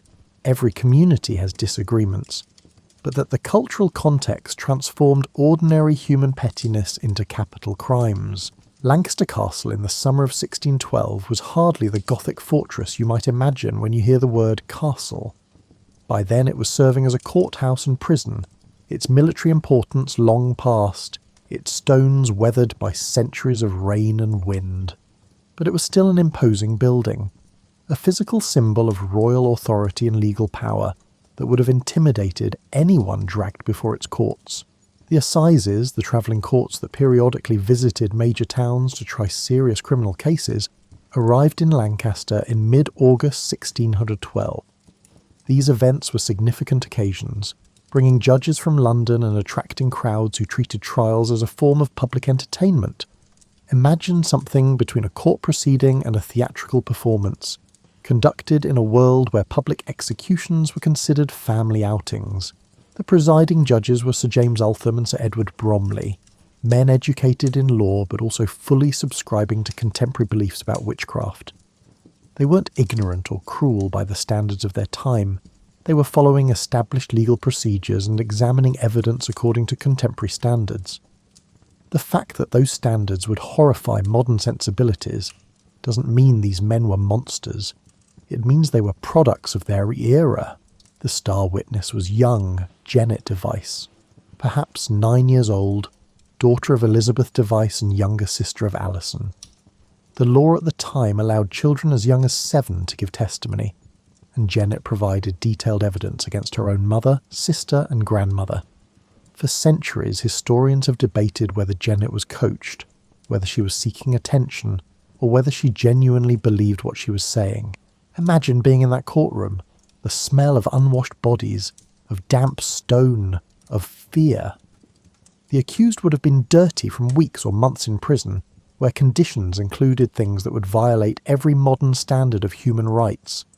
Demdike and Chattox, both elderly and infirm, sat through proceedings they could barely understand, speaking a dialect that the educated judges sometimes struggled to comprehend. The trials proceeded with what was considered due process at the time. The accused were allowed to speak in their own defence, though they had no lawyers, no right to remain silent, and no presumption of innocence in the modern sense. The evidence presented against them included testimony about impossible events, confessions that may or may not have been coerced, and the testimony of children describing things they couldn't possibly have witnessed. What's interesting is what was considered persuasive evidence. The prosecution emphasised the finding of clay images, small figurines that allegedly were used for cursing intended victims. Whether these were genuine attempts at magical harm or simply dolls that had innocent purposes, we cannot know. In a world where everyone believed in sympathetic magic, the idea that you could harm someone by harming an image of them, such objects were powerfully incriminating. Several of the accused apparently confessed, though under what circumstances and with what degree of pressure we can only speculate. Interrogation techniques of the time could include sleep deprivation, extended questioning, and psychological pressure, though there's no specific evidence of physical torture in this case. But when you're an elderly, impoverished woman who's been imprisoned for months, questioned by educated gentlemen who represent royal authority, and told that confessing might show mercy, well, you might confess to quite a bit. The clerk of the court was Thomas Potts, who would later publish an account of the trials titled The Wonderful Discovery of Witches in the County of Lancaster. This book, which is our primary source for the trials, was essentially prosecutorial propaganda, designed to show the wisdom of the authorities in uncovering this nest of witchcraft. Reading Potts, you'd think the trials were a triumph of justice. Reading between the lines, you see frightened people, dubious evidence, and a legal system that prioritised securing convictions over determining truth. Old Demdike never made it to trial. She died in prison, probably in May 1612. Given her age and the conditions of imprisonment, this isn't surprising. Demdike had spent perhaps 80 years surviving everything that harsh world could throw at her, only to end her days in a dungeon, accused of crimes that probably seemed to her no different from the everyday magic she'd practiced throughout her life. The verdicts, when they came, surprised no one who understood the atmosphere in that courtroom. 10 people were found guilty of murder by witchcraft: Anne Whittle, Old Chattox, Anne Redfern, Elizabeth Device, Alison Device, James Device, Alice Nutter, Catherine Hewitt, Jane Bulcock, John Bulcock, and Isabel Roby. One person, Margaret Pearson, was found guilty of lesser crimes. Only one, Alice Gray, was acquitted. The condemned would have been returned to their cells to await execution, which happened relatively quickly by early modern standards. There was no lengthy appeals process, no years of imprisonment while waiting for final resolution. Justice in 1612 moved at the pace of a trial and rope. The executions took place on August 20th, 1612 at Gallows Hill in Lancaster. Hanging in this period was neither quick nor painless. These were not the carefully calibrated drops that later made hanging relatively humane. Instead, you were essentially strangled, dangling from a rope while your body slowly suffocated. It could take considerable time to die, and the dying were visible to the crowds who came to witness executions. We don't have detailed accounts of the actual executions, which is perhaps a small mercy. We know that 10 people died that day, their bodies left hanging as warnings to others. Later they would have been cut down and probably buried in unconsecrated ground, denied even the comfort of Christian burial in a world where such things mattered enormously. Among those executed was Alice Nutter, whose involvement remains puzzling. She went to her death maintaining her innocence, which was notable in an era when condemned criminals were expected to confess their sins before dying. Her steadfast denial has fueled centuries of speculation about her actual guilt or innocence. What happened to the young witnesses after the trials? Janet Device, who testified against her family, disappears from historical records. We don't know if she felt guilt, relief, or nothing at all. She was a child caught in circumstances beyond her control, asked to do something unimaginable, and the long-term consequences of that testimony on her own life remain unknown. In the immediate aftermath of the trials and executions, life in the Pendle area probably continued much as it had before. Crops still needed tending, animals still required care, and the basic rhythms of agricultural life proceeded regardless of legal drama.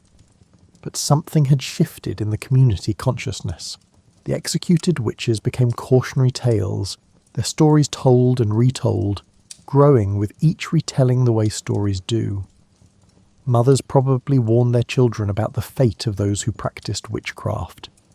Neighbours who had quarrelled might have been more careful about their accusations, having seen how quickly suspicions could escalate into capital charges. But did the trials actually solve anything? Roger Nowell probably believed he had uncovered and eliminated a genuine threat to the community. The judges likely felt they had upheld the law and protected innocence from malicious magic. The ordinary people of Pendle, well, they'd seen their neighbours executed, their families destroyed, and their community torn apart by accusations and trials. The children of the executed faced particularly difficult futures. What do you do when your mother is hanged as a witch? How do you live in a community where everyone knows your family history? Some probably left the area, seeking places where they weren't known. Others presumably stayed, carrying the stigma of their family connections throughout their lives. The publication of Thomas Pott's account in 1613 turned a local tragedy into a national sensation. The wonderful discovery was widely read, going through multiple editions and establishing the Pendle witches as one of the most famous witchcraft cases in English history. But Potts was writing propaganda, not history, and his accounts served the purposes of the authorities who wanted to demonstrate their vigilance against witchcraft. Other witchcraft trials continued throughout England for decades afterward. The Pendle case was neither the first nor the last, though it was unusually large in the number of people accused and convicted. Witchcraft would remain a capital crime in England until 1736, meaning that for more than a century after the Pendle trials, people could still be executed for magical crimes, but attitudes were slowly changing, at least among educated people. As scientific understanding advanced, as the Enlightenment brought new ways of thinking about causation and evidence, belief in witchcraft began to seem increasingly superstitious.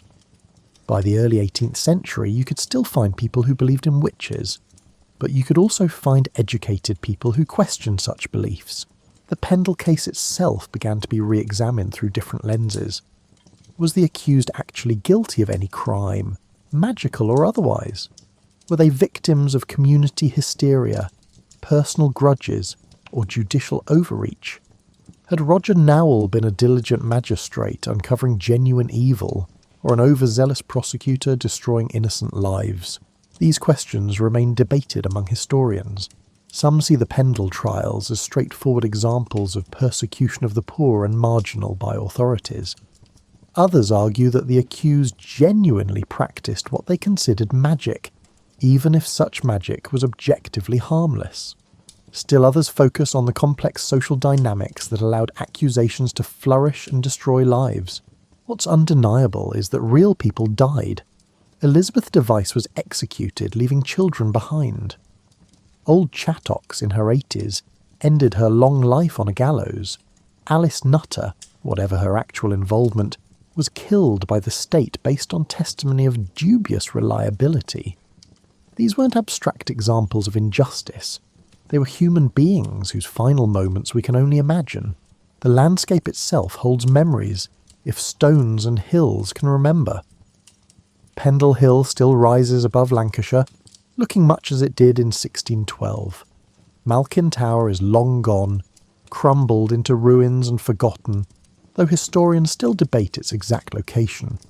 The roads where Alison Device encountered John Law are now paved, carrying cars instead of peddlers and beggars. Lancaster Castle still stands, its stones having witnessed centuries of history beyond the 1612 trials. Visitors can tour the building today, walking through spaces where the accused once stood, though whether those stones retain any memory of what happened there is a question best left to poets rather than historians. The villages around Pendle continue their existence, gradually modernising as centuries passed. The thatched roofs gave way to slate, the earthen floors to flagstone, and the isolation to connection. Electricity reached the area, bringing light to places that had known only candles and firelight.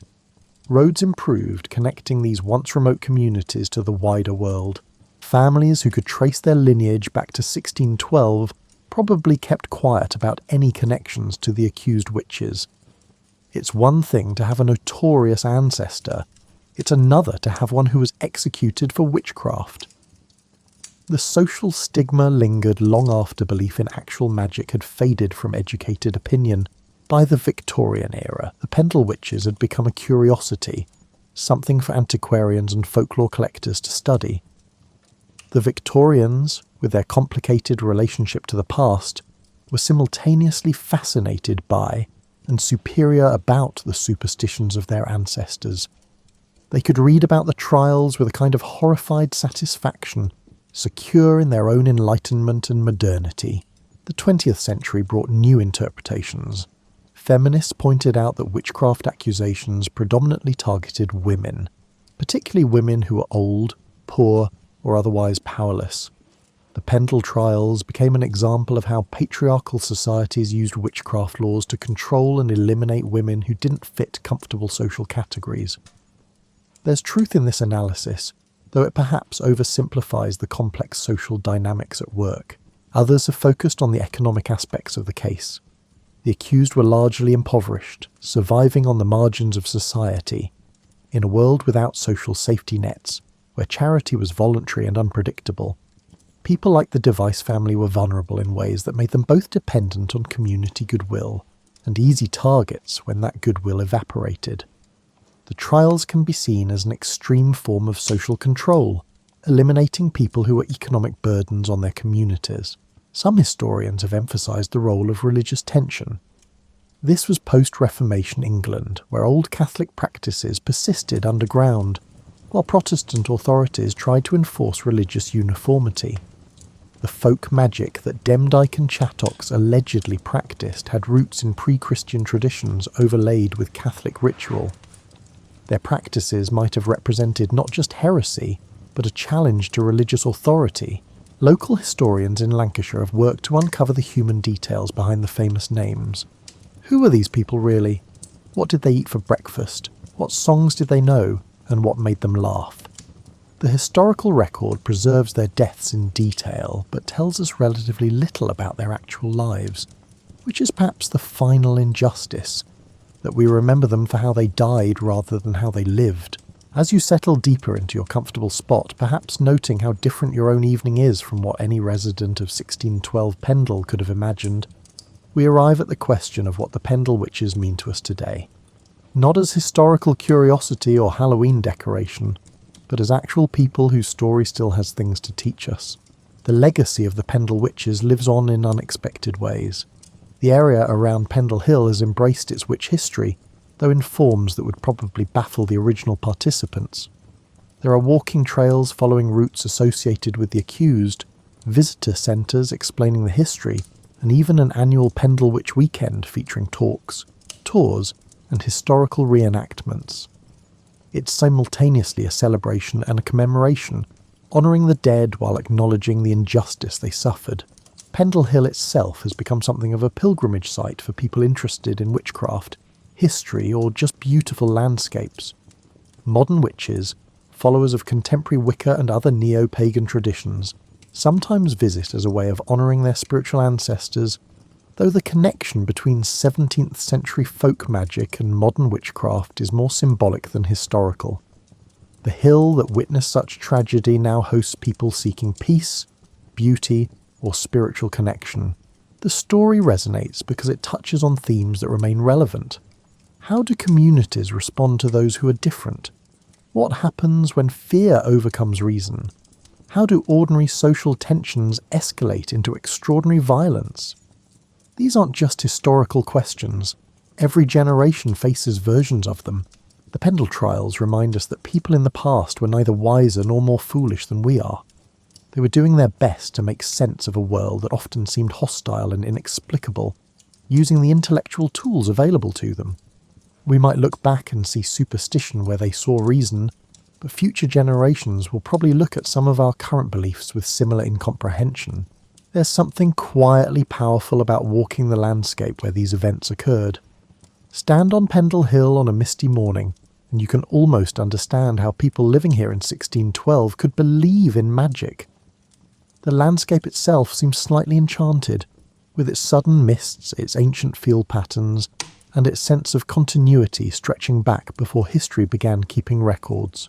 Modern residents of the Pendle area have a complex relationship with this history. It's a source of local identity and tourist income, but it's also a reminder of a dark chapter in community history.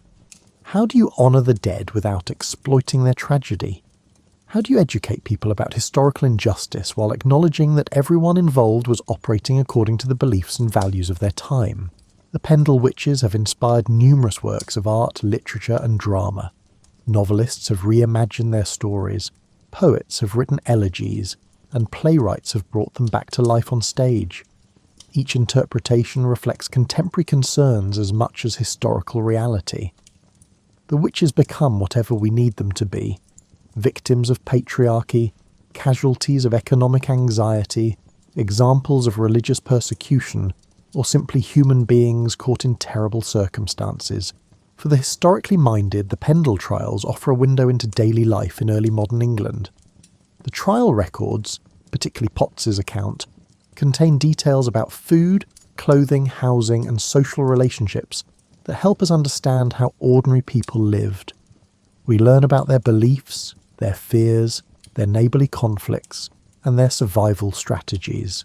The accused left us, inadvertently, a detailed portrait of life at society's margins. The legal legacy is complex.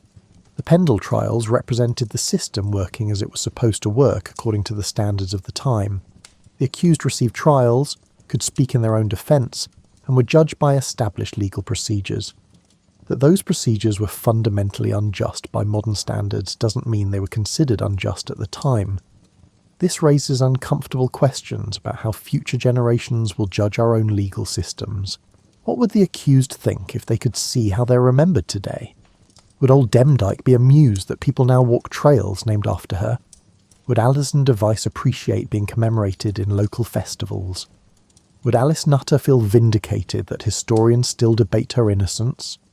We can't know, but there's something poignant about the fact that people whose lives were marked by poverty and powerlessness are now remembered while their wealthy, powerful judges have been largely forgotten. The Catholic Church, interestingly, has never canonised any of the Pendle witches as martyrs, despite occasional suggestions that they might have been Catholics persecuted for their faith.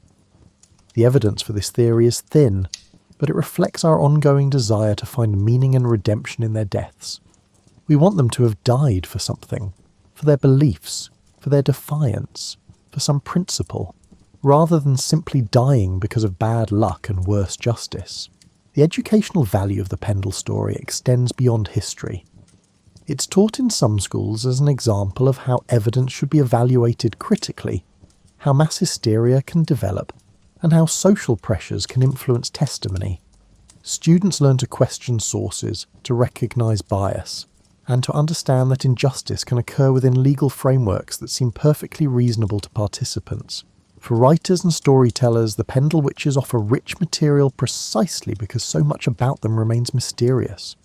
We have the bare bones of their story, but endless room for interpretation and imagination. Who were these people really? What did they think and feel? The historical gaps become spaces where fiction and empathy can operate. The landscape itself has become a character in the ongoing story. Pendle Hill, with its distinctive profile and brooding presence, has inspired artists, photographers, and nature lovers for generations. The hill has been painted, photographed, climbed, and contemplated by thousands of people who may know nothing about the 1612 trials, but who respond to its particular beauty and atmosphere. Some descendants of the Pendle family still live in the area, carrying names like Device, Nutter, or Bullcock. For them, the witch trials are family history, complicated and personal. Some have embraced this heritage, others prefer not to discuss it. It's a reminder that history isn't just something that happened to other people long ago. It's something that continues to shape living families and communities. The commercialisation of the Pendle Witch story raises ethical questions. Is it appropriate to sell witch-themed souvenirs based on a tragedy where real people died?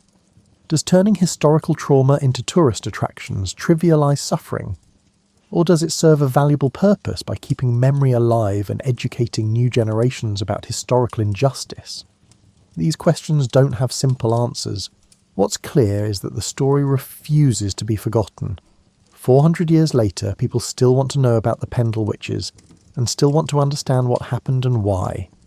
This persistent interest suggests that the story touches something fundamental about human nature, our capacity for fear, our need for explanations, our treatment of outsiders, and our complicated relationship with justice. The memorial to the Pendle Witches, a simple plaque in Lancaster acknowledging the executions, represents a small but significant form of historical reckoning.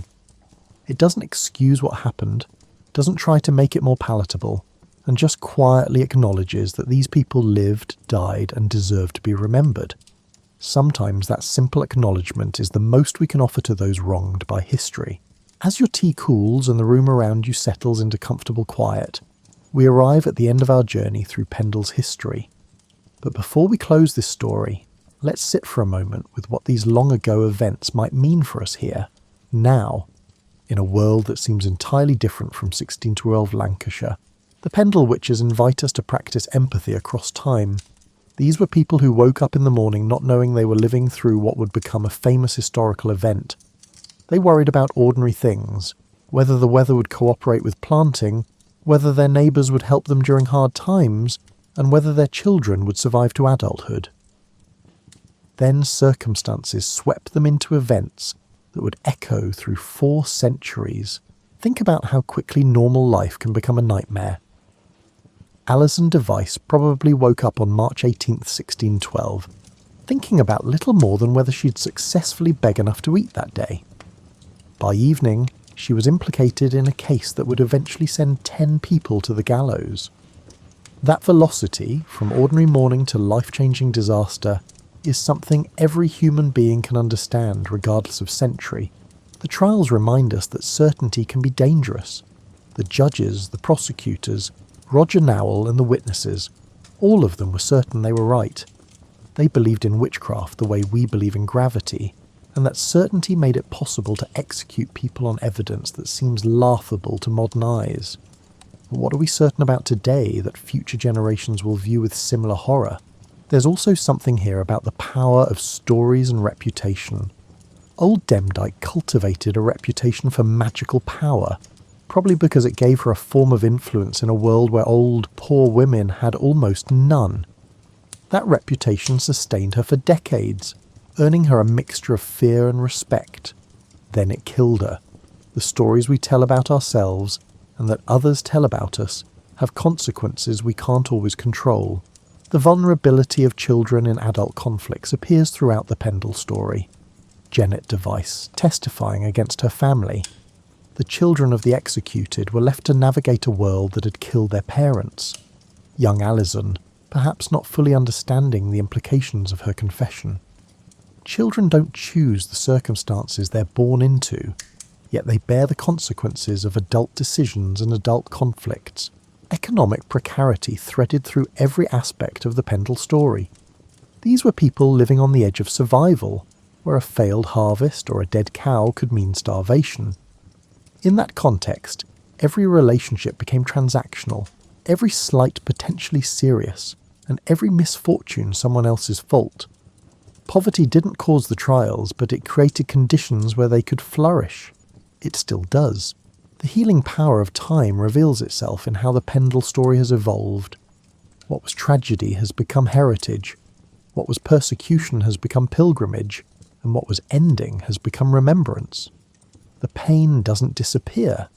Those 10 people are still dead, their families still destroyed, but time allows us to find meaning and lessons in events that initially seem to contain nothing but loss. Consider how the landscape has absorbed this history. Pendle Hill doesn't mourn. It simply exists, solid and eternal, watching centuries pass with geological indifference. Yet humans project meaning onto it, finding in its mists and shadows a reflection of the mysterious, the unknown, and the slightly uncanny. The land becomes a mirror for our own concerns and imagination. The question of belief itself deserves reflection. Did the accused actually practice what they considered magic? Almost certainly some of them did. In their world, with their understanding of causation, mixing herbs while saying certain words seemed as reasonable as any other explanation for how things worked. They believed in their own power the way we believe in the power of medicine or technology, which is to say, they had faith in systems that provided explanations and sometimes results. The role of authority in the Pendle story offers uncomfortable parallels to modern life. Roger Nowell wasn't a villain twirling a moustache. He was a respectable gentleman doing what he thought was right, according to the laws and beliefs of his society. The judges were learned men following established procedures. Evil doesn't always announce itself as evil. Sometimes it wears the mask of proper authority and legal procedure. What about forgiveness? Can we forgive the accusers who sent innocent people to their deaths? Can we forgive the judges who accepted dubious evidence? Can we forgive young Janet for testifying against her family? Forgiveness might be the wrong concept. These people are long dead, beyond the reach of either condemnation or absolution. Perhaps understanding is what we can offer instead. The recognition that humans throughout history do terrible things while believing they're doing right. The persistence of the Pendle story suggests something about the human need for narrative. We want history to have shape and meaning, to teach lessons, and to connect us to something larger than our individual lives. The Pendle witches provide that connection, not because their deaths were particularly meaningful, but because we've invested them with meaning through centuries of remembering and retelling. As research continues and new historical methods develop, we might learn more about the Pendle witches. Archaeological investigations could reveal details about how they lived. Demographic research might illuminate the social structures they navigated. New readings of existing documents could shift our understanding. History isn't fixed. It's constantly being revised as new evidence emerges and new questions get asked. The modern witchcraft movement's adoption of the Pendle witches as spiritual ancestors creates a kind of posthumous redemption. People who were executed as evil are now honoured as practitioners of an alternative spirituality. Whether this would comfort or confuse them, we can't know, but it represents a complete reversal of their historical reputation. The condemned become the celebrated. For those who visit Pendle today, the experience offers whatever they bring to it. Tourists see a pleasant day out in beautiful countryside. Historians see a landscape that illuminates their research. Spiritual seekers find a place of power or tragedy or both.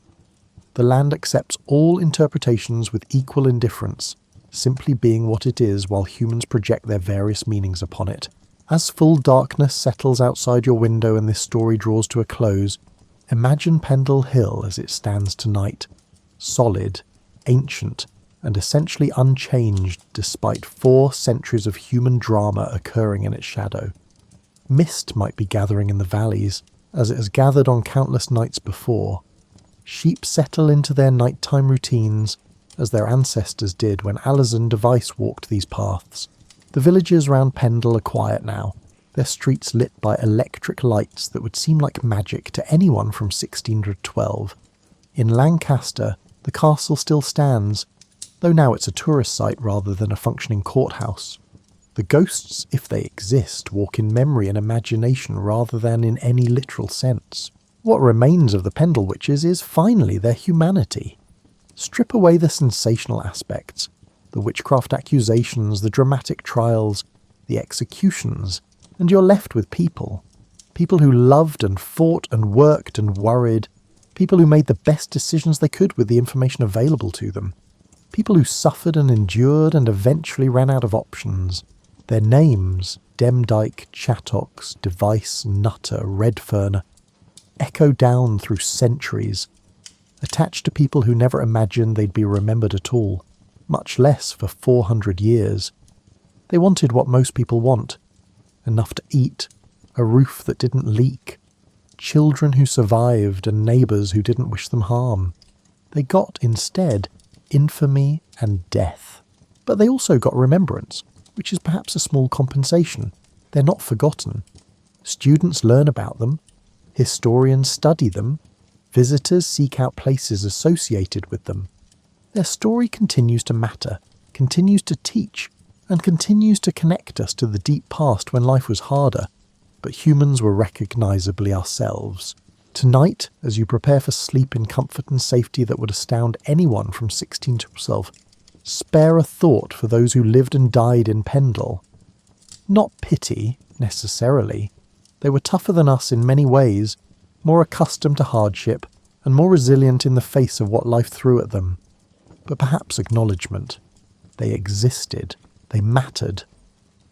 Their story is part of the vast, complex tapestry of human experience that connects us all. The Pendle Witches remind us that history isn't just dates and famous names. It's ordinary people dealing with extraordinary circumstances, doing their best to survive in a world that doesn't always cooperate with human needs or desires. It's the story of how communities work, how they fail, and how fear and belief can combine to tragic effect. As you drift towards sleep, you might reflect that you, too, are living through history. Future generations might look back on our time with the same mixture of understanding and incomprehension that we bring to the 17th century. What we consider normal, our technologies, our beliefs, our social structures, may seem as strange to them as witchcraft trials seem to us. The landscape endures. Pendle Hill will be there tomorrow, indifferent to human drama, solid and eternal. The villages will wake to another day. Life continues, as it always has, with the past present in landscape and memory, but never quite able to break through into the actual present.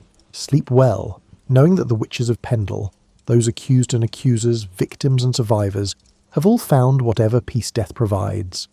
Their struggles are over, their stories remain, passed from generation to generation, shaped and reshaped to meet contemporary needs, but still rooted in events that actually happened to real people in a real place. And perhaps, in some quiet way, telling their story is a form of justice. Not legal justice. That ship sailed 4 centuries ago, but the justice of memory. They are not forgotten. Their names are spoken. Their humanity is acknowledged. In a world where most people leave no trace, where most lives disappear into the vast silence of history, the Pendle Witches have achieved a kind of immortality. Not the kind anyone would choose, perhaps, but immortality nonetheless. Rest now. Let the gentle rhythm of your breath remind you that you are alive, here, now, connected to all of human history but also separate from it, your own person in your own time.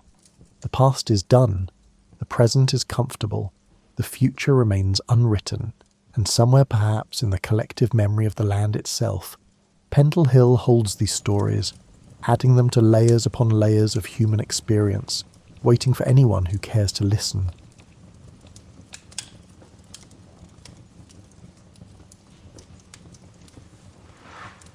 Imagine passing through a hefty wooden gate with iron hinges that creak like a long-time friend clearing their throat. A medieval garden that has been waiting for centuries to reveal its secrets to you is something truly remarkable that you've just entered. It might be 1250 or 1350. Here time seems to move more slowly. The air is scented with lavender and damp earth, and each path seems to be whispering, "Slow down, you're safe now." In an era known for plagues, wars and the occasional dragon sighting, well, that last one was mostly in the stories, but you never know, you might ask why anyone would bother designing elaborate gardens. The response is incredibly straightforward. Humans have always required breathing spaces. Medieval gardens were meticulously planned havens that could literally save your sanity, not just lovely places. Take a moment to imagine life in the Middle Ages. You're crammed into cities with dark, narrow streets that, let's face it, smell like things you'd rather not recognise. You have to avoid suspicious puddles, dodge horses, and hope the person selling you bread hasn't been experimenting with using sawdust instead of flour. By nightfall, your nervous system is more tightly wound than the drawbridge of a castle. Imagine now finding a secret garden in a castle courtyard, or behind the walls of a monastery. It's like walking into a warm kitchen after a thunderstorm. Suddenly, the cobblestones that seem to take offence at your ankles are replaced by neat pathways beneath your feet. Instead of flags snapping urgently in the wind, flowers nod in soft breezes. The only sounds are bees humming their old working songs, and the water trickles rather than rushes. The need for specially designed areas to help people relax was recognised by medieval garden designers, something we're still learning today. They were using centuries of meticulous observation about what truly makes people feel at ease, rather than psychology textbooks, which had not yet been created. These gardens adhered to the enclosed embrace concept. Every serene medieval garden was encircled by buildings, hedges or walls, giving the impression that one was being held rather than left open. You were entering a protective cocoon where the chaos of the outside world couldn't follow you, not just a garden. The enclosure was also useful. Medieval gardens required protection from straggling animals, think attempting to meditate while chasing a determined goat away, severe weather, and the odd bandit who might be more concerned with your turnips than your spiritual health. The psychological impact, however, was even more significant. Your mind stops looking for far-off dangers and becomes focused on the here and now when you are unable to see past the garden's boundaries. Every design featured water as a key component, not tumbling waterfalls or flamboyant fountains, which were added later when people felt that leisure had to be more thrilling. Water in a medieval garden flowed slowly and purposefully. Rainwater could be collected in a simple stone basin, which would serve as a drinking area for birds and a mirror for clouds. Water flowed along raised beds in tiny channels, creating the softest sound imaginable, like rain on leaves, or a lullaby to the ground. The pathways themselves were psychological engineering masterpieces. Medieval garden paths were intended for wandering, in contrast to contemporary gardens where paths frequently lead to designated locations. They were never hurried, but instead curved gently, offering fresh views at every bend. It may appear to be a rosebush, but as you approach it, you'll find a tiny herb garden behind it, which leads to a sunny area where you can sit and watch butterflies compete for the best flowers. These designs weren't haphazard. Although they would have scoffed at such a pretentious title, the first landscape therapists were the designers of medieval gardens. They were just individuals who realised that time, beauty, safety and gentle stimulation are all necessary for the human spirit to unfold. A ton of time, you'll find that each component had a purpose as you get comfortable exploring these gardens during our journey together. The herbs weren't only used to season soup. Depending on your needs, they release scents that could increase energy or reduce anxiety. In addition to being lovely, the flowers' hues and forms were selected to soothe weary eyes and promote the kind of gentle concentration that allows your mind to relax. Even the upkeep of these gardens was planned with tranquility in mind. In contrast to contemporary landscaping, which necessitates loud machinery and last-minute weekend labour, medieval gardens developed their beauty gradually, season by season. Pruning, weeding, watering, all gentle, repetitive tasks that allow your thoughts to settle like sediment in a peaceful pond, became a kind of moving meditation. As you fall asleep tonight, picture yourself as the garden's caretaker. As you check on young seedlings, feel the morning dew on your fingertips, hear the gratifying hum of your blade cutting overly eager herbs. Imagine yourself sitting on a plain wooden bench in the evening light, watching the last bees of the day visit flowers that appear to glow in the golden hour. In your fantasy medieval world, you awaken to the sound of bells ringing throughout the countryside. Not the startling clatter of contemporary life, but the soft bronze voices that have been calling people to prayer for centuries. You're now in a monastery garden, the pinnacle of the art of tranquil design. For good reason, monastic communities were the world's best gardeners during the Middle Ages. Through prayer, meditation, and what they referred to as opus manuum, the work of hands, these individuals had devoted their lives to discovering a connection with God. They learned that certain physical settings could either help or hinder their spiritual objectives, and they incorporated these insights into the design of their gardens. As soon as you enter the monastery, you'll notice how different the atmosphere is from the outside world. Not only is it quieter, but the air itself seems to have acquired patience. The garden unfolds in front of you in sections, each serving a distinct function, but all being bound together by the same overarching idea. Everything in this place is there to restore the health of the human soul. The physical garden, where therapeutic herbs are grown in tidy raised beds, is the first space you come across. However, don't picture sterile rows like the outdoor area of a contemporary pharmacy. An artist's sense of colour, texture and scent is evident in the arrangement of these plants. Even their most utilitarian plantings were beautiful to behold, because the monastery gardeners recognised that healing starts with the senses. Alongside tidy thyme borders, chamomile grows in silvery green mounds. In purple ranks that appear to glitter in the morning light, lavender stands at attention. Wherever it is permitted, mint grows, producing cool green carpets that smell good whenever you touch them. The real magic occurs when you discover that in fact walking among these plants causes your breathing to slow down. The visual effect is calming. Certain scents have direct pathways to the nervous system, a discovery made by medieval monks that modern aromatherapy is still catching up to. It's true that lavender reduces anxiety. In fact, rosemary can help with mental clarity. Mint actually improves mood and aids in digestion. However, they did more than simply cultivate these plants. They placed them along the garden path so that people would naturally and unconsciously experience their benefits. It was not because medieval people lacked imagination that monastic gardens were laid out according to rigid geometric patterns. These geometric patterns functioned as a kind of visual meditation. Your mind would naturally settle into the same serene rhythm if your eye followed the neat patterns. Squares within squares, circles intersected by crosses and rectangles divided by diagonal paths.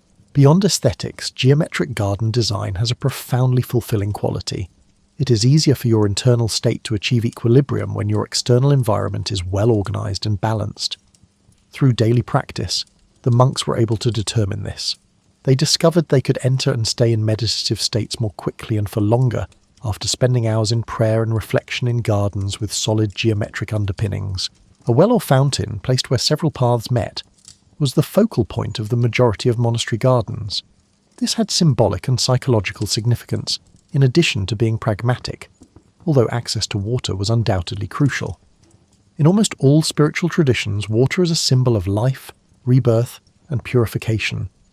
Having it at the centre of the garden served as a conscious or unconscious reminder to guests that they were in a space devoted to renewal. The water features were intended to stimulate your senses without overpowering them, which is where the subtle genius of medieval garden designers was displayed.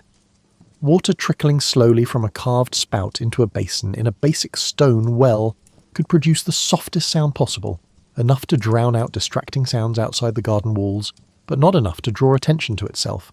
In order to maximise psychological benefits, the seating areas in the monastery gardens were positioned strategically. Wooden benches were placed facing either west, for evening reflection as the day came to an end, or east, for morning meditation in the light of the sunrise. They were placed next to herb beds where the scent would be most potent in the hottest hours of the day, or nestled into alcoves created by carefully trained fruit trees. Sitting in one of these locations, you would observe how the garden seems to envelop you without making you feel crowded. Although the surrounding hedges or walls provide privacy and security, they aren't so high that you feel confined. As the sun passes overhead, you can see the sky, Watch the clouds move and take in the shifting patterns of light and shadow. It feels like a soft, verdant hug. Monastery gardens' maintenance philosophy was a reflection of their spiritual mission. Slowly and deliberately, the work was done as a kind of prayer. Weeding was an opportunity to exercise patience and attention to detail, not a task to be hurried through. Watering was an opportunity to observe and appreciate the needs and growth of each individual plant, in addition to providing basic plant care. This method produced gardens that exuded serenity. Spaces acquire a distinct energy quality when they are maintained with love and meditation, as opposed to speed and efficiency. This phenomenon is frequently mentioned by contemporary visitors to restored monastery gardens. There is an unmistakably serene quality to these areas that transcends their aesthetic appeal. In ways we have mostly forgotten, the monks also had an understanding of seasonal rhythms. Their gardens were planned to offer various forms of aesthetic appeal and practicality all year long. The delicate blossoms of fruit trees and the new green of fresh herbs arrived with spring. Harvests were plentiful, and the scent of blooming plants filled the air during the summer. Autumn brought vibrant foliage and the joy of collecting seeds for planting the following year. With the sharp lines of the geometric design clearly visible, and evergreen herbs offering patches of life against the snow, even winter had its own stern beauty. Imagine how the light of the day gradually fades and how the air cools and carries the mixed scents of herbs as you settle into evening prayer in this monastery garden. You discover that you have spent the entire day in this verdant haven without ever feeling rushed, anxious, or out of sync with the cycles of life itself when the bells ring once more, summoning the community to vespers. You're exchanging your modest monastery cell for something far more opulent this morning, a castle garden intended for medieval aristocracy.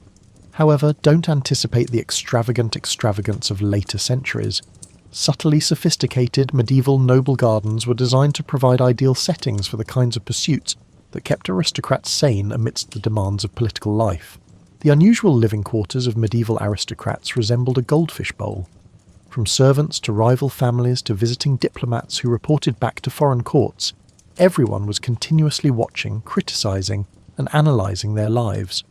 There was hardly any privacy, and leisure had to be carefully planned in between court rituals, tournaments, and the never-ending negotiations that prevented kingdoms from falling into anarchy. Their gardens, which were created especially to offer the kinds of tranquil experiences that would be practically impossible to find elsewhere in medieval society, turned into vital pressure valves.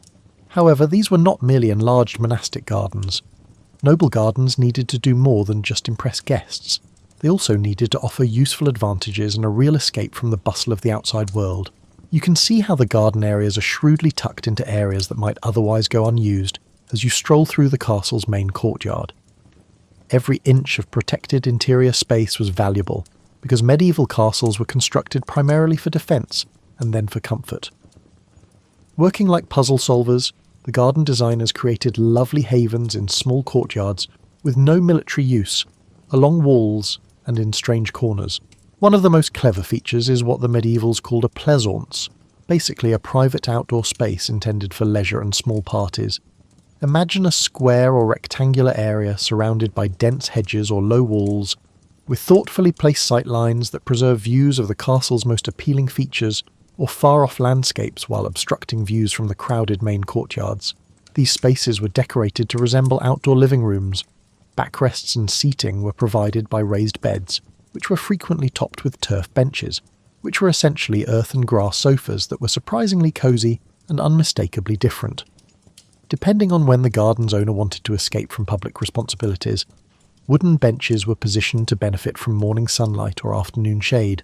Noble Gardens' plant selections demonstrated a deep comprehension of social dynamics and psychology. Roses were important because of their symbolic meaning in addition to their beauty. Roses stood for love, purity, and the transient nature of earthly beauty, according to the medievals, who interpreted everything. Roses were a continual reminder that there was beauty in life worth stopping to appreciate, like poetry growing right outside your window. The way these roses were cultivated, however, was the truly ingenious aspect. Medieval gardeners trained roses as climbers and ramblers, weaving them through wooden frameworks to create living walls and shaded alcoves, in contrast to modern rose bushes that bloom once, and then look rather ordinary for the rest of the year. Picture yourself sitting beneath an arbour, with hundreds of tiny, highly fragrant roses, that formed a natural canopy above you, and petals that occasionally fell like fragrant snow. In castle settings, herb gardens fulfilled three functions. They were useful, aesthetically pleasing, and instructive. Noble families were supposed to know how to run the home, cook, and practice medicine. The herb garden offered practical and soothing opportunities for hands-on learning. Identifying the various mints, which is surprisingly difficult and strangely meditative, knowing which herbs aid in digestion, or just taking in the complex scents that change throughout the day as plants released various aromatic compounds in response to temperature and sun could all take up an afternoon.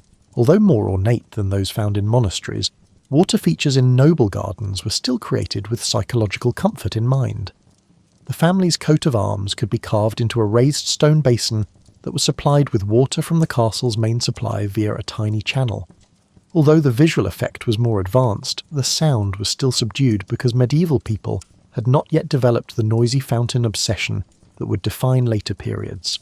These water features provided focal points for casual get-togethers and reflection. Since medieval aristocrats lacked modern-day coffee shops and living rooms, garden water features offered serene, lovely settings in which challenging discussions could take place without creating tension.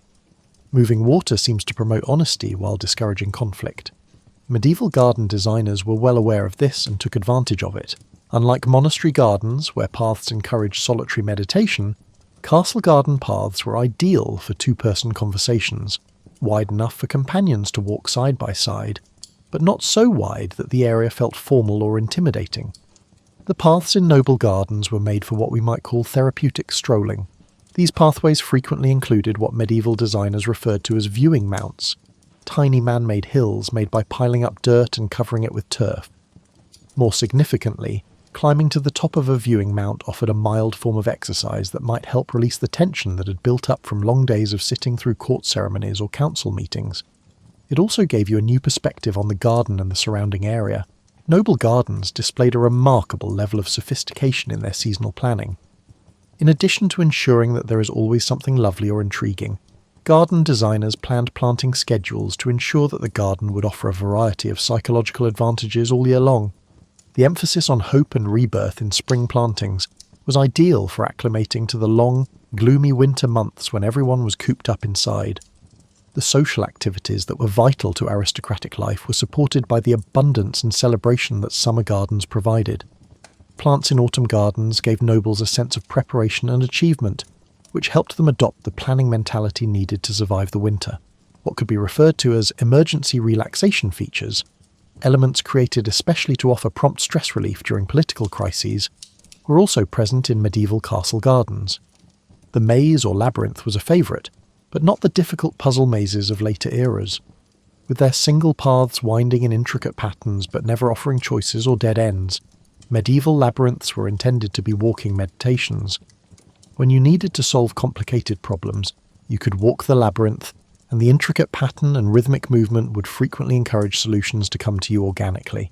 Imagine yourself sitting on one of those turf benches in your make-believe castle garden as evening draws near and the scent of plants that bloom at night starts to fill the air. Here, the meticulous design of the garden somehow absorbs the political tensions of the day.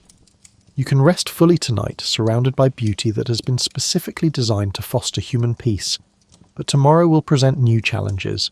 You're learning about the hortus conclusus, or enclosed garden, one of the most advanced inventions in medieval gardening tonight. This was not just any walled area with plants. Rather, it was a thoughtfully planned setting intended to produce what could be referred to as perfect psychological conditions for human flourishing. A thorough understanding of how environmental boundaries impact mental state led to the development of the enclosed garden concept. People in the Middle Ages lived in constant fear of danger that might lurk outside of their familiar boundaries. Anywhere, at any time, there could be bandits, untamed animals, hostile armies, and unexplained illnesses. Every element of daily life, including the layout of serene areas, was influenced by this persistent low-level anxiety. Imagine yourself walking through a small gate or doorway into an enclosed garden. The changeover is purposeful and dramatic. You're surrounded by walls that define and safeguard a smaller, more manageable universe one moment, and then you are in the open world with its boundless horizons and possible dangers the next. Your nervous system literally lets out a sigh of relief as a result of the profound and instantaneous psychological shift. Medieval garden designers, however, went beyond the basic enclosure. They realised that walls by themselves could feel more like prisons than like freedoms. Making the enclosure feel more like an embrace than a prison was the trick. They achieved this by paying close attention to sight lines, proportions, and what we might refer to as controlled openings. A sense of protected space where you could not be surprised or threatened was provided by the walls of the most successful enclosed gardens, which adhered to what contemporary environmental psychologists refer to as the prospect and refuge principle, though medieval designers would have simply referred to it as feeling safe while seeing beauty. However, the gardens also featured thoughtfully designed opportunities, sky views, far-off landscapes, or garden elements that allowed your thoughts to roam without straying from the safety zone. Gates or windows in the walls that framed views like living paintings could create these opportunities. Picture yourself perched on a stone bench, gazing through an arched aperture that ideally frames a view of the castle's towers or a far-off hillside. Your body stays securely contained while your eye can travel to these far-off views, meeting the human need for spatial variety. The enclosed gardens' plant choices were exquisite examples of sensory design. Each plant was picked for its ability to enhance the garden's overall psychological ambience, in addition to its aesthetic value. Lavender offered a soothing scent and delicate silvery leaves that glistened in any kind of light. The strong, enlightening aroma of rosemary could clear mental haze and boost alertness without making people anxious. Plants in the mint family offered refreshing scents and cooling effects that could help cool even the hottest summer days. What we might refer to as layered fragrances, plant combinations that released distinct scents at various times of day and in various weather conditions, were common in medieval enclosed gardens. The scent of wet herbs may be green and dewy in the morning, mingled with the honey-sweet aroma of flowers opening to the sun. Aromatic plants such as oregano and thyme would release their stronger scents in the midday heat. Night-blooming plants, with their enigmatic and frequently more complex scents, would emerge in the evening. These gardens' ground planning adhered to principles that seemed to work almost magically. The walkways were both intimately intimate and sufficiently wide for comfortable walking. Since you could never see the entire garden at once, they gently curved to evoke a sense of discovery. There was always something new to discover around every corner. However, everything happened at a natural and secure pace, and the curves were never abrupt enough to cause surprise or fear. Enclosed garden water management reached new artistic heights. Each drop of water could be meticulously regulated and synchronized because these were enclosed spaces. In order to produce various sounds and visual effects throughout the garden, designers devised systems that would allow water to move slowly through the area, appearing and disappearing. You may first see water as a soft spring that emerges from a carved stone face in one wall, then follow its path as it feeds various plant beds via tiny channels before gathering in a central basin to reflect the sky and light. From the first soft bubbling of the spring to the soft trickling through the channels to the almost silent filling of the last basin, the sound of this water would change as it travelled. The psychological significance of what we might refer to as controlled wilderness within enclosed spaces was also recognised by medieval designers. These gardens featured sections where plants were permitted to grow in more organic patterns, despite their meticulous planning and upkeep. Herbs that had been left to self-seed and spread could be found in a corner, resulting in patches that felt wild and impromptu, but were totally safe. A basic psychological need of humans was met by this harmony between naturalness and control.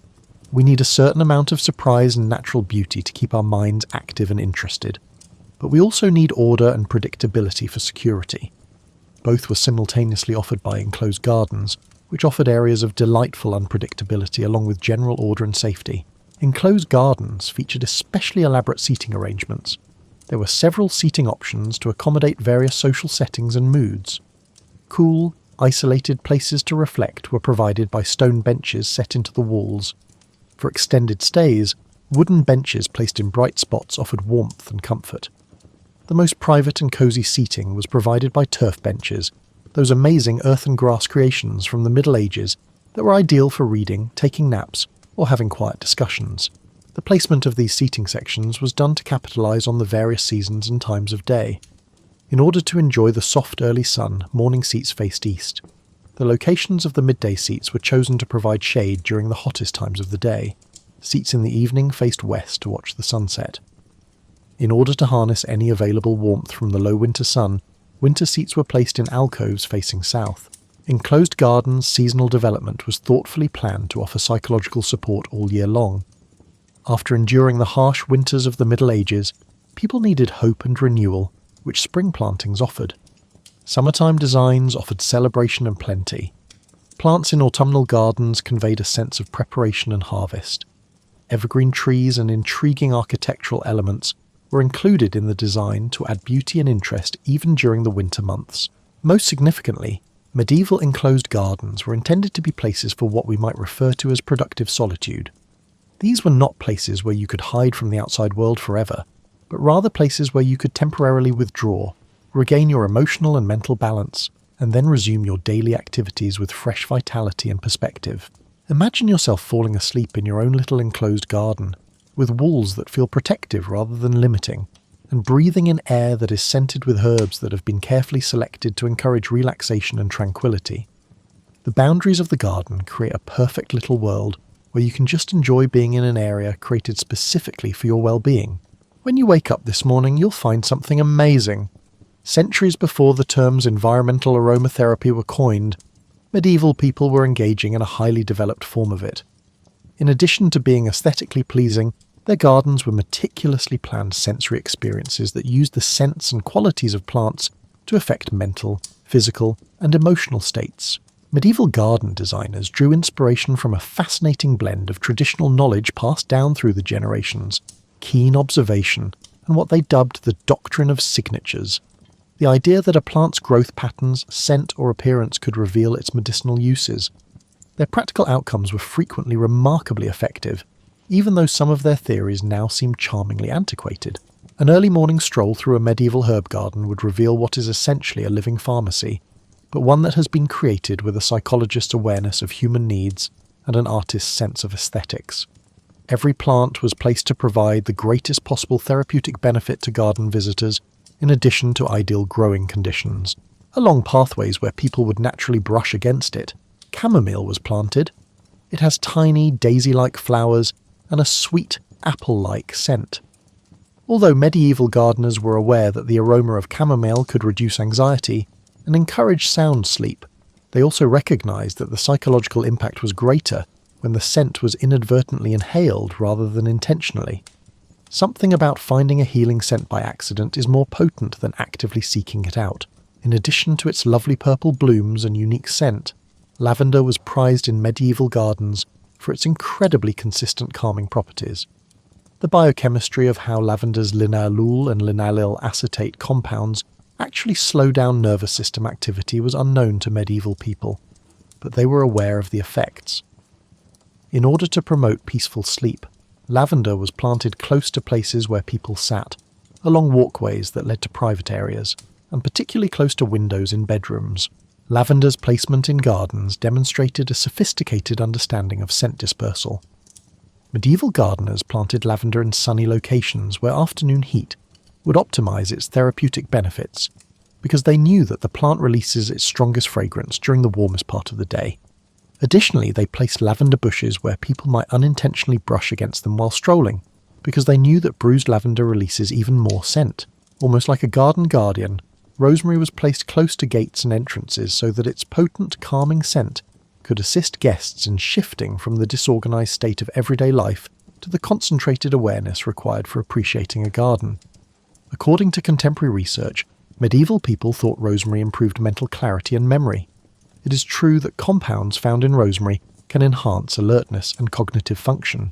However, this is where the genius of medieval garden design was displayed. Rosemary was also planted alongside soothing herbs like chamomile and lavender. The end effect was a well-balanced scent experience that could improve mental clarity without causing overstimulation or anxiety.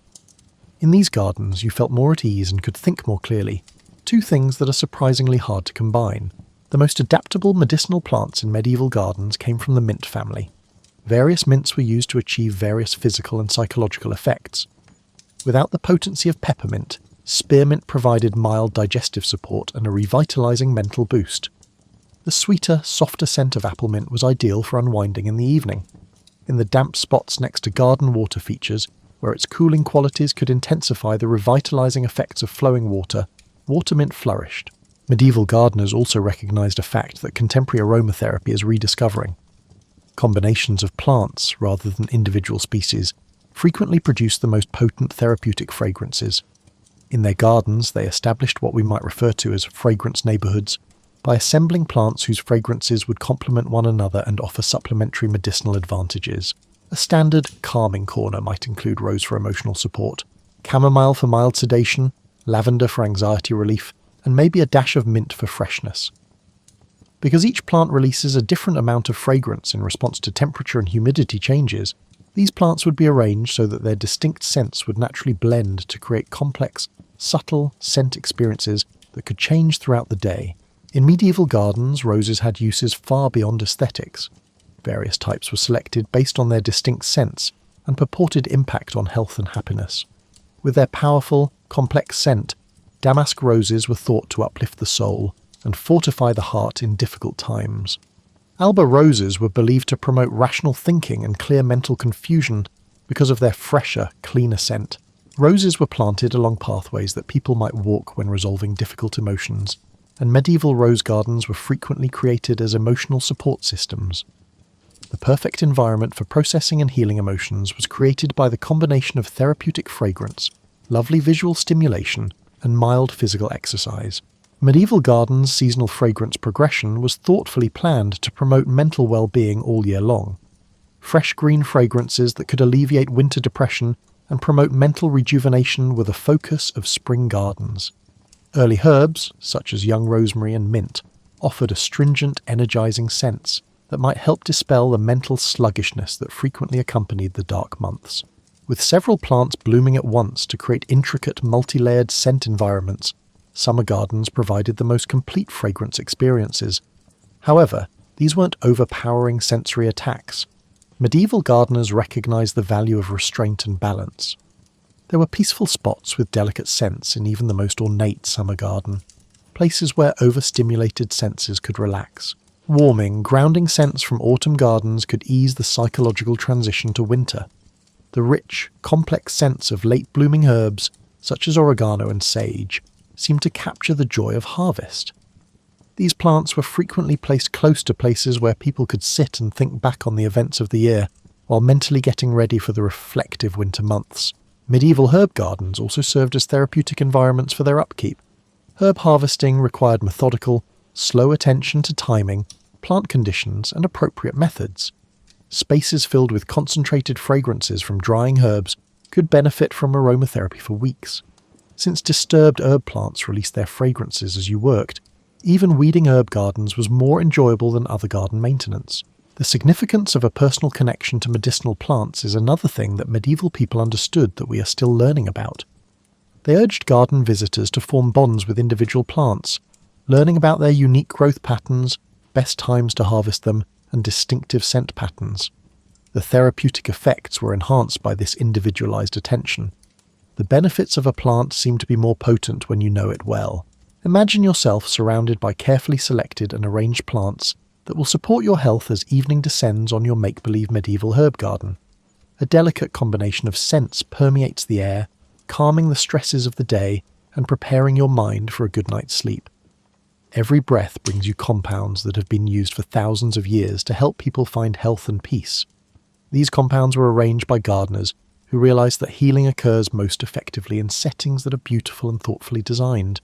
You're studying one of the most intriguing facets of medieval gardening this morning: the creation of spaces that have the power to literally alter human perception through the use of geometric patterns and symbolic designs. Plants were not arranged haphazardly or in accordance with contemporary aesthetic standards by medieval garden designers. Their work was based on a deep understanding of how spiritual awareness and mental state are influenced by visual patterns. In the world of the medieval people, everything was thought to have symbolic meaning. Rather than being merely ornamental choices, numbers, shapes, colours, and spatial relationships were seen as stepping stones to a greater comprehension of natural harmony and divine order. This symbolic language was employed by garden designers to create areas that could lead guests to particular spiritual and psychological states. You would instantly notice the sense of balance and justice that seems to emanate from the layout itself if you were to walk into a medieval garden that was created using sacred geometric principles.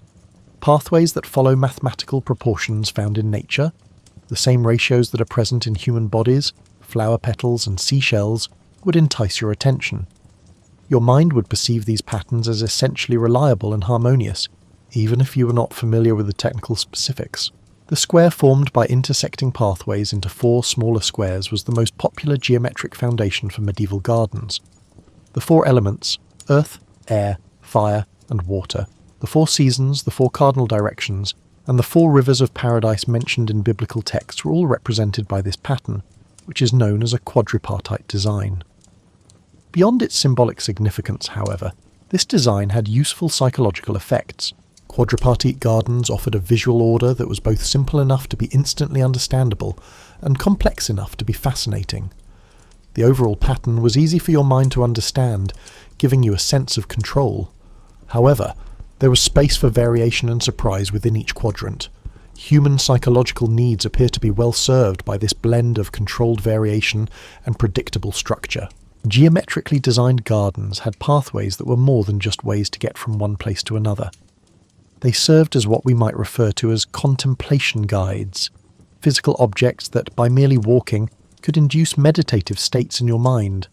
Special features such as a fountain, an especially lovely plant, or a religious sculpture that encouraged pause and contemplation were frequently used to mark the intersections where pathways crossed.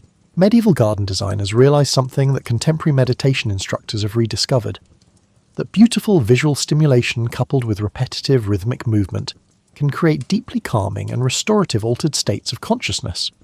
It became a kind of moving meditation to follow the geometric paths of a medieval garden, with their predictable curves and intersections. Geometric gardens with circular features had unique psychological purposes. Curved alcoves, round fountains, and circular herb beds offered visual respite from the overall geometric framework's angular precision. More significantly, however, in medieval symbolic thinking, circles stood for wholeness, harmony, and perfection. It was thought that incorporating circular elements into garden design would aid guests in achieving spiritual integration and psychological wholeness. What we might refer to as sacred proportion systems, mathematical relationships thought to reflect divine harmony, were incorporated into the most elaborate medieval gardens. The golden ratio, which can be found in everything from nautilus shells to sunflower seed spirals, was frequently used to establish the connections between various garden sections. Even when visitors were unable to consciously pinpoint the reason, these proportional systems produced gardens that felt enigmatically fulfilling to experience. Your mind would react with a sense of calm and righteousness that seemed to come from the surroundings rather than from any deliberate effort on your part as your eye moved through areas that felt harmonious and well-balanced. Geometric gardens featured equally complex colour schemes. Based on observed psychological effects and symbolic associations, medieval designers employed what they dubbed colour harmonies. White flowers were frequently planted in central areas or along main routes because they symbolised purity and spiritual illumination. Red flowers were placed where their emotional intensity could be appreciated without overpowering the tranquil atmosphere of the garden, symbolising both earthly passion and divine love. Despite being comparatively uncommon in medieval gardens, blue flowers were prized for their purported capacity to foster introspection and spiritual understanding. They were frequently placed in peaceful nooks or beside walkways that led to places of prayer where their calming hue might assist guests in turning their attention from material worries to spiritual ones. Keeping up geometric gardens was a kind of spiritual exercise in and of itself. Regular, patient attention was necessary to maintain the pattern's clarity and accuracy. The gardeners who cared for these areas frequently referred to their labour as a kind of meditation or prayer. Replanting to maintain colour arrangements, weeding to preserve the clarity of planted patterns, and trimming hedges to maintain clean geometric lines all became opportunities to practice the kind of focused attention that medieval people associated with spiritual development. Geometric gardens were designed with seasonal changes in mind to preserve the key patterns, while offering year-round diversity and interest. The linear features of the garden, such as the bulbs placed along the edges of the pathways to produce clear lines of colour, could be highlighted with spring plantings. While keeping their fundamental boundaries, summer plantings could fill in the geometric shapes with a profusion of growth. Even as their foliage changed colour, plants that offered strong structural elements could be found in autumn gardens. In order to maintain the geometric patterns even when the majority of the plants were inactive, winter gardens relied on hardscape components and evergreen plants. The psychological significance of what we might refer to as pattern completion was also recognised by medieval garden designers, who produced geometric designs that encouraged guests to actively perceive the patterns rather than merely passively observing them. The entire geometric pattern may not be immediately apparent when you first enter a garden. Instead, you may need to navigate through different sections and observe the area from different perspectives before the entire pattern becomes clear to you. Important psychological purposes were fulfilled by this gradual pattern recognition process. It was a gentle, fulfilling puzzle with a clear solution that kept your mind active. Garden patterns could be fully comprehended and appreciated, in contrast to the intricate and frequently intractable issues of everyday medieval life. A sense of emotional and intellectual relief that was hard to find elsewhere was brought on by this experience of understanding and completion. The geometric garden design's symbolic meanings also gave guests what we might refer to as contemplation frameworks, organised approaches to considering life's more profound issues. A garden that is themed around the number 4 could inspire contemplation of the 4 seasons of spiritual growth, the 4 stages of life, or the 4 virtues. Through garden design, these ideas were made tangible and approachable rather than being abstract philosophical concepts. Geometric gardens' maze and labyrinth features had specific psychological purposes. Since they could engender fear rather than serenity, true mazes, with their numerous paths and dead ends, were less prevalent in serene medieval gardens. But because of their meditative properties, labyrinths, single-path patterns that wound in intricate yet predictable ways toward a central goal, were well liked. It took just the right amount of mental focus to navigate a labyrinth, keeping your conscious mind busy while allowing deeper levels of awareness to emerge. What medieval people referred to as contemplative prayer, and what we might recognise as a type of walking meditation, were made possible by the rhythmic movement and the visual interest of the winding path. What medieval designers referred to as paradise features, elements created especially to evoke the biblical Garden of Eden or other sacred landscapes, were found in the most ornate geometric gardens. These could include particular plant combinations mentioned in religious texts or fountains arranged to form the 4 rivers of paradise. However, even these highly symbolic components were incorporated into designs that placed more emphasis on psychological calm and comfort than on purely symbolic accuracy. Observe how the shadows highlight the patterns that lead your eye and mind to peace, as evening light starts to slope across your imagined geometric garden.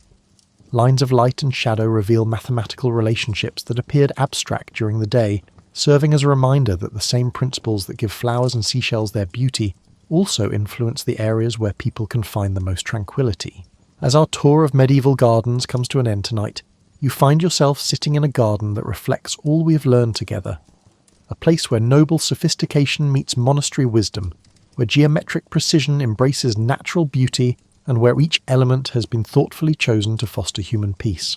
The surrounding garden is a representation of centuries' worth of knowledge about what people require in order to flourish spiritually and emotionally.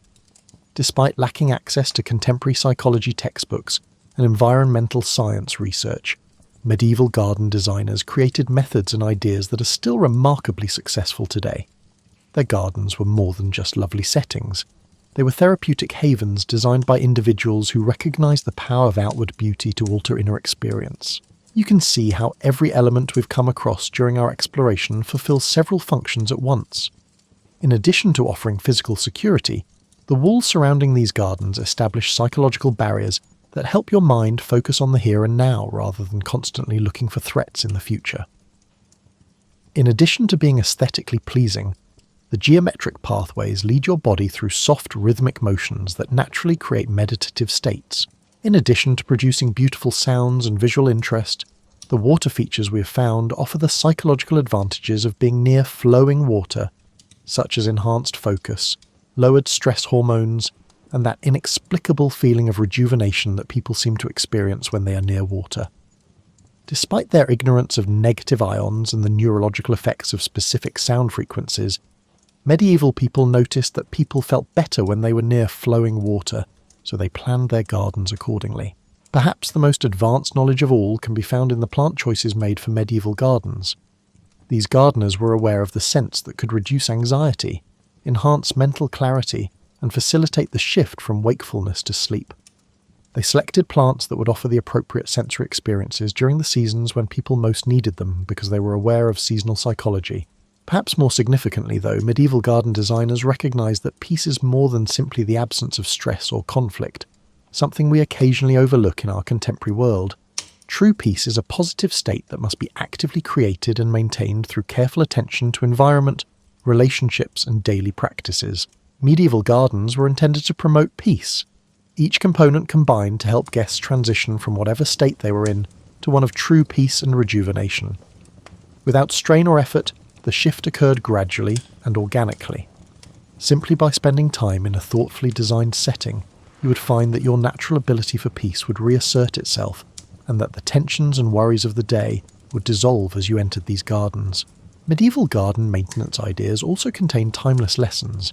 These areas were cared for with love, patience, and what the medievals referred to as right intention, the desire to bring about healing and beauty rather than efficiency or maximum output. The gardeners who cared for these areas were aware that their own mental states during work had an impact on the outcome. Compared to gardens tended with meditative care, gardens tended with hurried frustration felt different. This idea applies to all facets of creating tranquil spaces, not just gardening. Beyond just physical arrangements, the energy and intention we put into any space-making activity, whether we're setting up a room, cooking, or just planning our daily schedule, influences the outcome. Important lessons about the interplay between structure and freedom were also imparted by medieval gardens. They weren't wild, unruly places, but they also weren't strict or repressive. They offered dependable beauty, well-defined boundaries, and predictable patterns. But there was also space for growth, surprise, and organic variation. Human psychological well-being appears to depend on this harmony between spontaneity and order. In our contemporary world, we frequently vacillate between two extremes.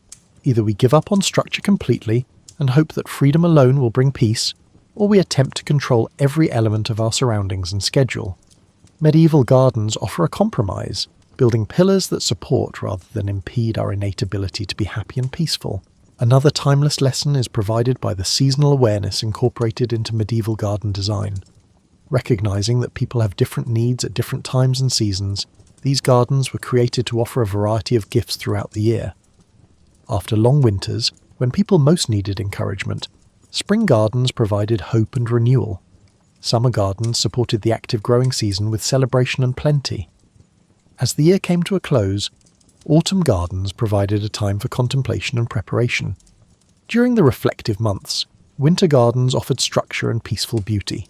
The way we think about bringing peace into our own lives may change as a result of this seasonal approach to the surroundings and activities.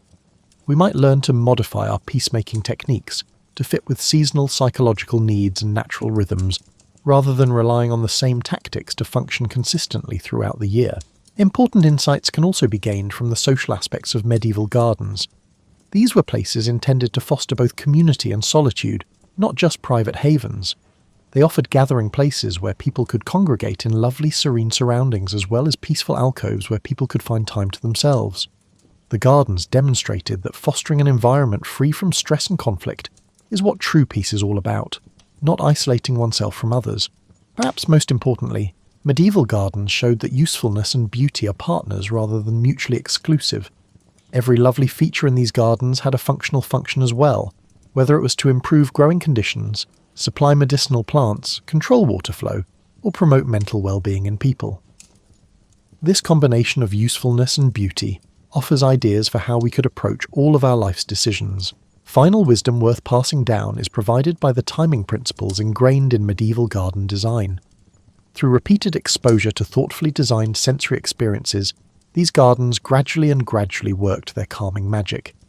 They were intended to bring about the kind of profound, long-lasting change that occurs when people regularly spend time in settings that encourage their best traits, rather than for temporary solutions or instant transformation.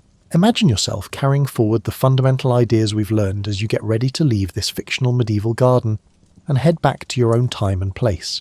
The significance of safety and enclosure, the ability of natural beauty to alter mood and consciousness, the importance of geometric order mixed with organic variety, and the fundamental human need for areas created especially to foster peace.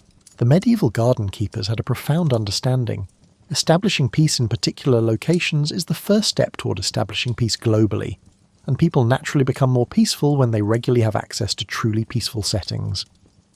Their gardens were investments in human potential, areas created to support individuals in becoming the most serene, astute, and affectionate versions of themselves.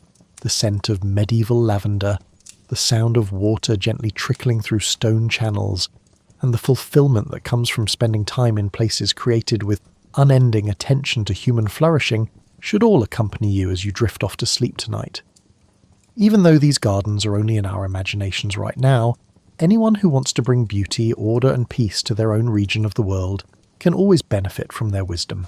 Some human experiences, beauty, peace, the healing power of well-kept gardens, transcend time and connect us across centuries to the basic needs and joys that make us human.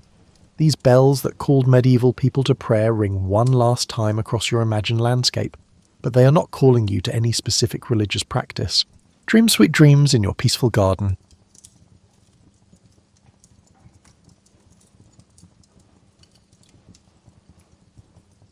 Imagine that you are in a warm bed with an electric blanket that is quietly humming. The temperature in your home is a perfect 72 degrees. Now picture taking away everything, like the temperature, the warm air circulating through the vents, and any electrical parts. Welcome to a Victorian winter night, where the challenge of staying alive until morning was not so much about being cosy as it was about avoiding becoming a human icicle. Some might say that Victorian families were tougher than ours, and there were times when they were. However, they were not superhuman. They just found creative ways to stay warm that would make current safety inspectors faint. Over the course of the 1800s, Jack Frost did more than just nip at noses. He made himself at home for the winter. In the 1800s, the average Victorian home used about as little energy as a submarine's screen door. That kind of big room with high ceilings that looks so classy in period dramas? They were monsters that ate heat. It would get warm up to those fancy carvings and stay there, making everyone below shiver like a bunch of chihuahuas in the snow. A single pane of glass could have been made of paper because it kept out so much cold. But this is where Victorian creativity came in handy. These families didn't just put up with it. They came up with a huge number of ways to stay warm that would make current survivalists look weak. In our climate-controlled world, they understood that merely turning up the heat isn't the only way to stay warm. You also need to utilise available resources and think creatively. In Victorian times, most families started getting ready for winter, like they were getting ready for battle. In October, they would start the Great Move, but not to warmer places. Instead, they would go to warmer rooms in their own homes. In the summer, the lobby would be empty, like a ghost town, and everyone would cram into the room with the best fireplace or stove. The kitchen turned into mission control for staying alive in the winter. Not only because that's where the food was made, but also because the cast iron range was basically a small fire that cooked food. In Victorian times, smart mums would bake during the coolest parts of the day so that the bread would heat the whole family. For hours, the oven would stay on, warming the room and making something beneficial at the same time. In terms of being useful, nothing was thrown away when it was used for making heat. Instead of going down the drain, the hot water used to wash dishes would sit in tubs around the room and slowly warm the air. Even the family dog made money as a living, breathing foot warmer. By December, he was everyone's best friend. Families would sit around the kitchen table for everything, not just meals. They would do their chores, sew, read, and even do their dentistry if Uncle Herbert had been putting off that toothache again. The kitchen table turned into the family's main meeting place, a place where people could hang out and a safe place to be. The real test, though, came at night, when the sun went down and the temperature dropped even more. That's when Victorian families had to make a choice. Do they try to heat the bedrooms or just accept that going to sleep is like going on an Arctic hike? Most chose the second option, resulting in inventive solutions that would make your great-grandmother proud and your heating bill envious. In a Victorian home, the evening routine began hours before anyone went to sleep. It was kind of like getting ready for a siege, but with a lot more flannel and a lot fewer guns. From the youngest child to the family father, everyone had a part to play in the big project of keeping warm every night. One could presume that Victorian families endured the cold in their separate bedrooms, each member confronting the chill in isolation, like thermal martyrs. But you'd be wrong, and that's a good thing, as that would have been a recipe for disaster that even Charles Dickens wouldn't wish on his worst characters. Victorian households innovated what could be termed strategic bedroom consolidation. Consider it the antithesis of social isolation, aimed at survival rather than indulging in Netflix consumption. When temperatures fell below tolerable levels, the family would forsake their dispersed summer sleeping arrangements and convene for a substantial slumber party in the room that retained heat most effectively. The master bedroom, typically the most spacious and therefore the warmest, transformed into a shelter for family members escaping the frigid conditions of their individual quarters. Parents often share not only their bed, but also their entire bedroom with children, grandparents, and occasionally the family cat, which has an extraordinary talent for occupying the hottest spot while maximising area usage. This practice extended beyond mere body heat, although that was certainly advantageous. The focus was on concentrating all heating efforts in a single area, rather than attempting to warm the entire house. Consider it akin to indoor camping, albeit with greater decorum and far superior bedding. The evening migration would commence around dinner time. Initially, the warming pans would be retrieved, these clever copper or brass devices resembling a frying pan with a cover and an extended handle. One would load them with hot coals or heated stones, then insert them between the sheets to mitigate the frigidness of the bedding.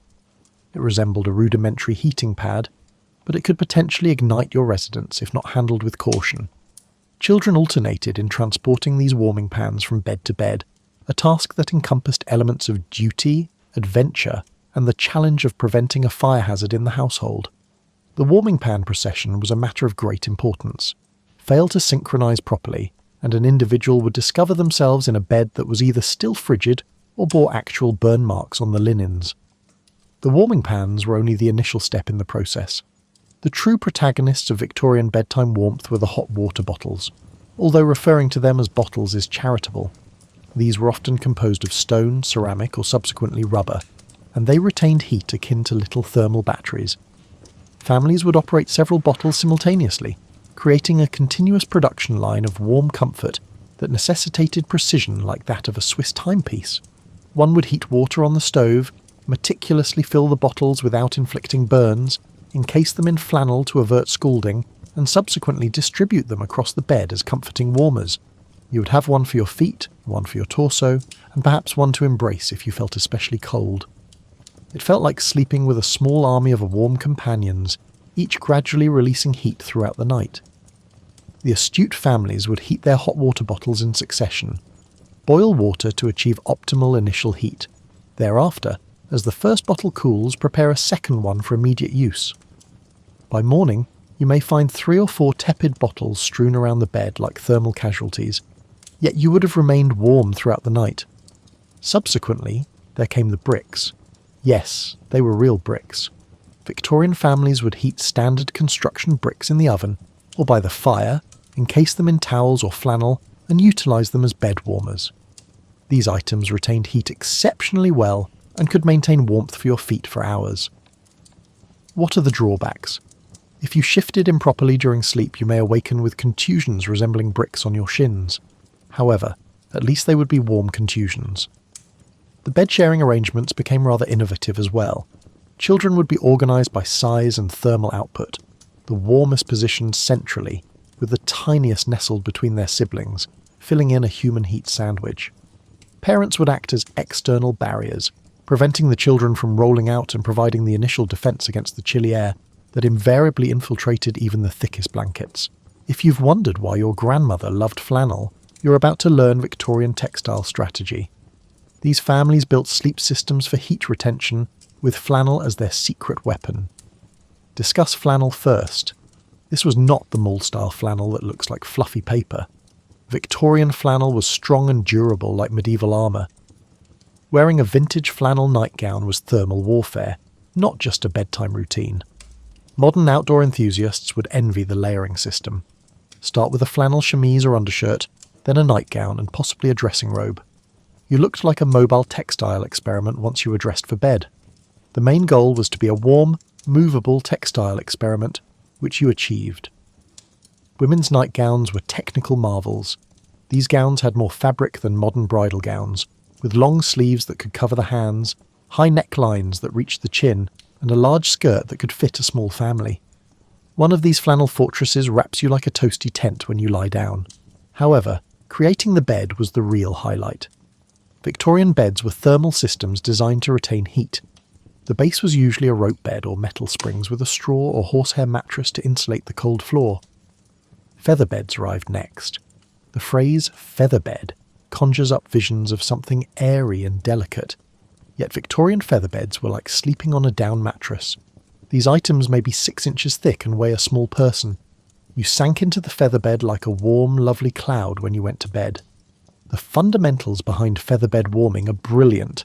Feathers and down created tiny air spaces that kept your body heat close. It was like sleeping in soft, comfy insulation, not harsh and pink. Once comfortable, the feather bed's weight kept one motionless, which was beneficial for heat retention, but detrimental if one needed to get up throughout the night. Sheets made of non-cotton were laid on the feather bed. Winter bedding was usually made of flannel or linen that had been carefully brushed to retain heat. Some households used wool winter bedding, which was harsh yet comfortable after acclimatization. The blankets were the real highlights. Victorian families arranged their blankets to resemble a winter shelter. Start with a lightweight wool blanket, then a larger one, a quilt, another wool blanket, and finally a large coverlet with several sewn layers. Some blanket systems weigh over 20 pounds. Stepping into the bed was akin to receiving a warm embrace from a friendly elephant. The layers made mobility a theoretical concept rather than a practical one. You chose your position carefully because changing it would require major building work. The weight was useful, not decorative. The thick blankets caused deep pressure stimulation, which is why weighted blankets are used for anxiety and insomnia. Victorian families accidentally discovered the sleep-promoting benefits of many pounds of wool and cotton in their mattresses. If all else failed, bed curtains were provided. 4-poster beds managed temperature and were status symbols. Thick draperies around the bed created a separate sleeping chamber to retain body heat. One can create a separate warming chamber several degrees warmer than the room by closing the drapes. Victorian households' last defence against the cold was the bedroom, whereas the kitchen was their proactive hub. These homes went beyond meal preparation to strategically use every calorie, flame and unit of heat from feeding a household. Your Victorian kitchen, resembling a thermal power plant, regarded dinner as a secondary concern. The home's heating system relied on the cast iron range, which burned wood or coal to heat the air while baking bread, roasting meat and heating water. Military tactics were used to schedule meals. Breakfast fed everyone before they left, and they started the stove early to heat the home as people got ready. Morning porridge was nutritious and filled the cooktop for an hour, warming the kitchen as the family gathered around the table like moths to a welcoming flame. The real magic happened at dinner. Victorian mums transformed meals into a decorative heat source. The Sunday roast was practical, not routine. The kitchen became cosy and provided enough food for multiple meals, while a large piece of beef was baking in the oven. The leftover heat from roasting would be used to make bread, heat water, or warm the kitchen at night. When each lit burner signified warmth, batch cooking took on new meaning. Families may cook multiple dishes at once for convenience and to justify burner use. One burner would boil soup, the oven would bake bread, water would heat for washing, and tea might be brewing for beneficial measure. While the rest of the house looked like a walk-in freezer, the kitchen was busy and warm. This soup was the classic Victorian comfort food for more than taste. A big pot of soup can simmer for hours, filling the kitchen with warm, humid air and warming you. The soup's vapour injected dampness into the dry winter air, warming the space despite an unaltered temperature. It looked like a tasty, drinkable humidifier. Astute families coordinated their cooking and heating needs throughout the day. Morning baking heated the kitchen for breakfast and dressing. Midday cooking warms lunch and preps for afternoon activities. Dinner-time preparation would warm the family gathering. The food plan looked like a heating timetable. Hot beverages became internal heaters instead of refreshers. Tea was a social drink, a way to warm oneself, and a soothing object to hold. Victorian families warmed cups of tea, coffee, or hot chocolate by wrapping their fingers around them and breathing the steam. Families prepared hot spice cider, or wine for wassail, a survival ritual.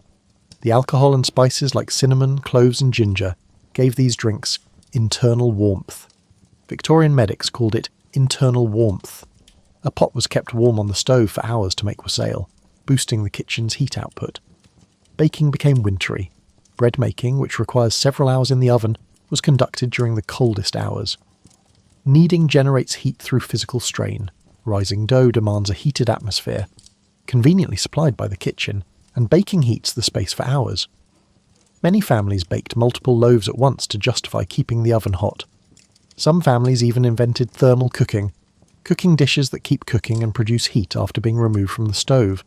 Pot roast or stew would start on the fire and then simmer in a warm kitchen area, releasing heat. It evolved into a supper from a portable warmer. The kitchen became the family's unofficial winter living space. The warmth inevitably prompted socialising beyond cooking. Children did their homework at the kitchen table, elders read and mended, and the family talked in the evening. The stove's constant heat and the warmth of family gatherings made the kitchen table the centre of winter family life. Victorian families were geniuses. They turned themselves into human heating systems without comprehending the science. These people used medieval knowledge but got findings that would impress modern thermodynamics specialists. The Victorian approach to body heat management was simple. Heat yourself if you can't heat the air. This led to brilliant and dangerous answers, frequently within the same home. Exercise became about internal combustion rather than fitness.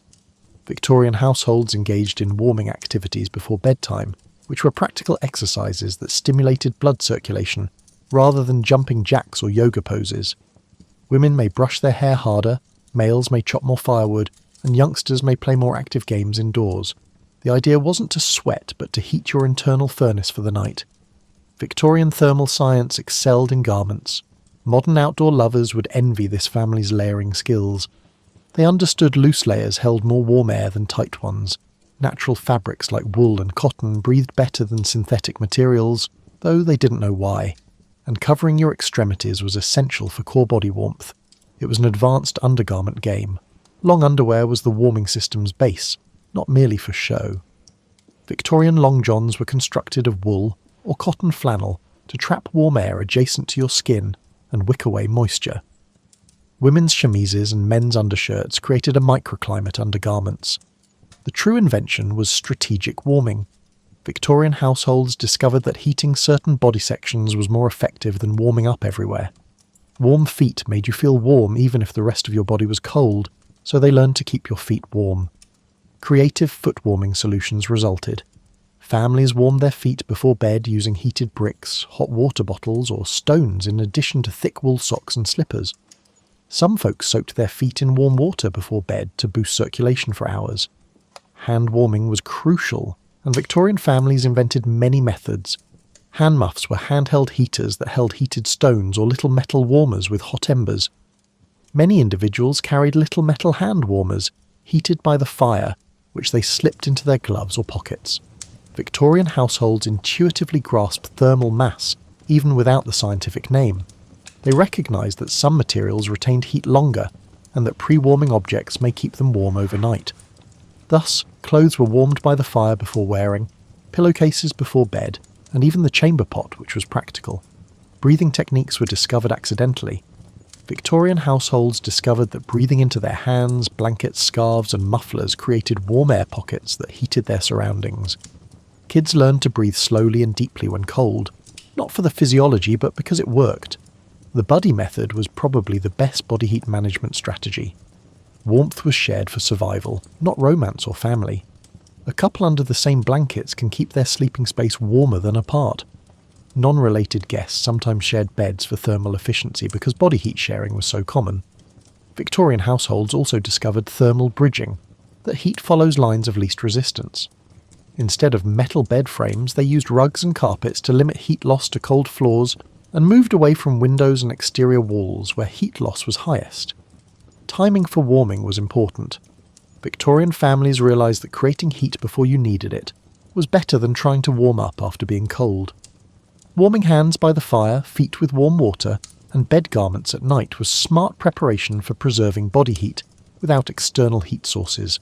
Victorian families quickly realised that winter required community, resource sharing, and even creative reinterpretations of social boundaries. As temperatures dropped, etiquette gave way to necessity, creating unique social arrangements that modern families may find endearing and challenging. Winter gave calling hours a new meaning. Families visited neighbours for social and thermal reasons. You might want to stay longer if the Johnsons had a better heating system. If your family had heated the kitchen for baking day, you would naturally ask the neighbours to assist with the bread, which kept everyone warm and allowed socialisation. House parties pretended to be social events but were survival techniques. A crowded room was heated entirely by body heat. Long evening assemblies with many families in one room were a Victorian social ritual that also conserved heat. 15 people in one room can be warm without heating, yet the same 15 people in different homes would feel cold. Church attendance often increased during the coldest months, not always due to spiritual rebirth. Churches were often the community's largest heated venues, providing hours of warmth and socialising with neighbours facing similar thermal issues. In winter, extended sermons kept the congregation warm, as well as demonstrating the minister's dedication. Community baking became social. Families coordinated bread making and baking, sharing oven space and fuel costs. In winter, people gathered around the bakery's ovens long after their purchases. It was socially acceptable to await your bread longer than baking time. Victorian boarding houses pooled heating costs and offered affordable rooms. A home with paying guests provided warmth, shared fuel expenditures, and social involvement to combat the long cold evenings. Boarding house parlours were often the warmest and most social places in a community during winter. Quilting bees and sewing circles provided thermal endurance support and needlework. As women collaborated, body heat would provide comfort while manufacturing comforters, blankets, and warm clothing. Cooperative quilting provided blankets for cold locations and fostered camaraderie among makers.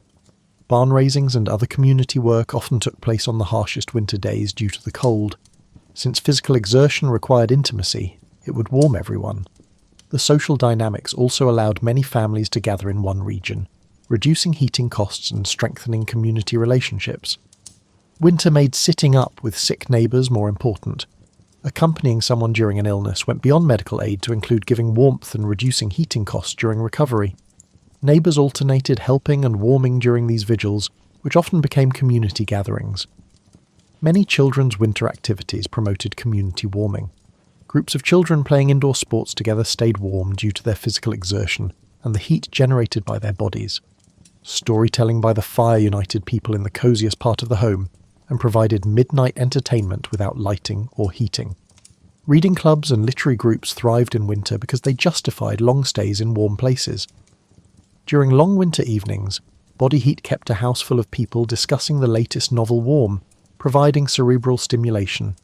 Heat altered courtship behaviours. Young couples spent more time in family parlours with relatives, not just because of chaperoning customs. Large families, coal stoves, and proximity-induced social friction exacerbated many Victorian romances. Visiting relatives or acquaintances during the winter for their better heating became a social norm. If a relative had a functioning fireplace, it was fine to stay there for weeks or help extended family with heating costs. The visits were social, but everyone understood thermal math. Winter survival in Victorian times wasn't only about sleeping. What occurred as you left your comfortable blanket cocoon to confront a frigid winter morning?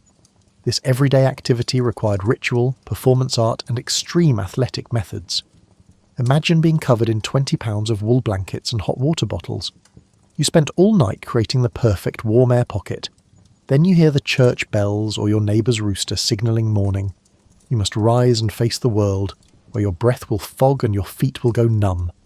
Morning prep in the 1800s was like a planned dance while freezing. First rule, never stand up at once. You could just as well leap into a cold lake. It would jolt the system and erase all your warm work overnight. Instead, you'd slowly transform from a warm horizontal to a functional upright. While you slept, it started. Move your arms and legs under your sheets to get blood flowing. It resembled horizontal exercises.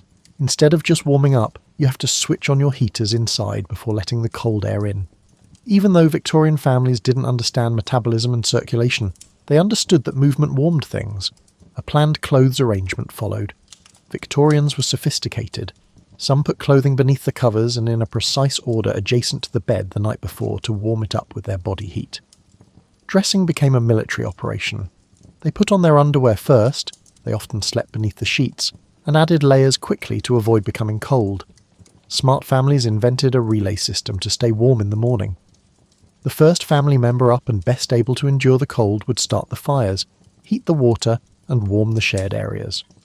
The family's thermal advance scout ensured that everyone could get out of bed and into a safer world. Breakfast became about staying warm rather than eating. The morning meal was designed to warm you internally. Hot milk, cereal, tea, or coffee was almost too hot to drink. Due to the necessity to feed your internal fire all day, Victorian breakfast dishes were high in calories and kept you warm. Doing laundry in the morning was brave. Heating enough water for cleaning required forethought and fuel since there was no hot water. Many families used strategic hygiene by washing the most critical areas with warm water and saving the remainder for warmer weather or special events. Chamber pot etiquette became more complicated in the cold morning. In addition to convenience, this thermal survival equipment kept you from leaving the warm house to use the restroom. Victorians covered chamber pots for more than aesthetics. They kept the contents heated at night to prevent freezing. Kids needed rewards, excitement, and warmth to wake up on frigid mornings. Children's garments were warmed by the fire before going to bed. Dressing became a game where each item was a warm treat. Some families created morning rhymes or songs to keep kids moving and warm while getting dressed. In the morning, the kitchen was the hub for cooking and finishing the heat before leaving. Families would gather around the stove for last-minute warm-ups, outfit changes, and mental preparation before opening the door and venturing out into the frigid winter weather that could cause eyes to water and lungs to burn. The most interesting thing about Victorian winter mornings may have been the sense of success they offered individuals. Not living in a heated home or taking hot showers today makes getting out of bed, dressing, feeding, and getting ready for the day a daily win hard to conceive. People were proud of their frigid morning survival skills. In your climate-controlled home, you may dial down the thermostat to save electricity, but think about the Victorian family who survived the cold, with imagination, teamwork, and a big collection of flannel. They survived winters that would send modern families to the nearest hotel. They did it gracefully, with laughter, and with a tenderness we rarely remember. They planned for winter warmth, family and neighbourhood bonds, and personal fortitude that would last. Victorian families discovered that taking care of each other in cold weather provides warmth that contemporary central heating cannot. Consider the Victorian family that made winter an art while you switch on your electric blanket and smart heater tonight. They proved that family love and creativity can overcome the harshest nights.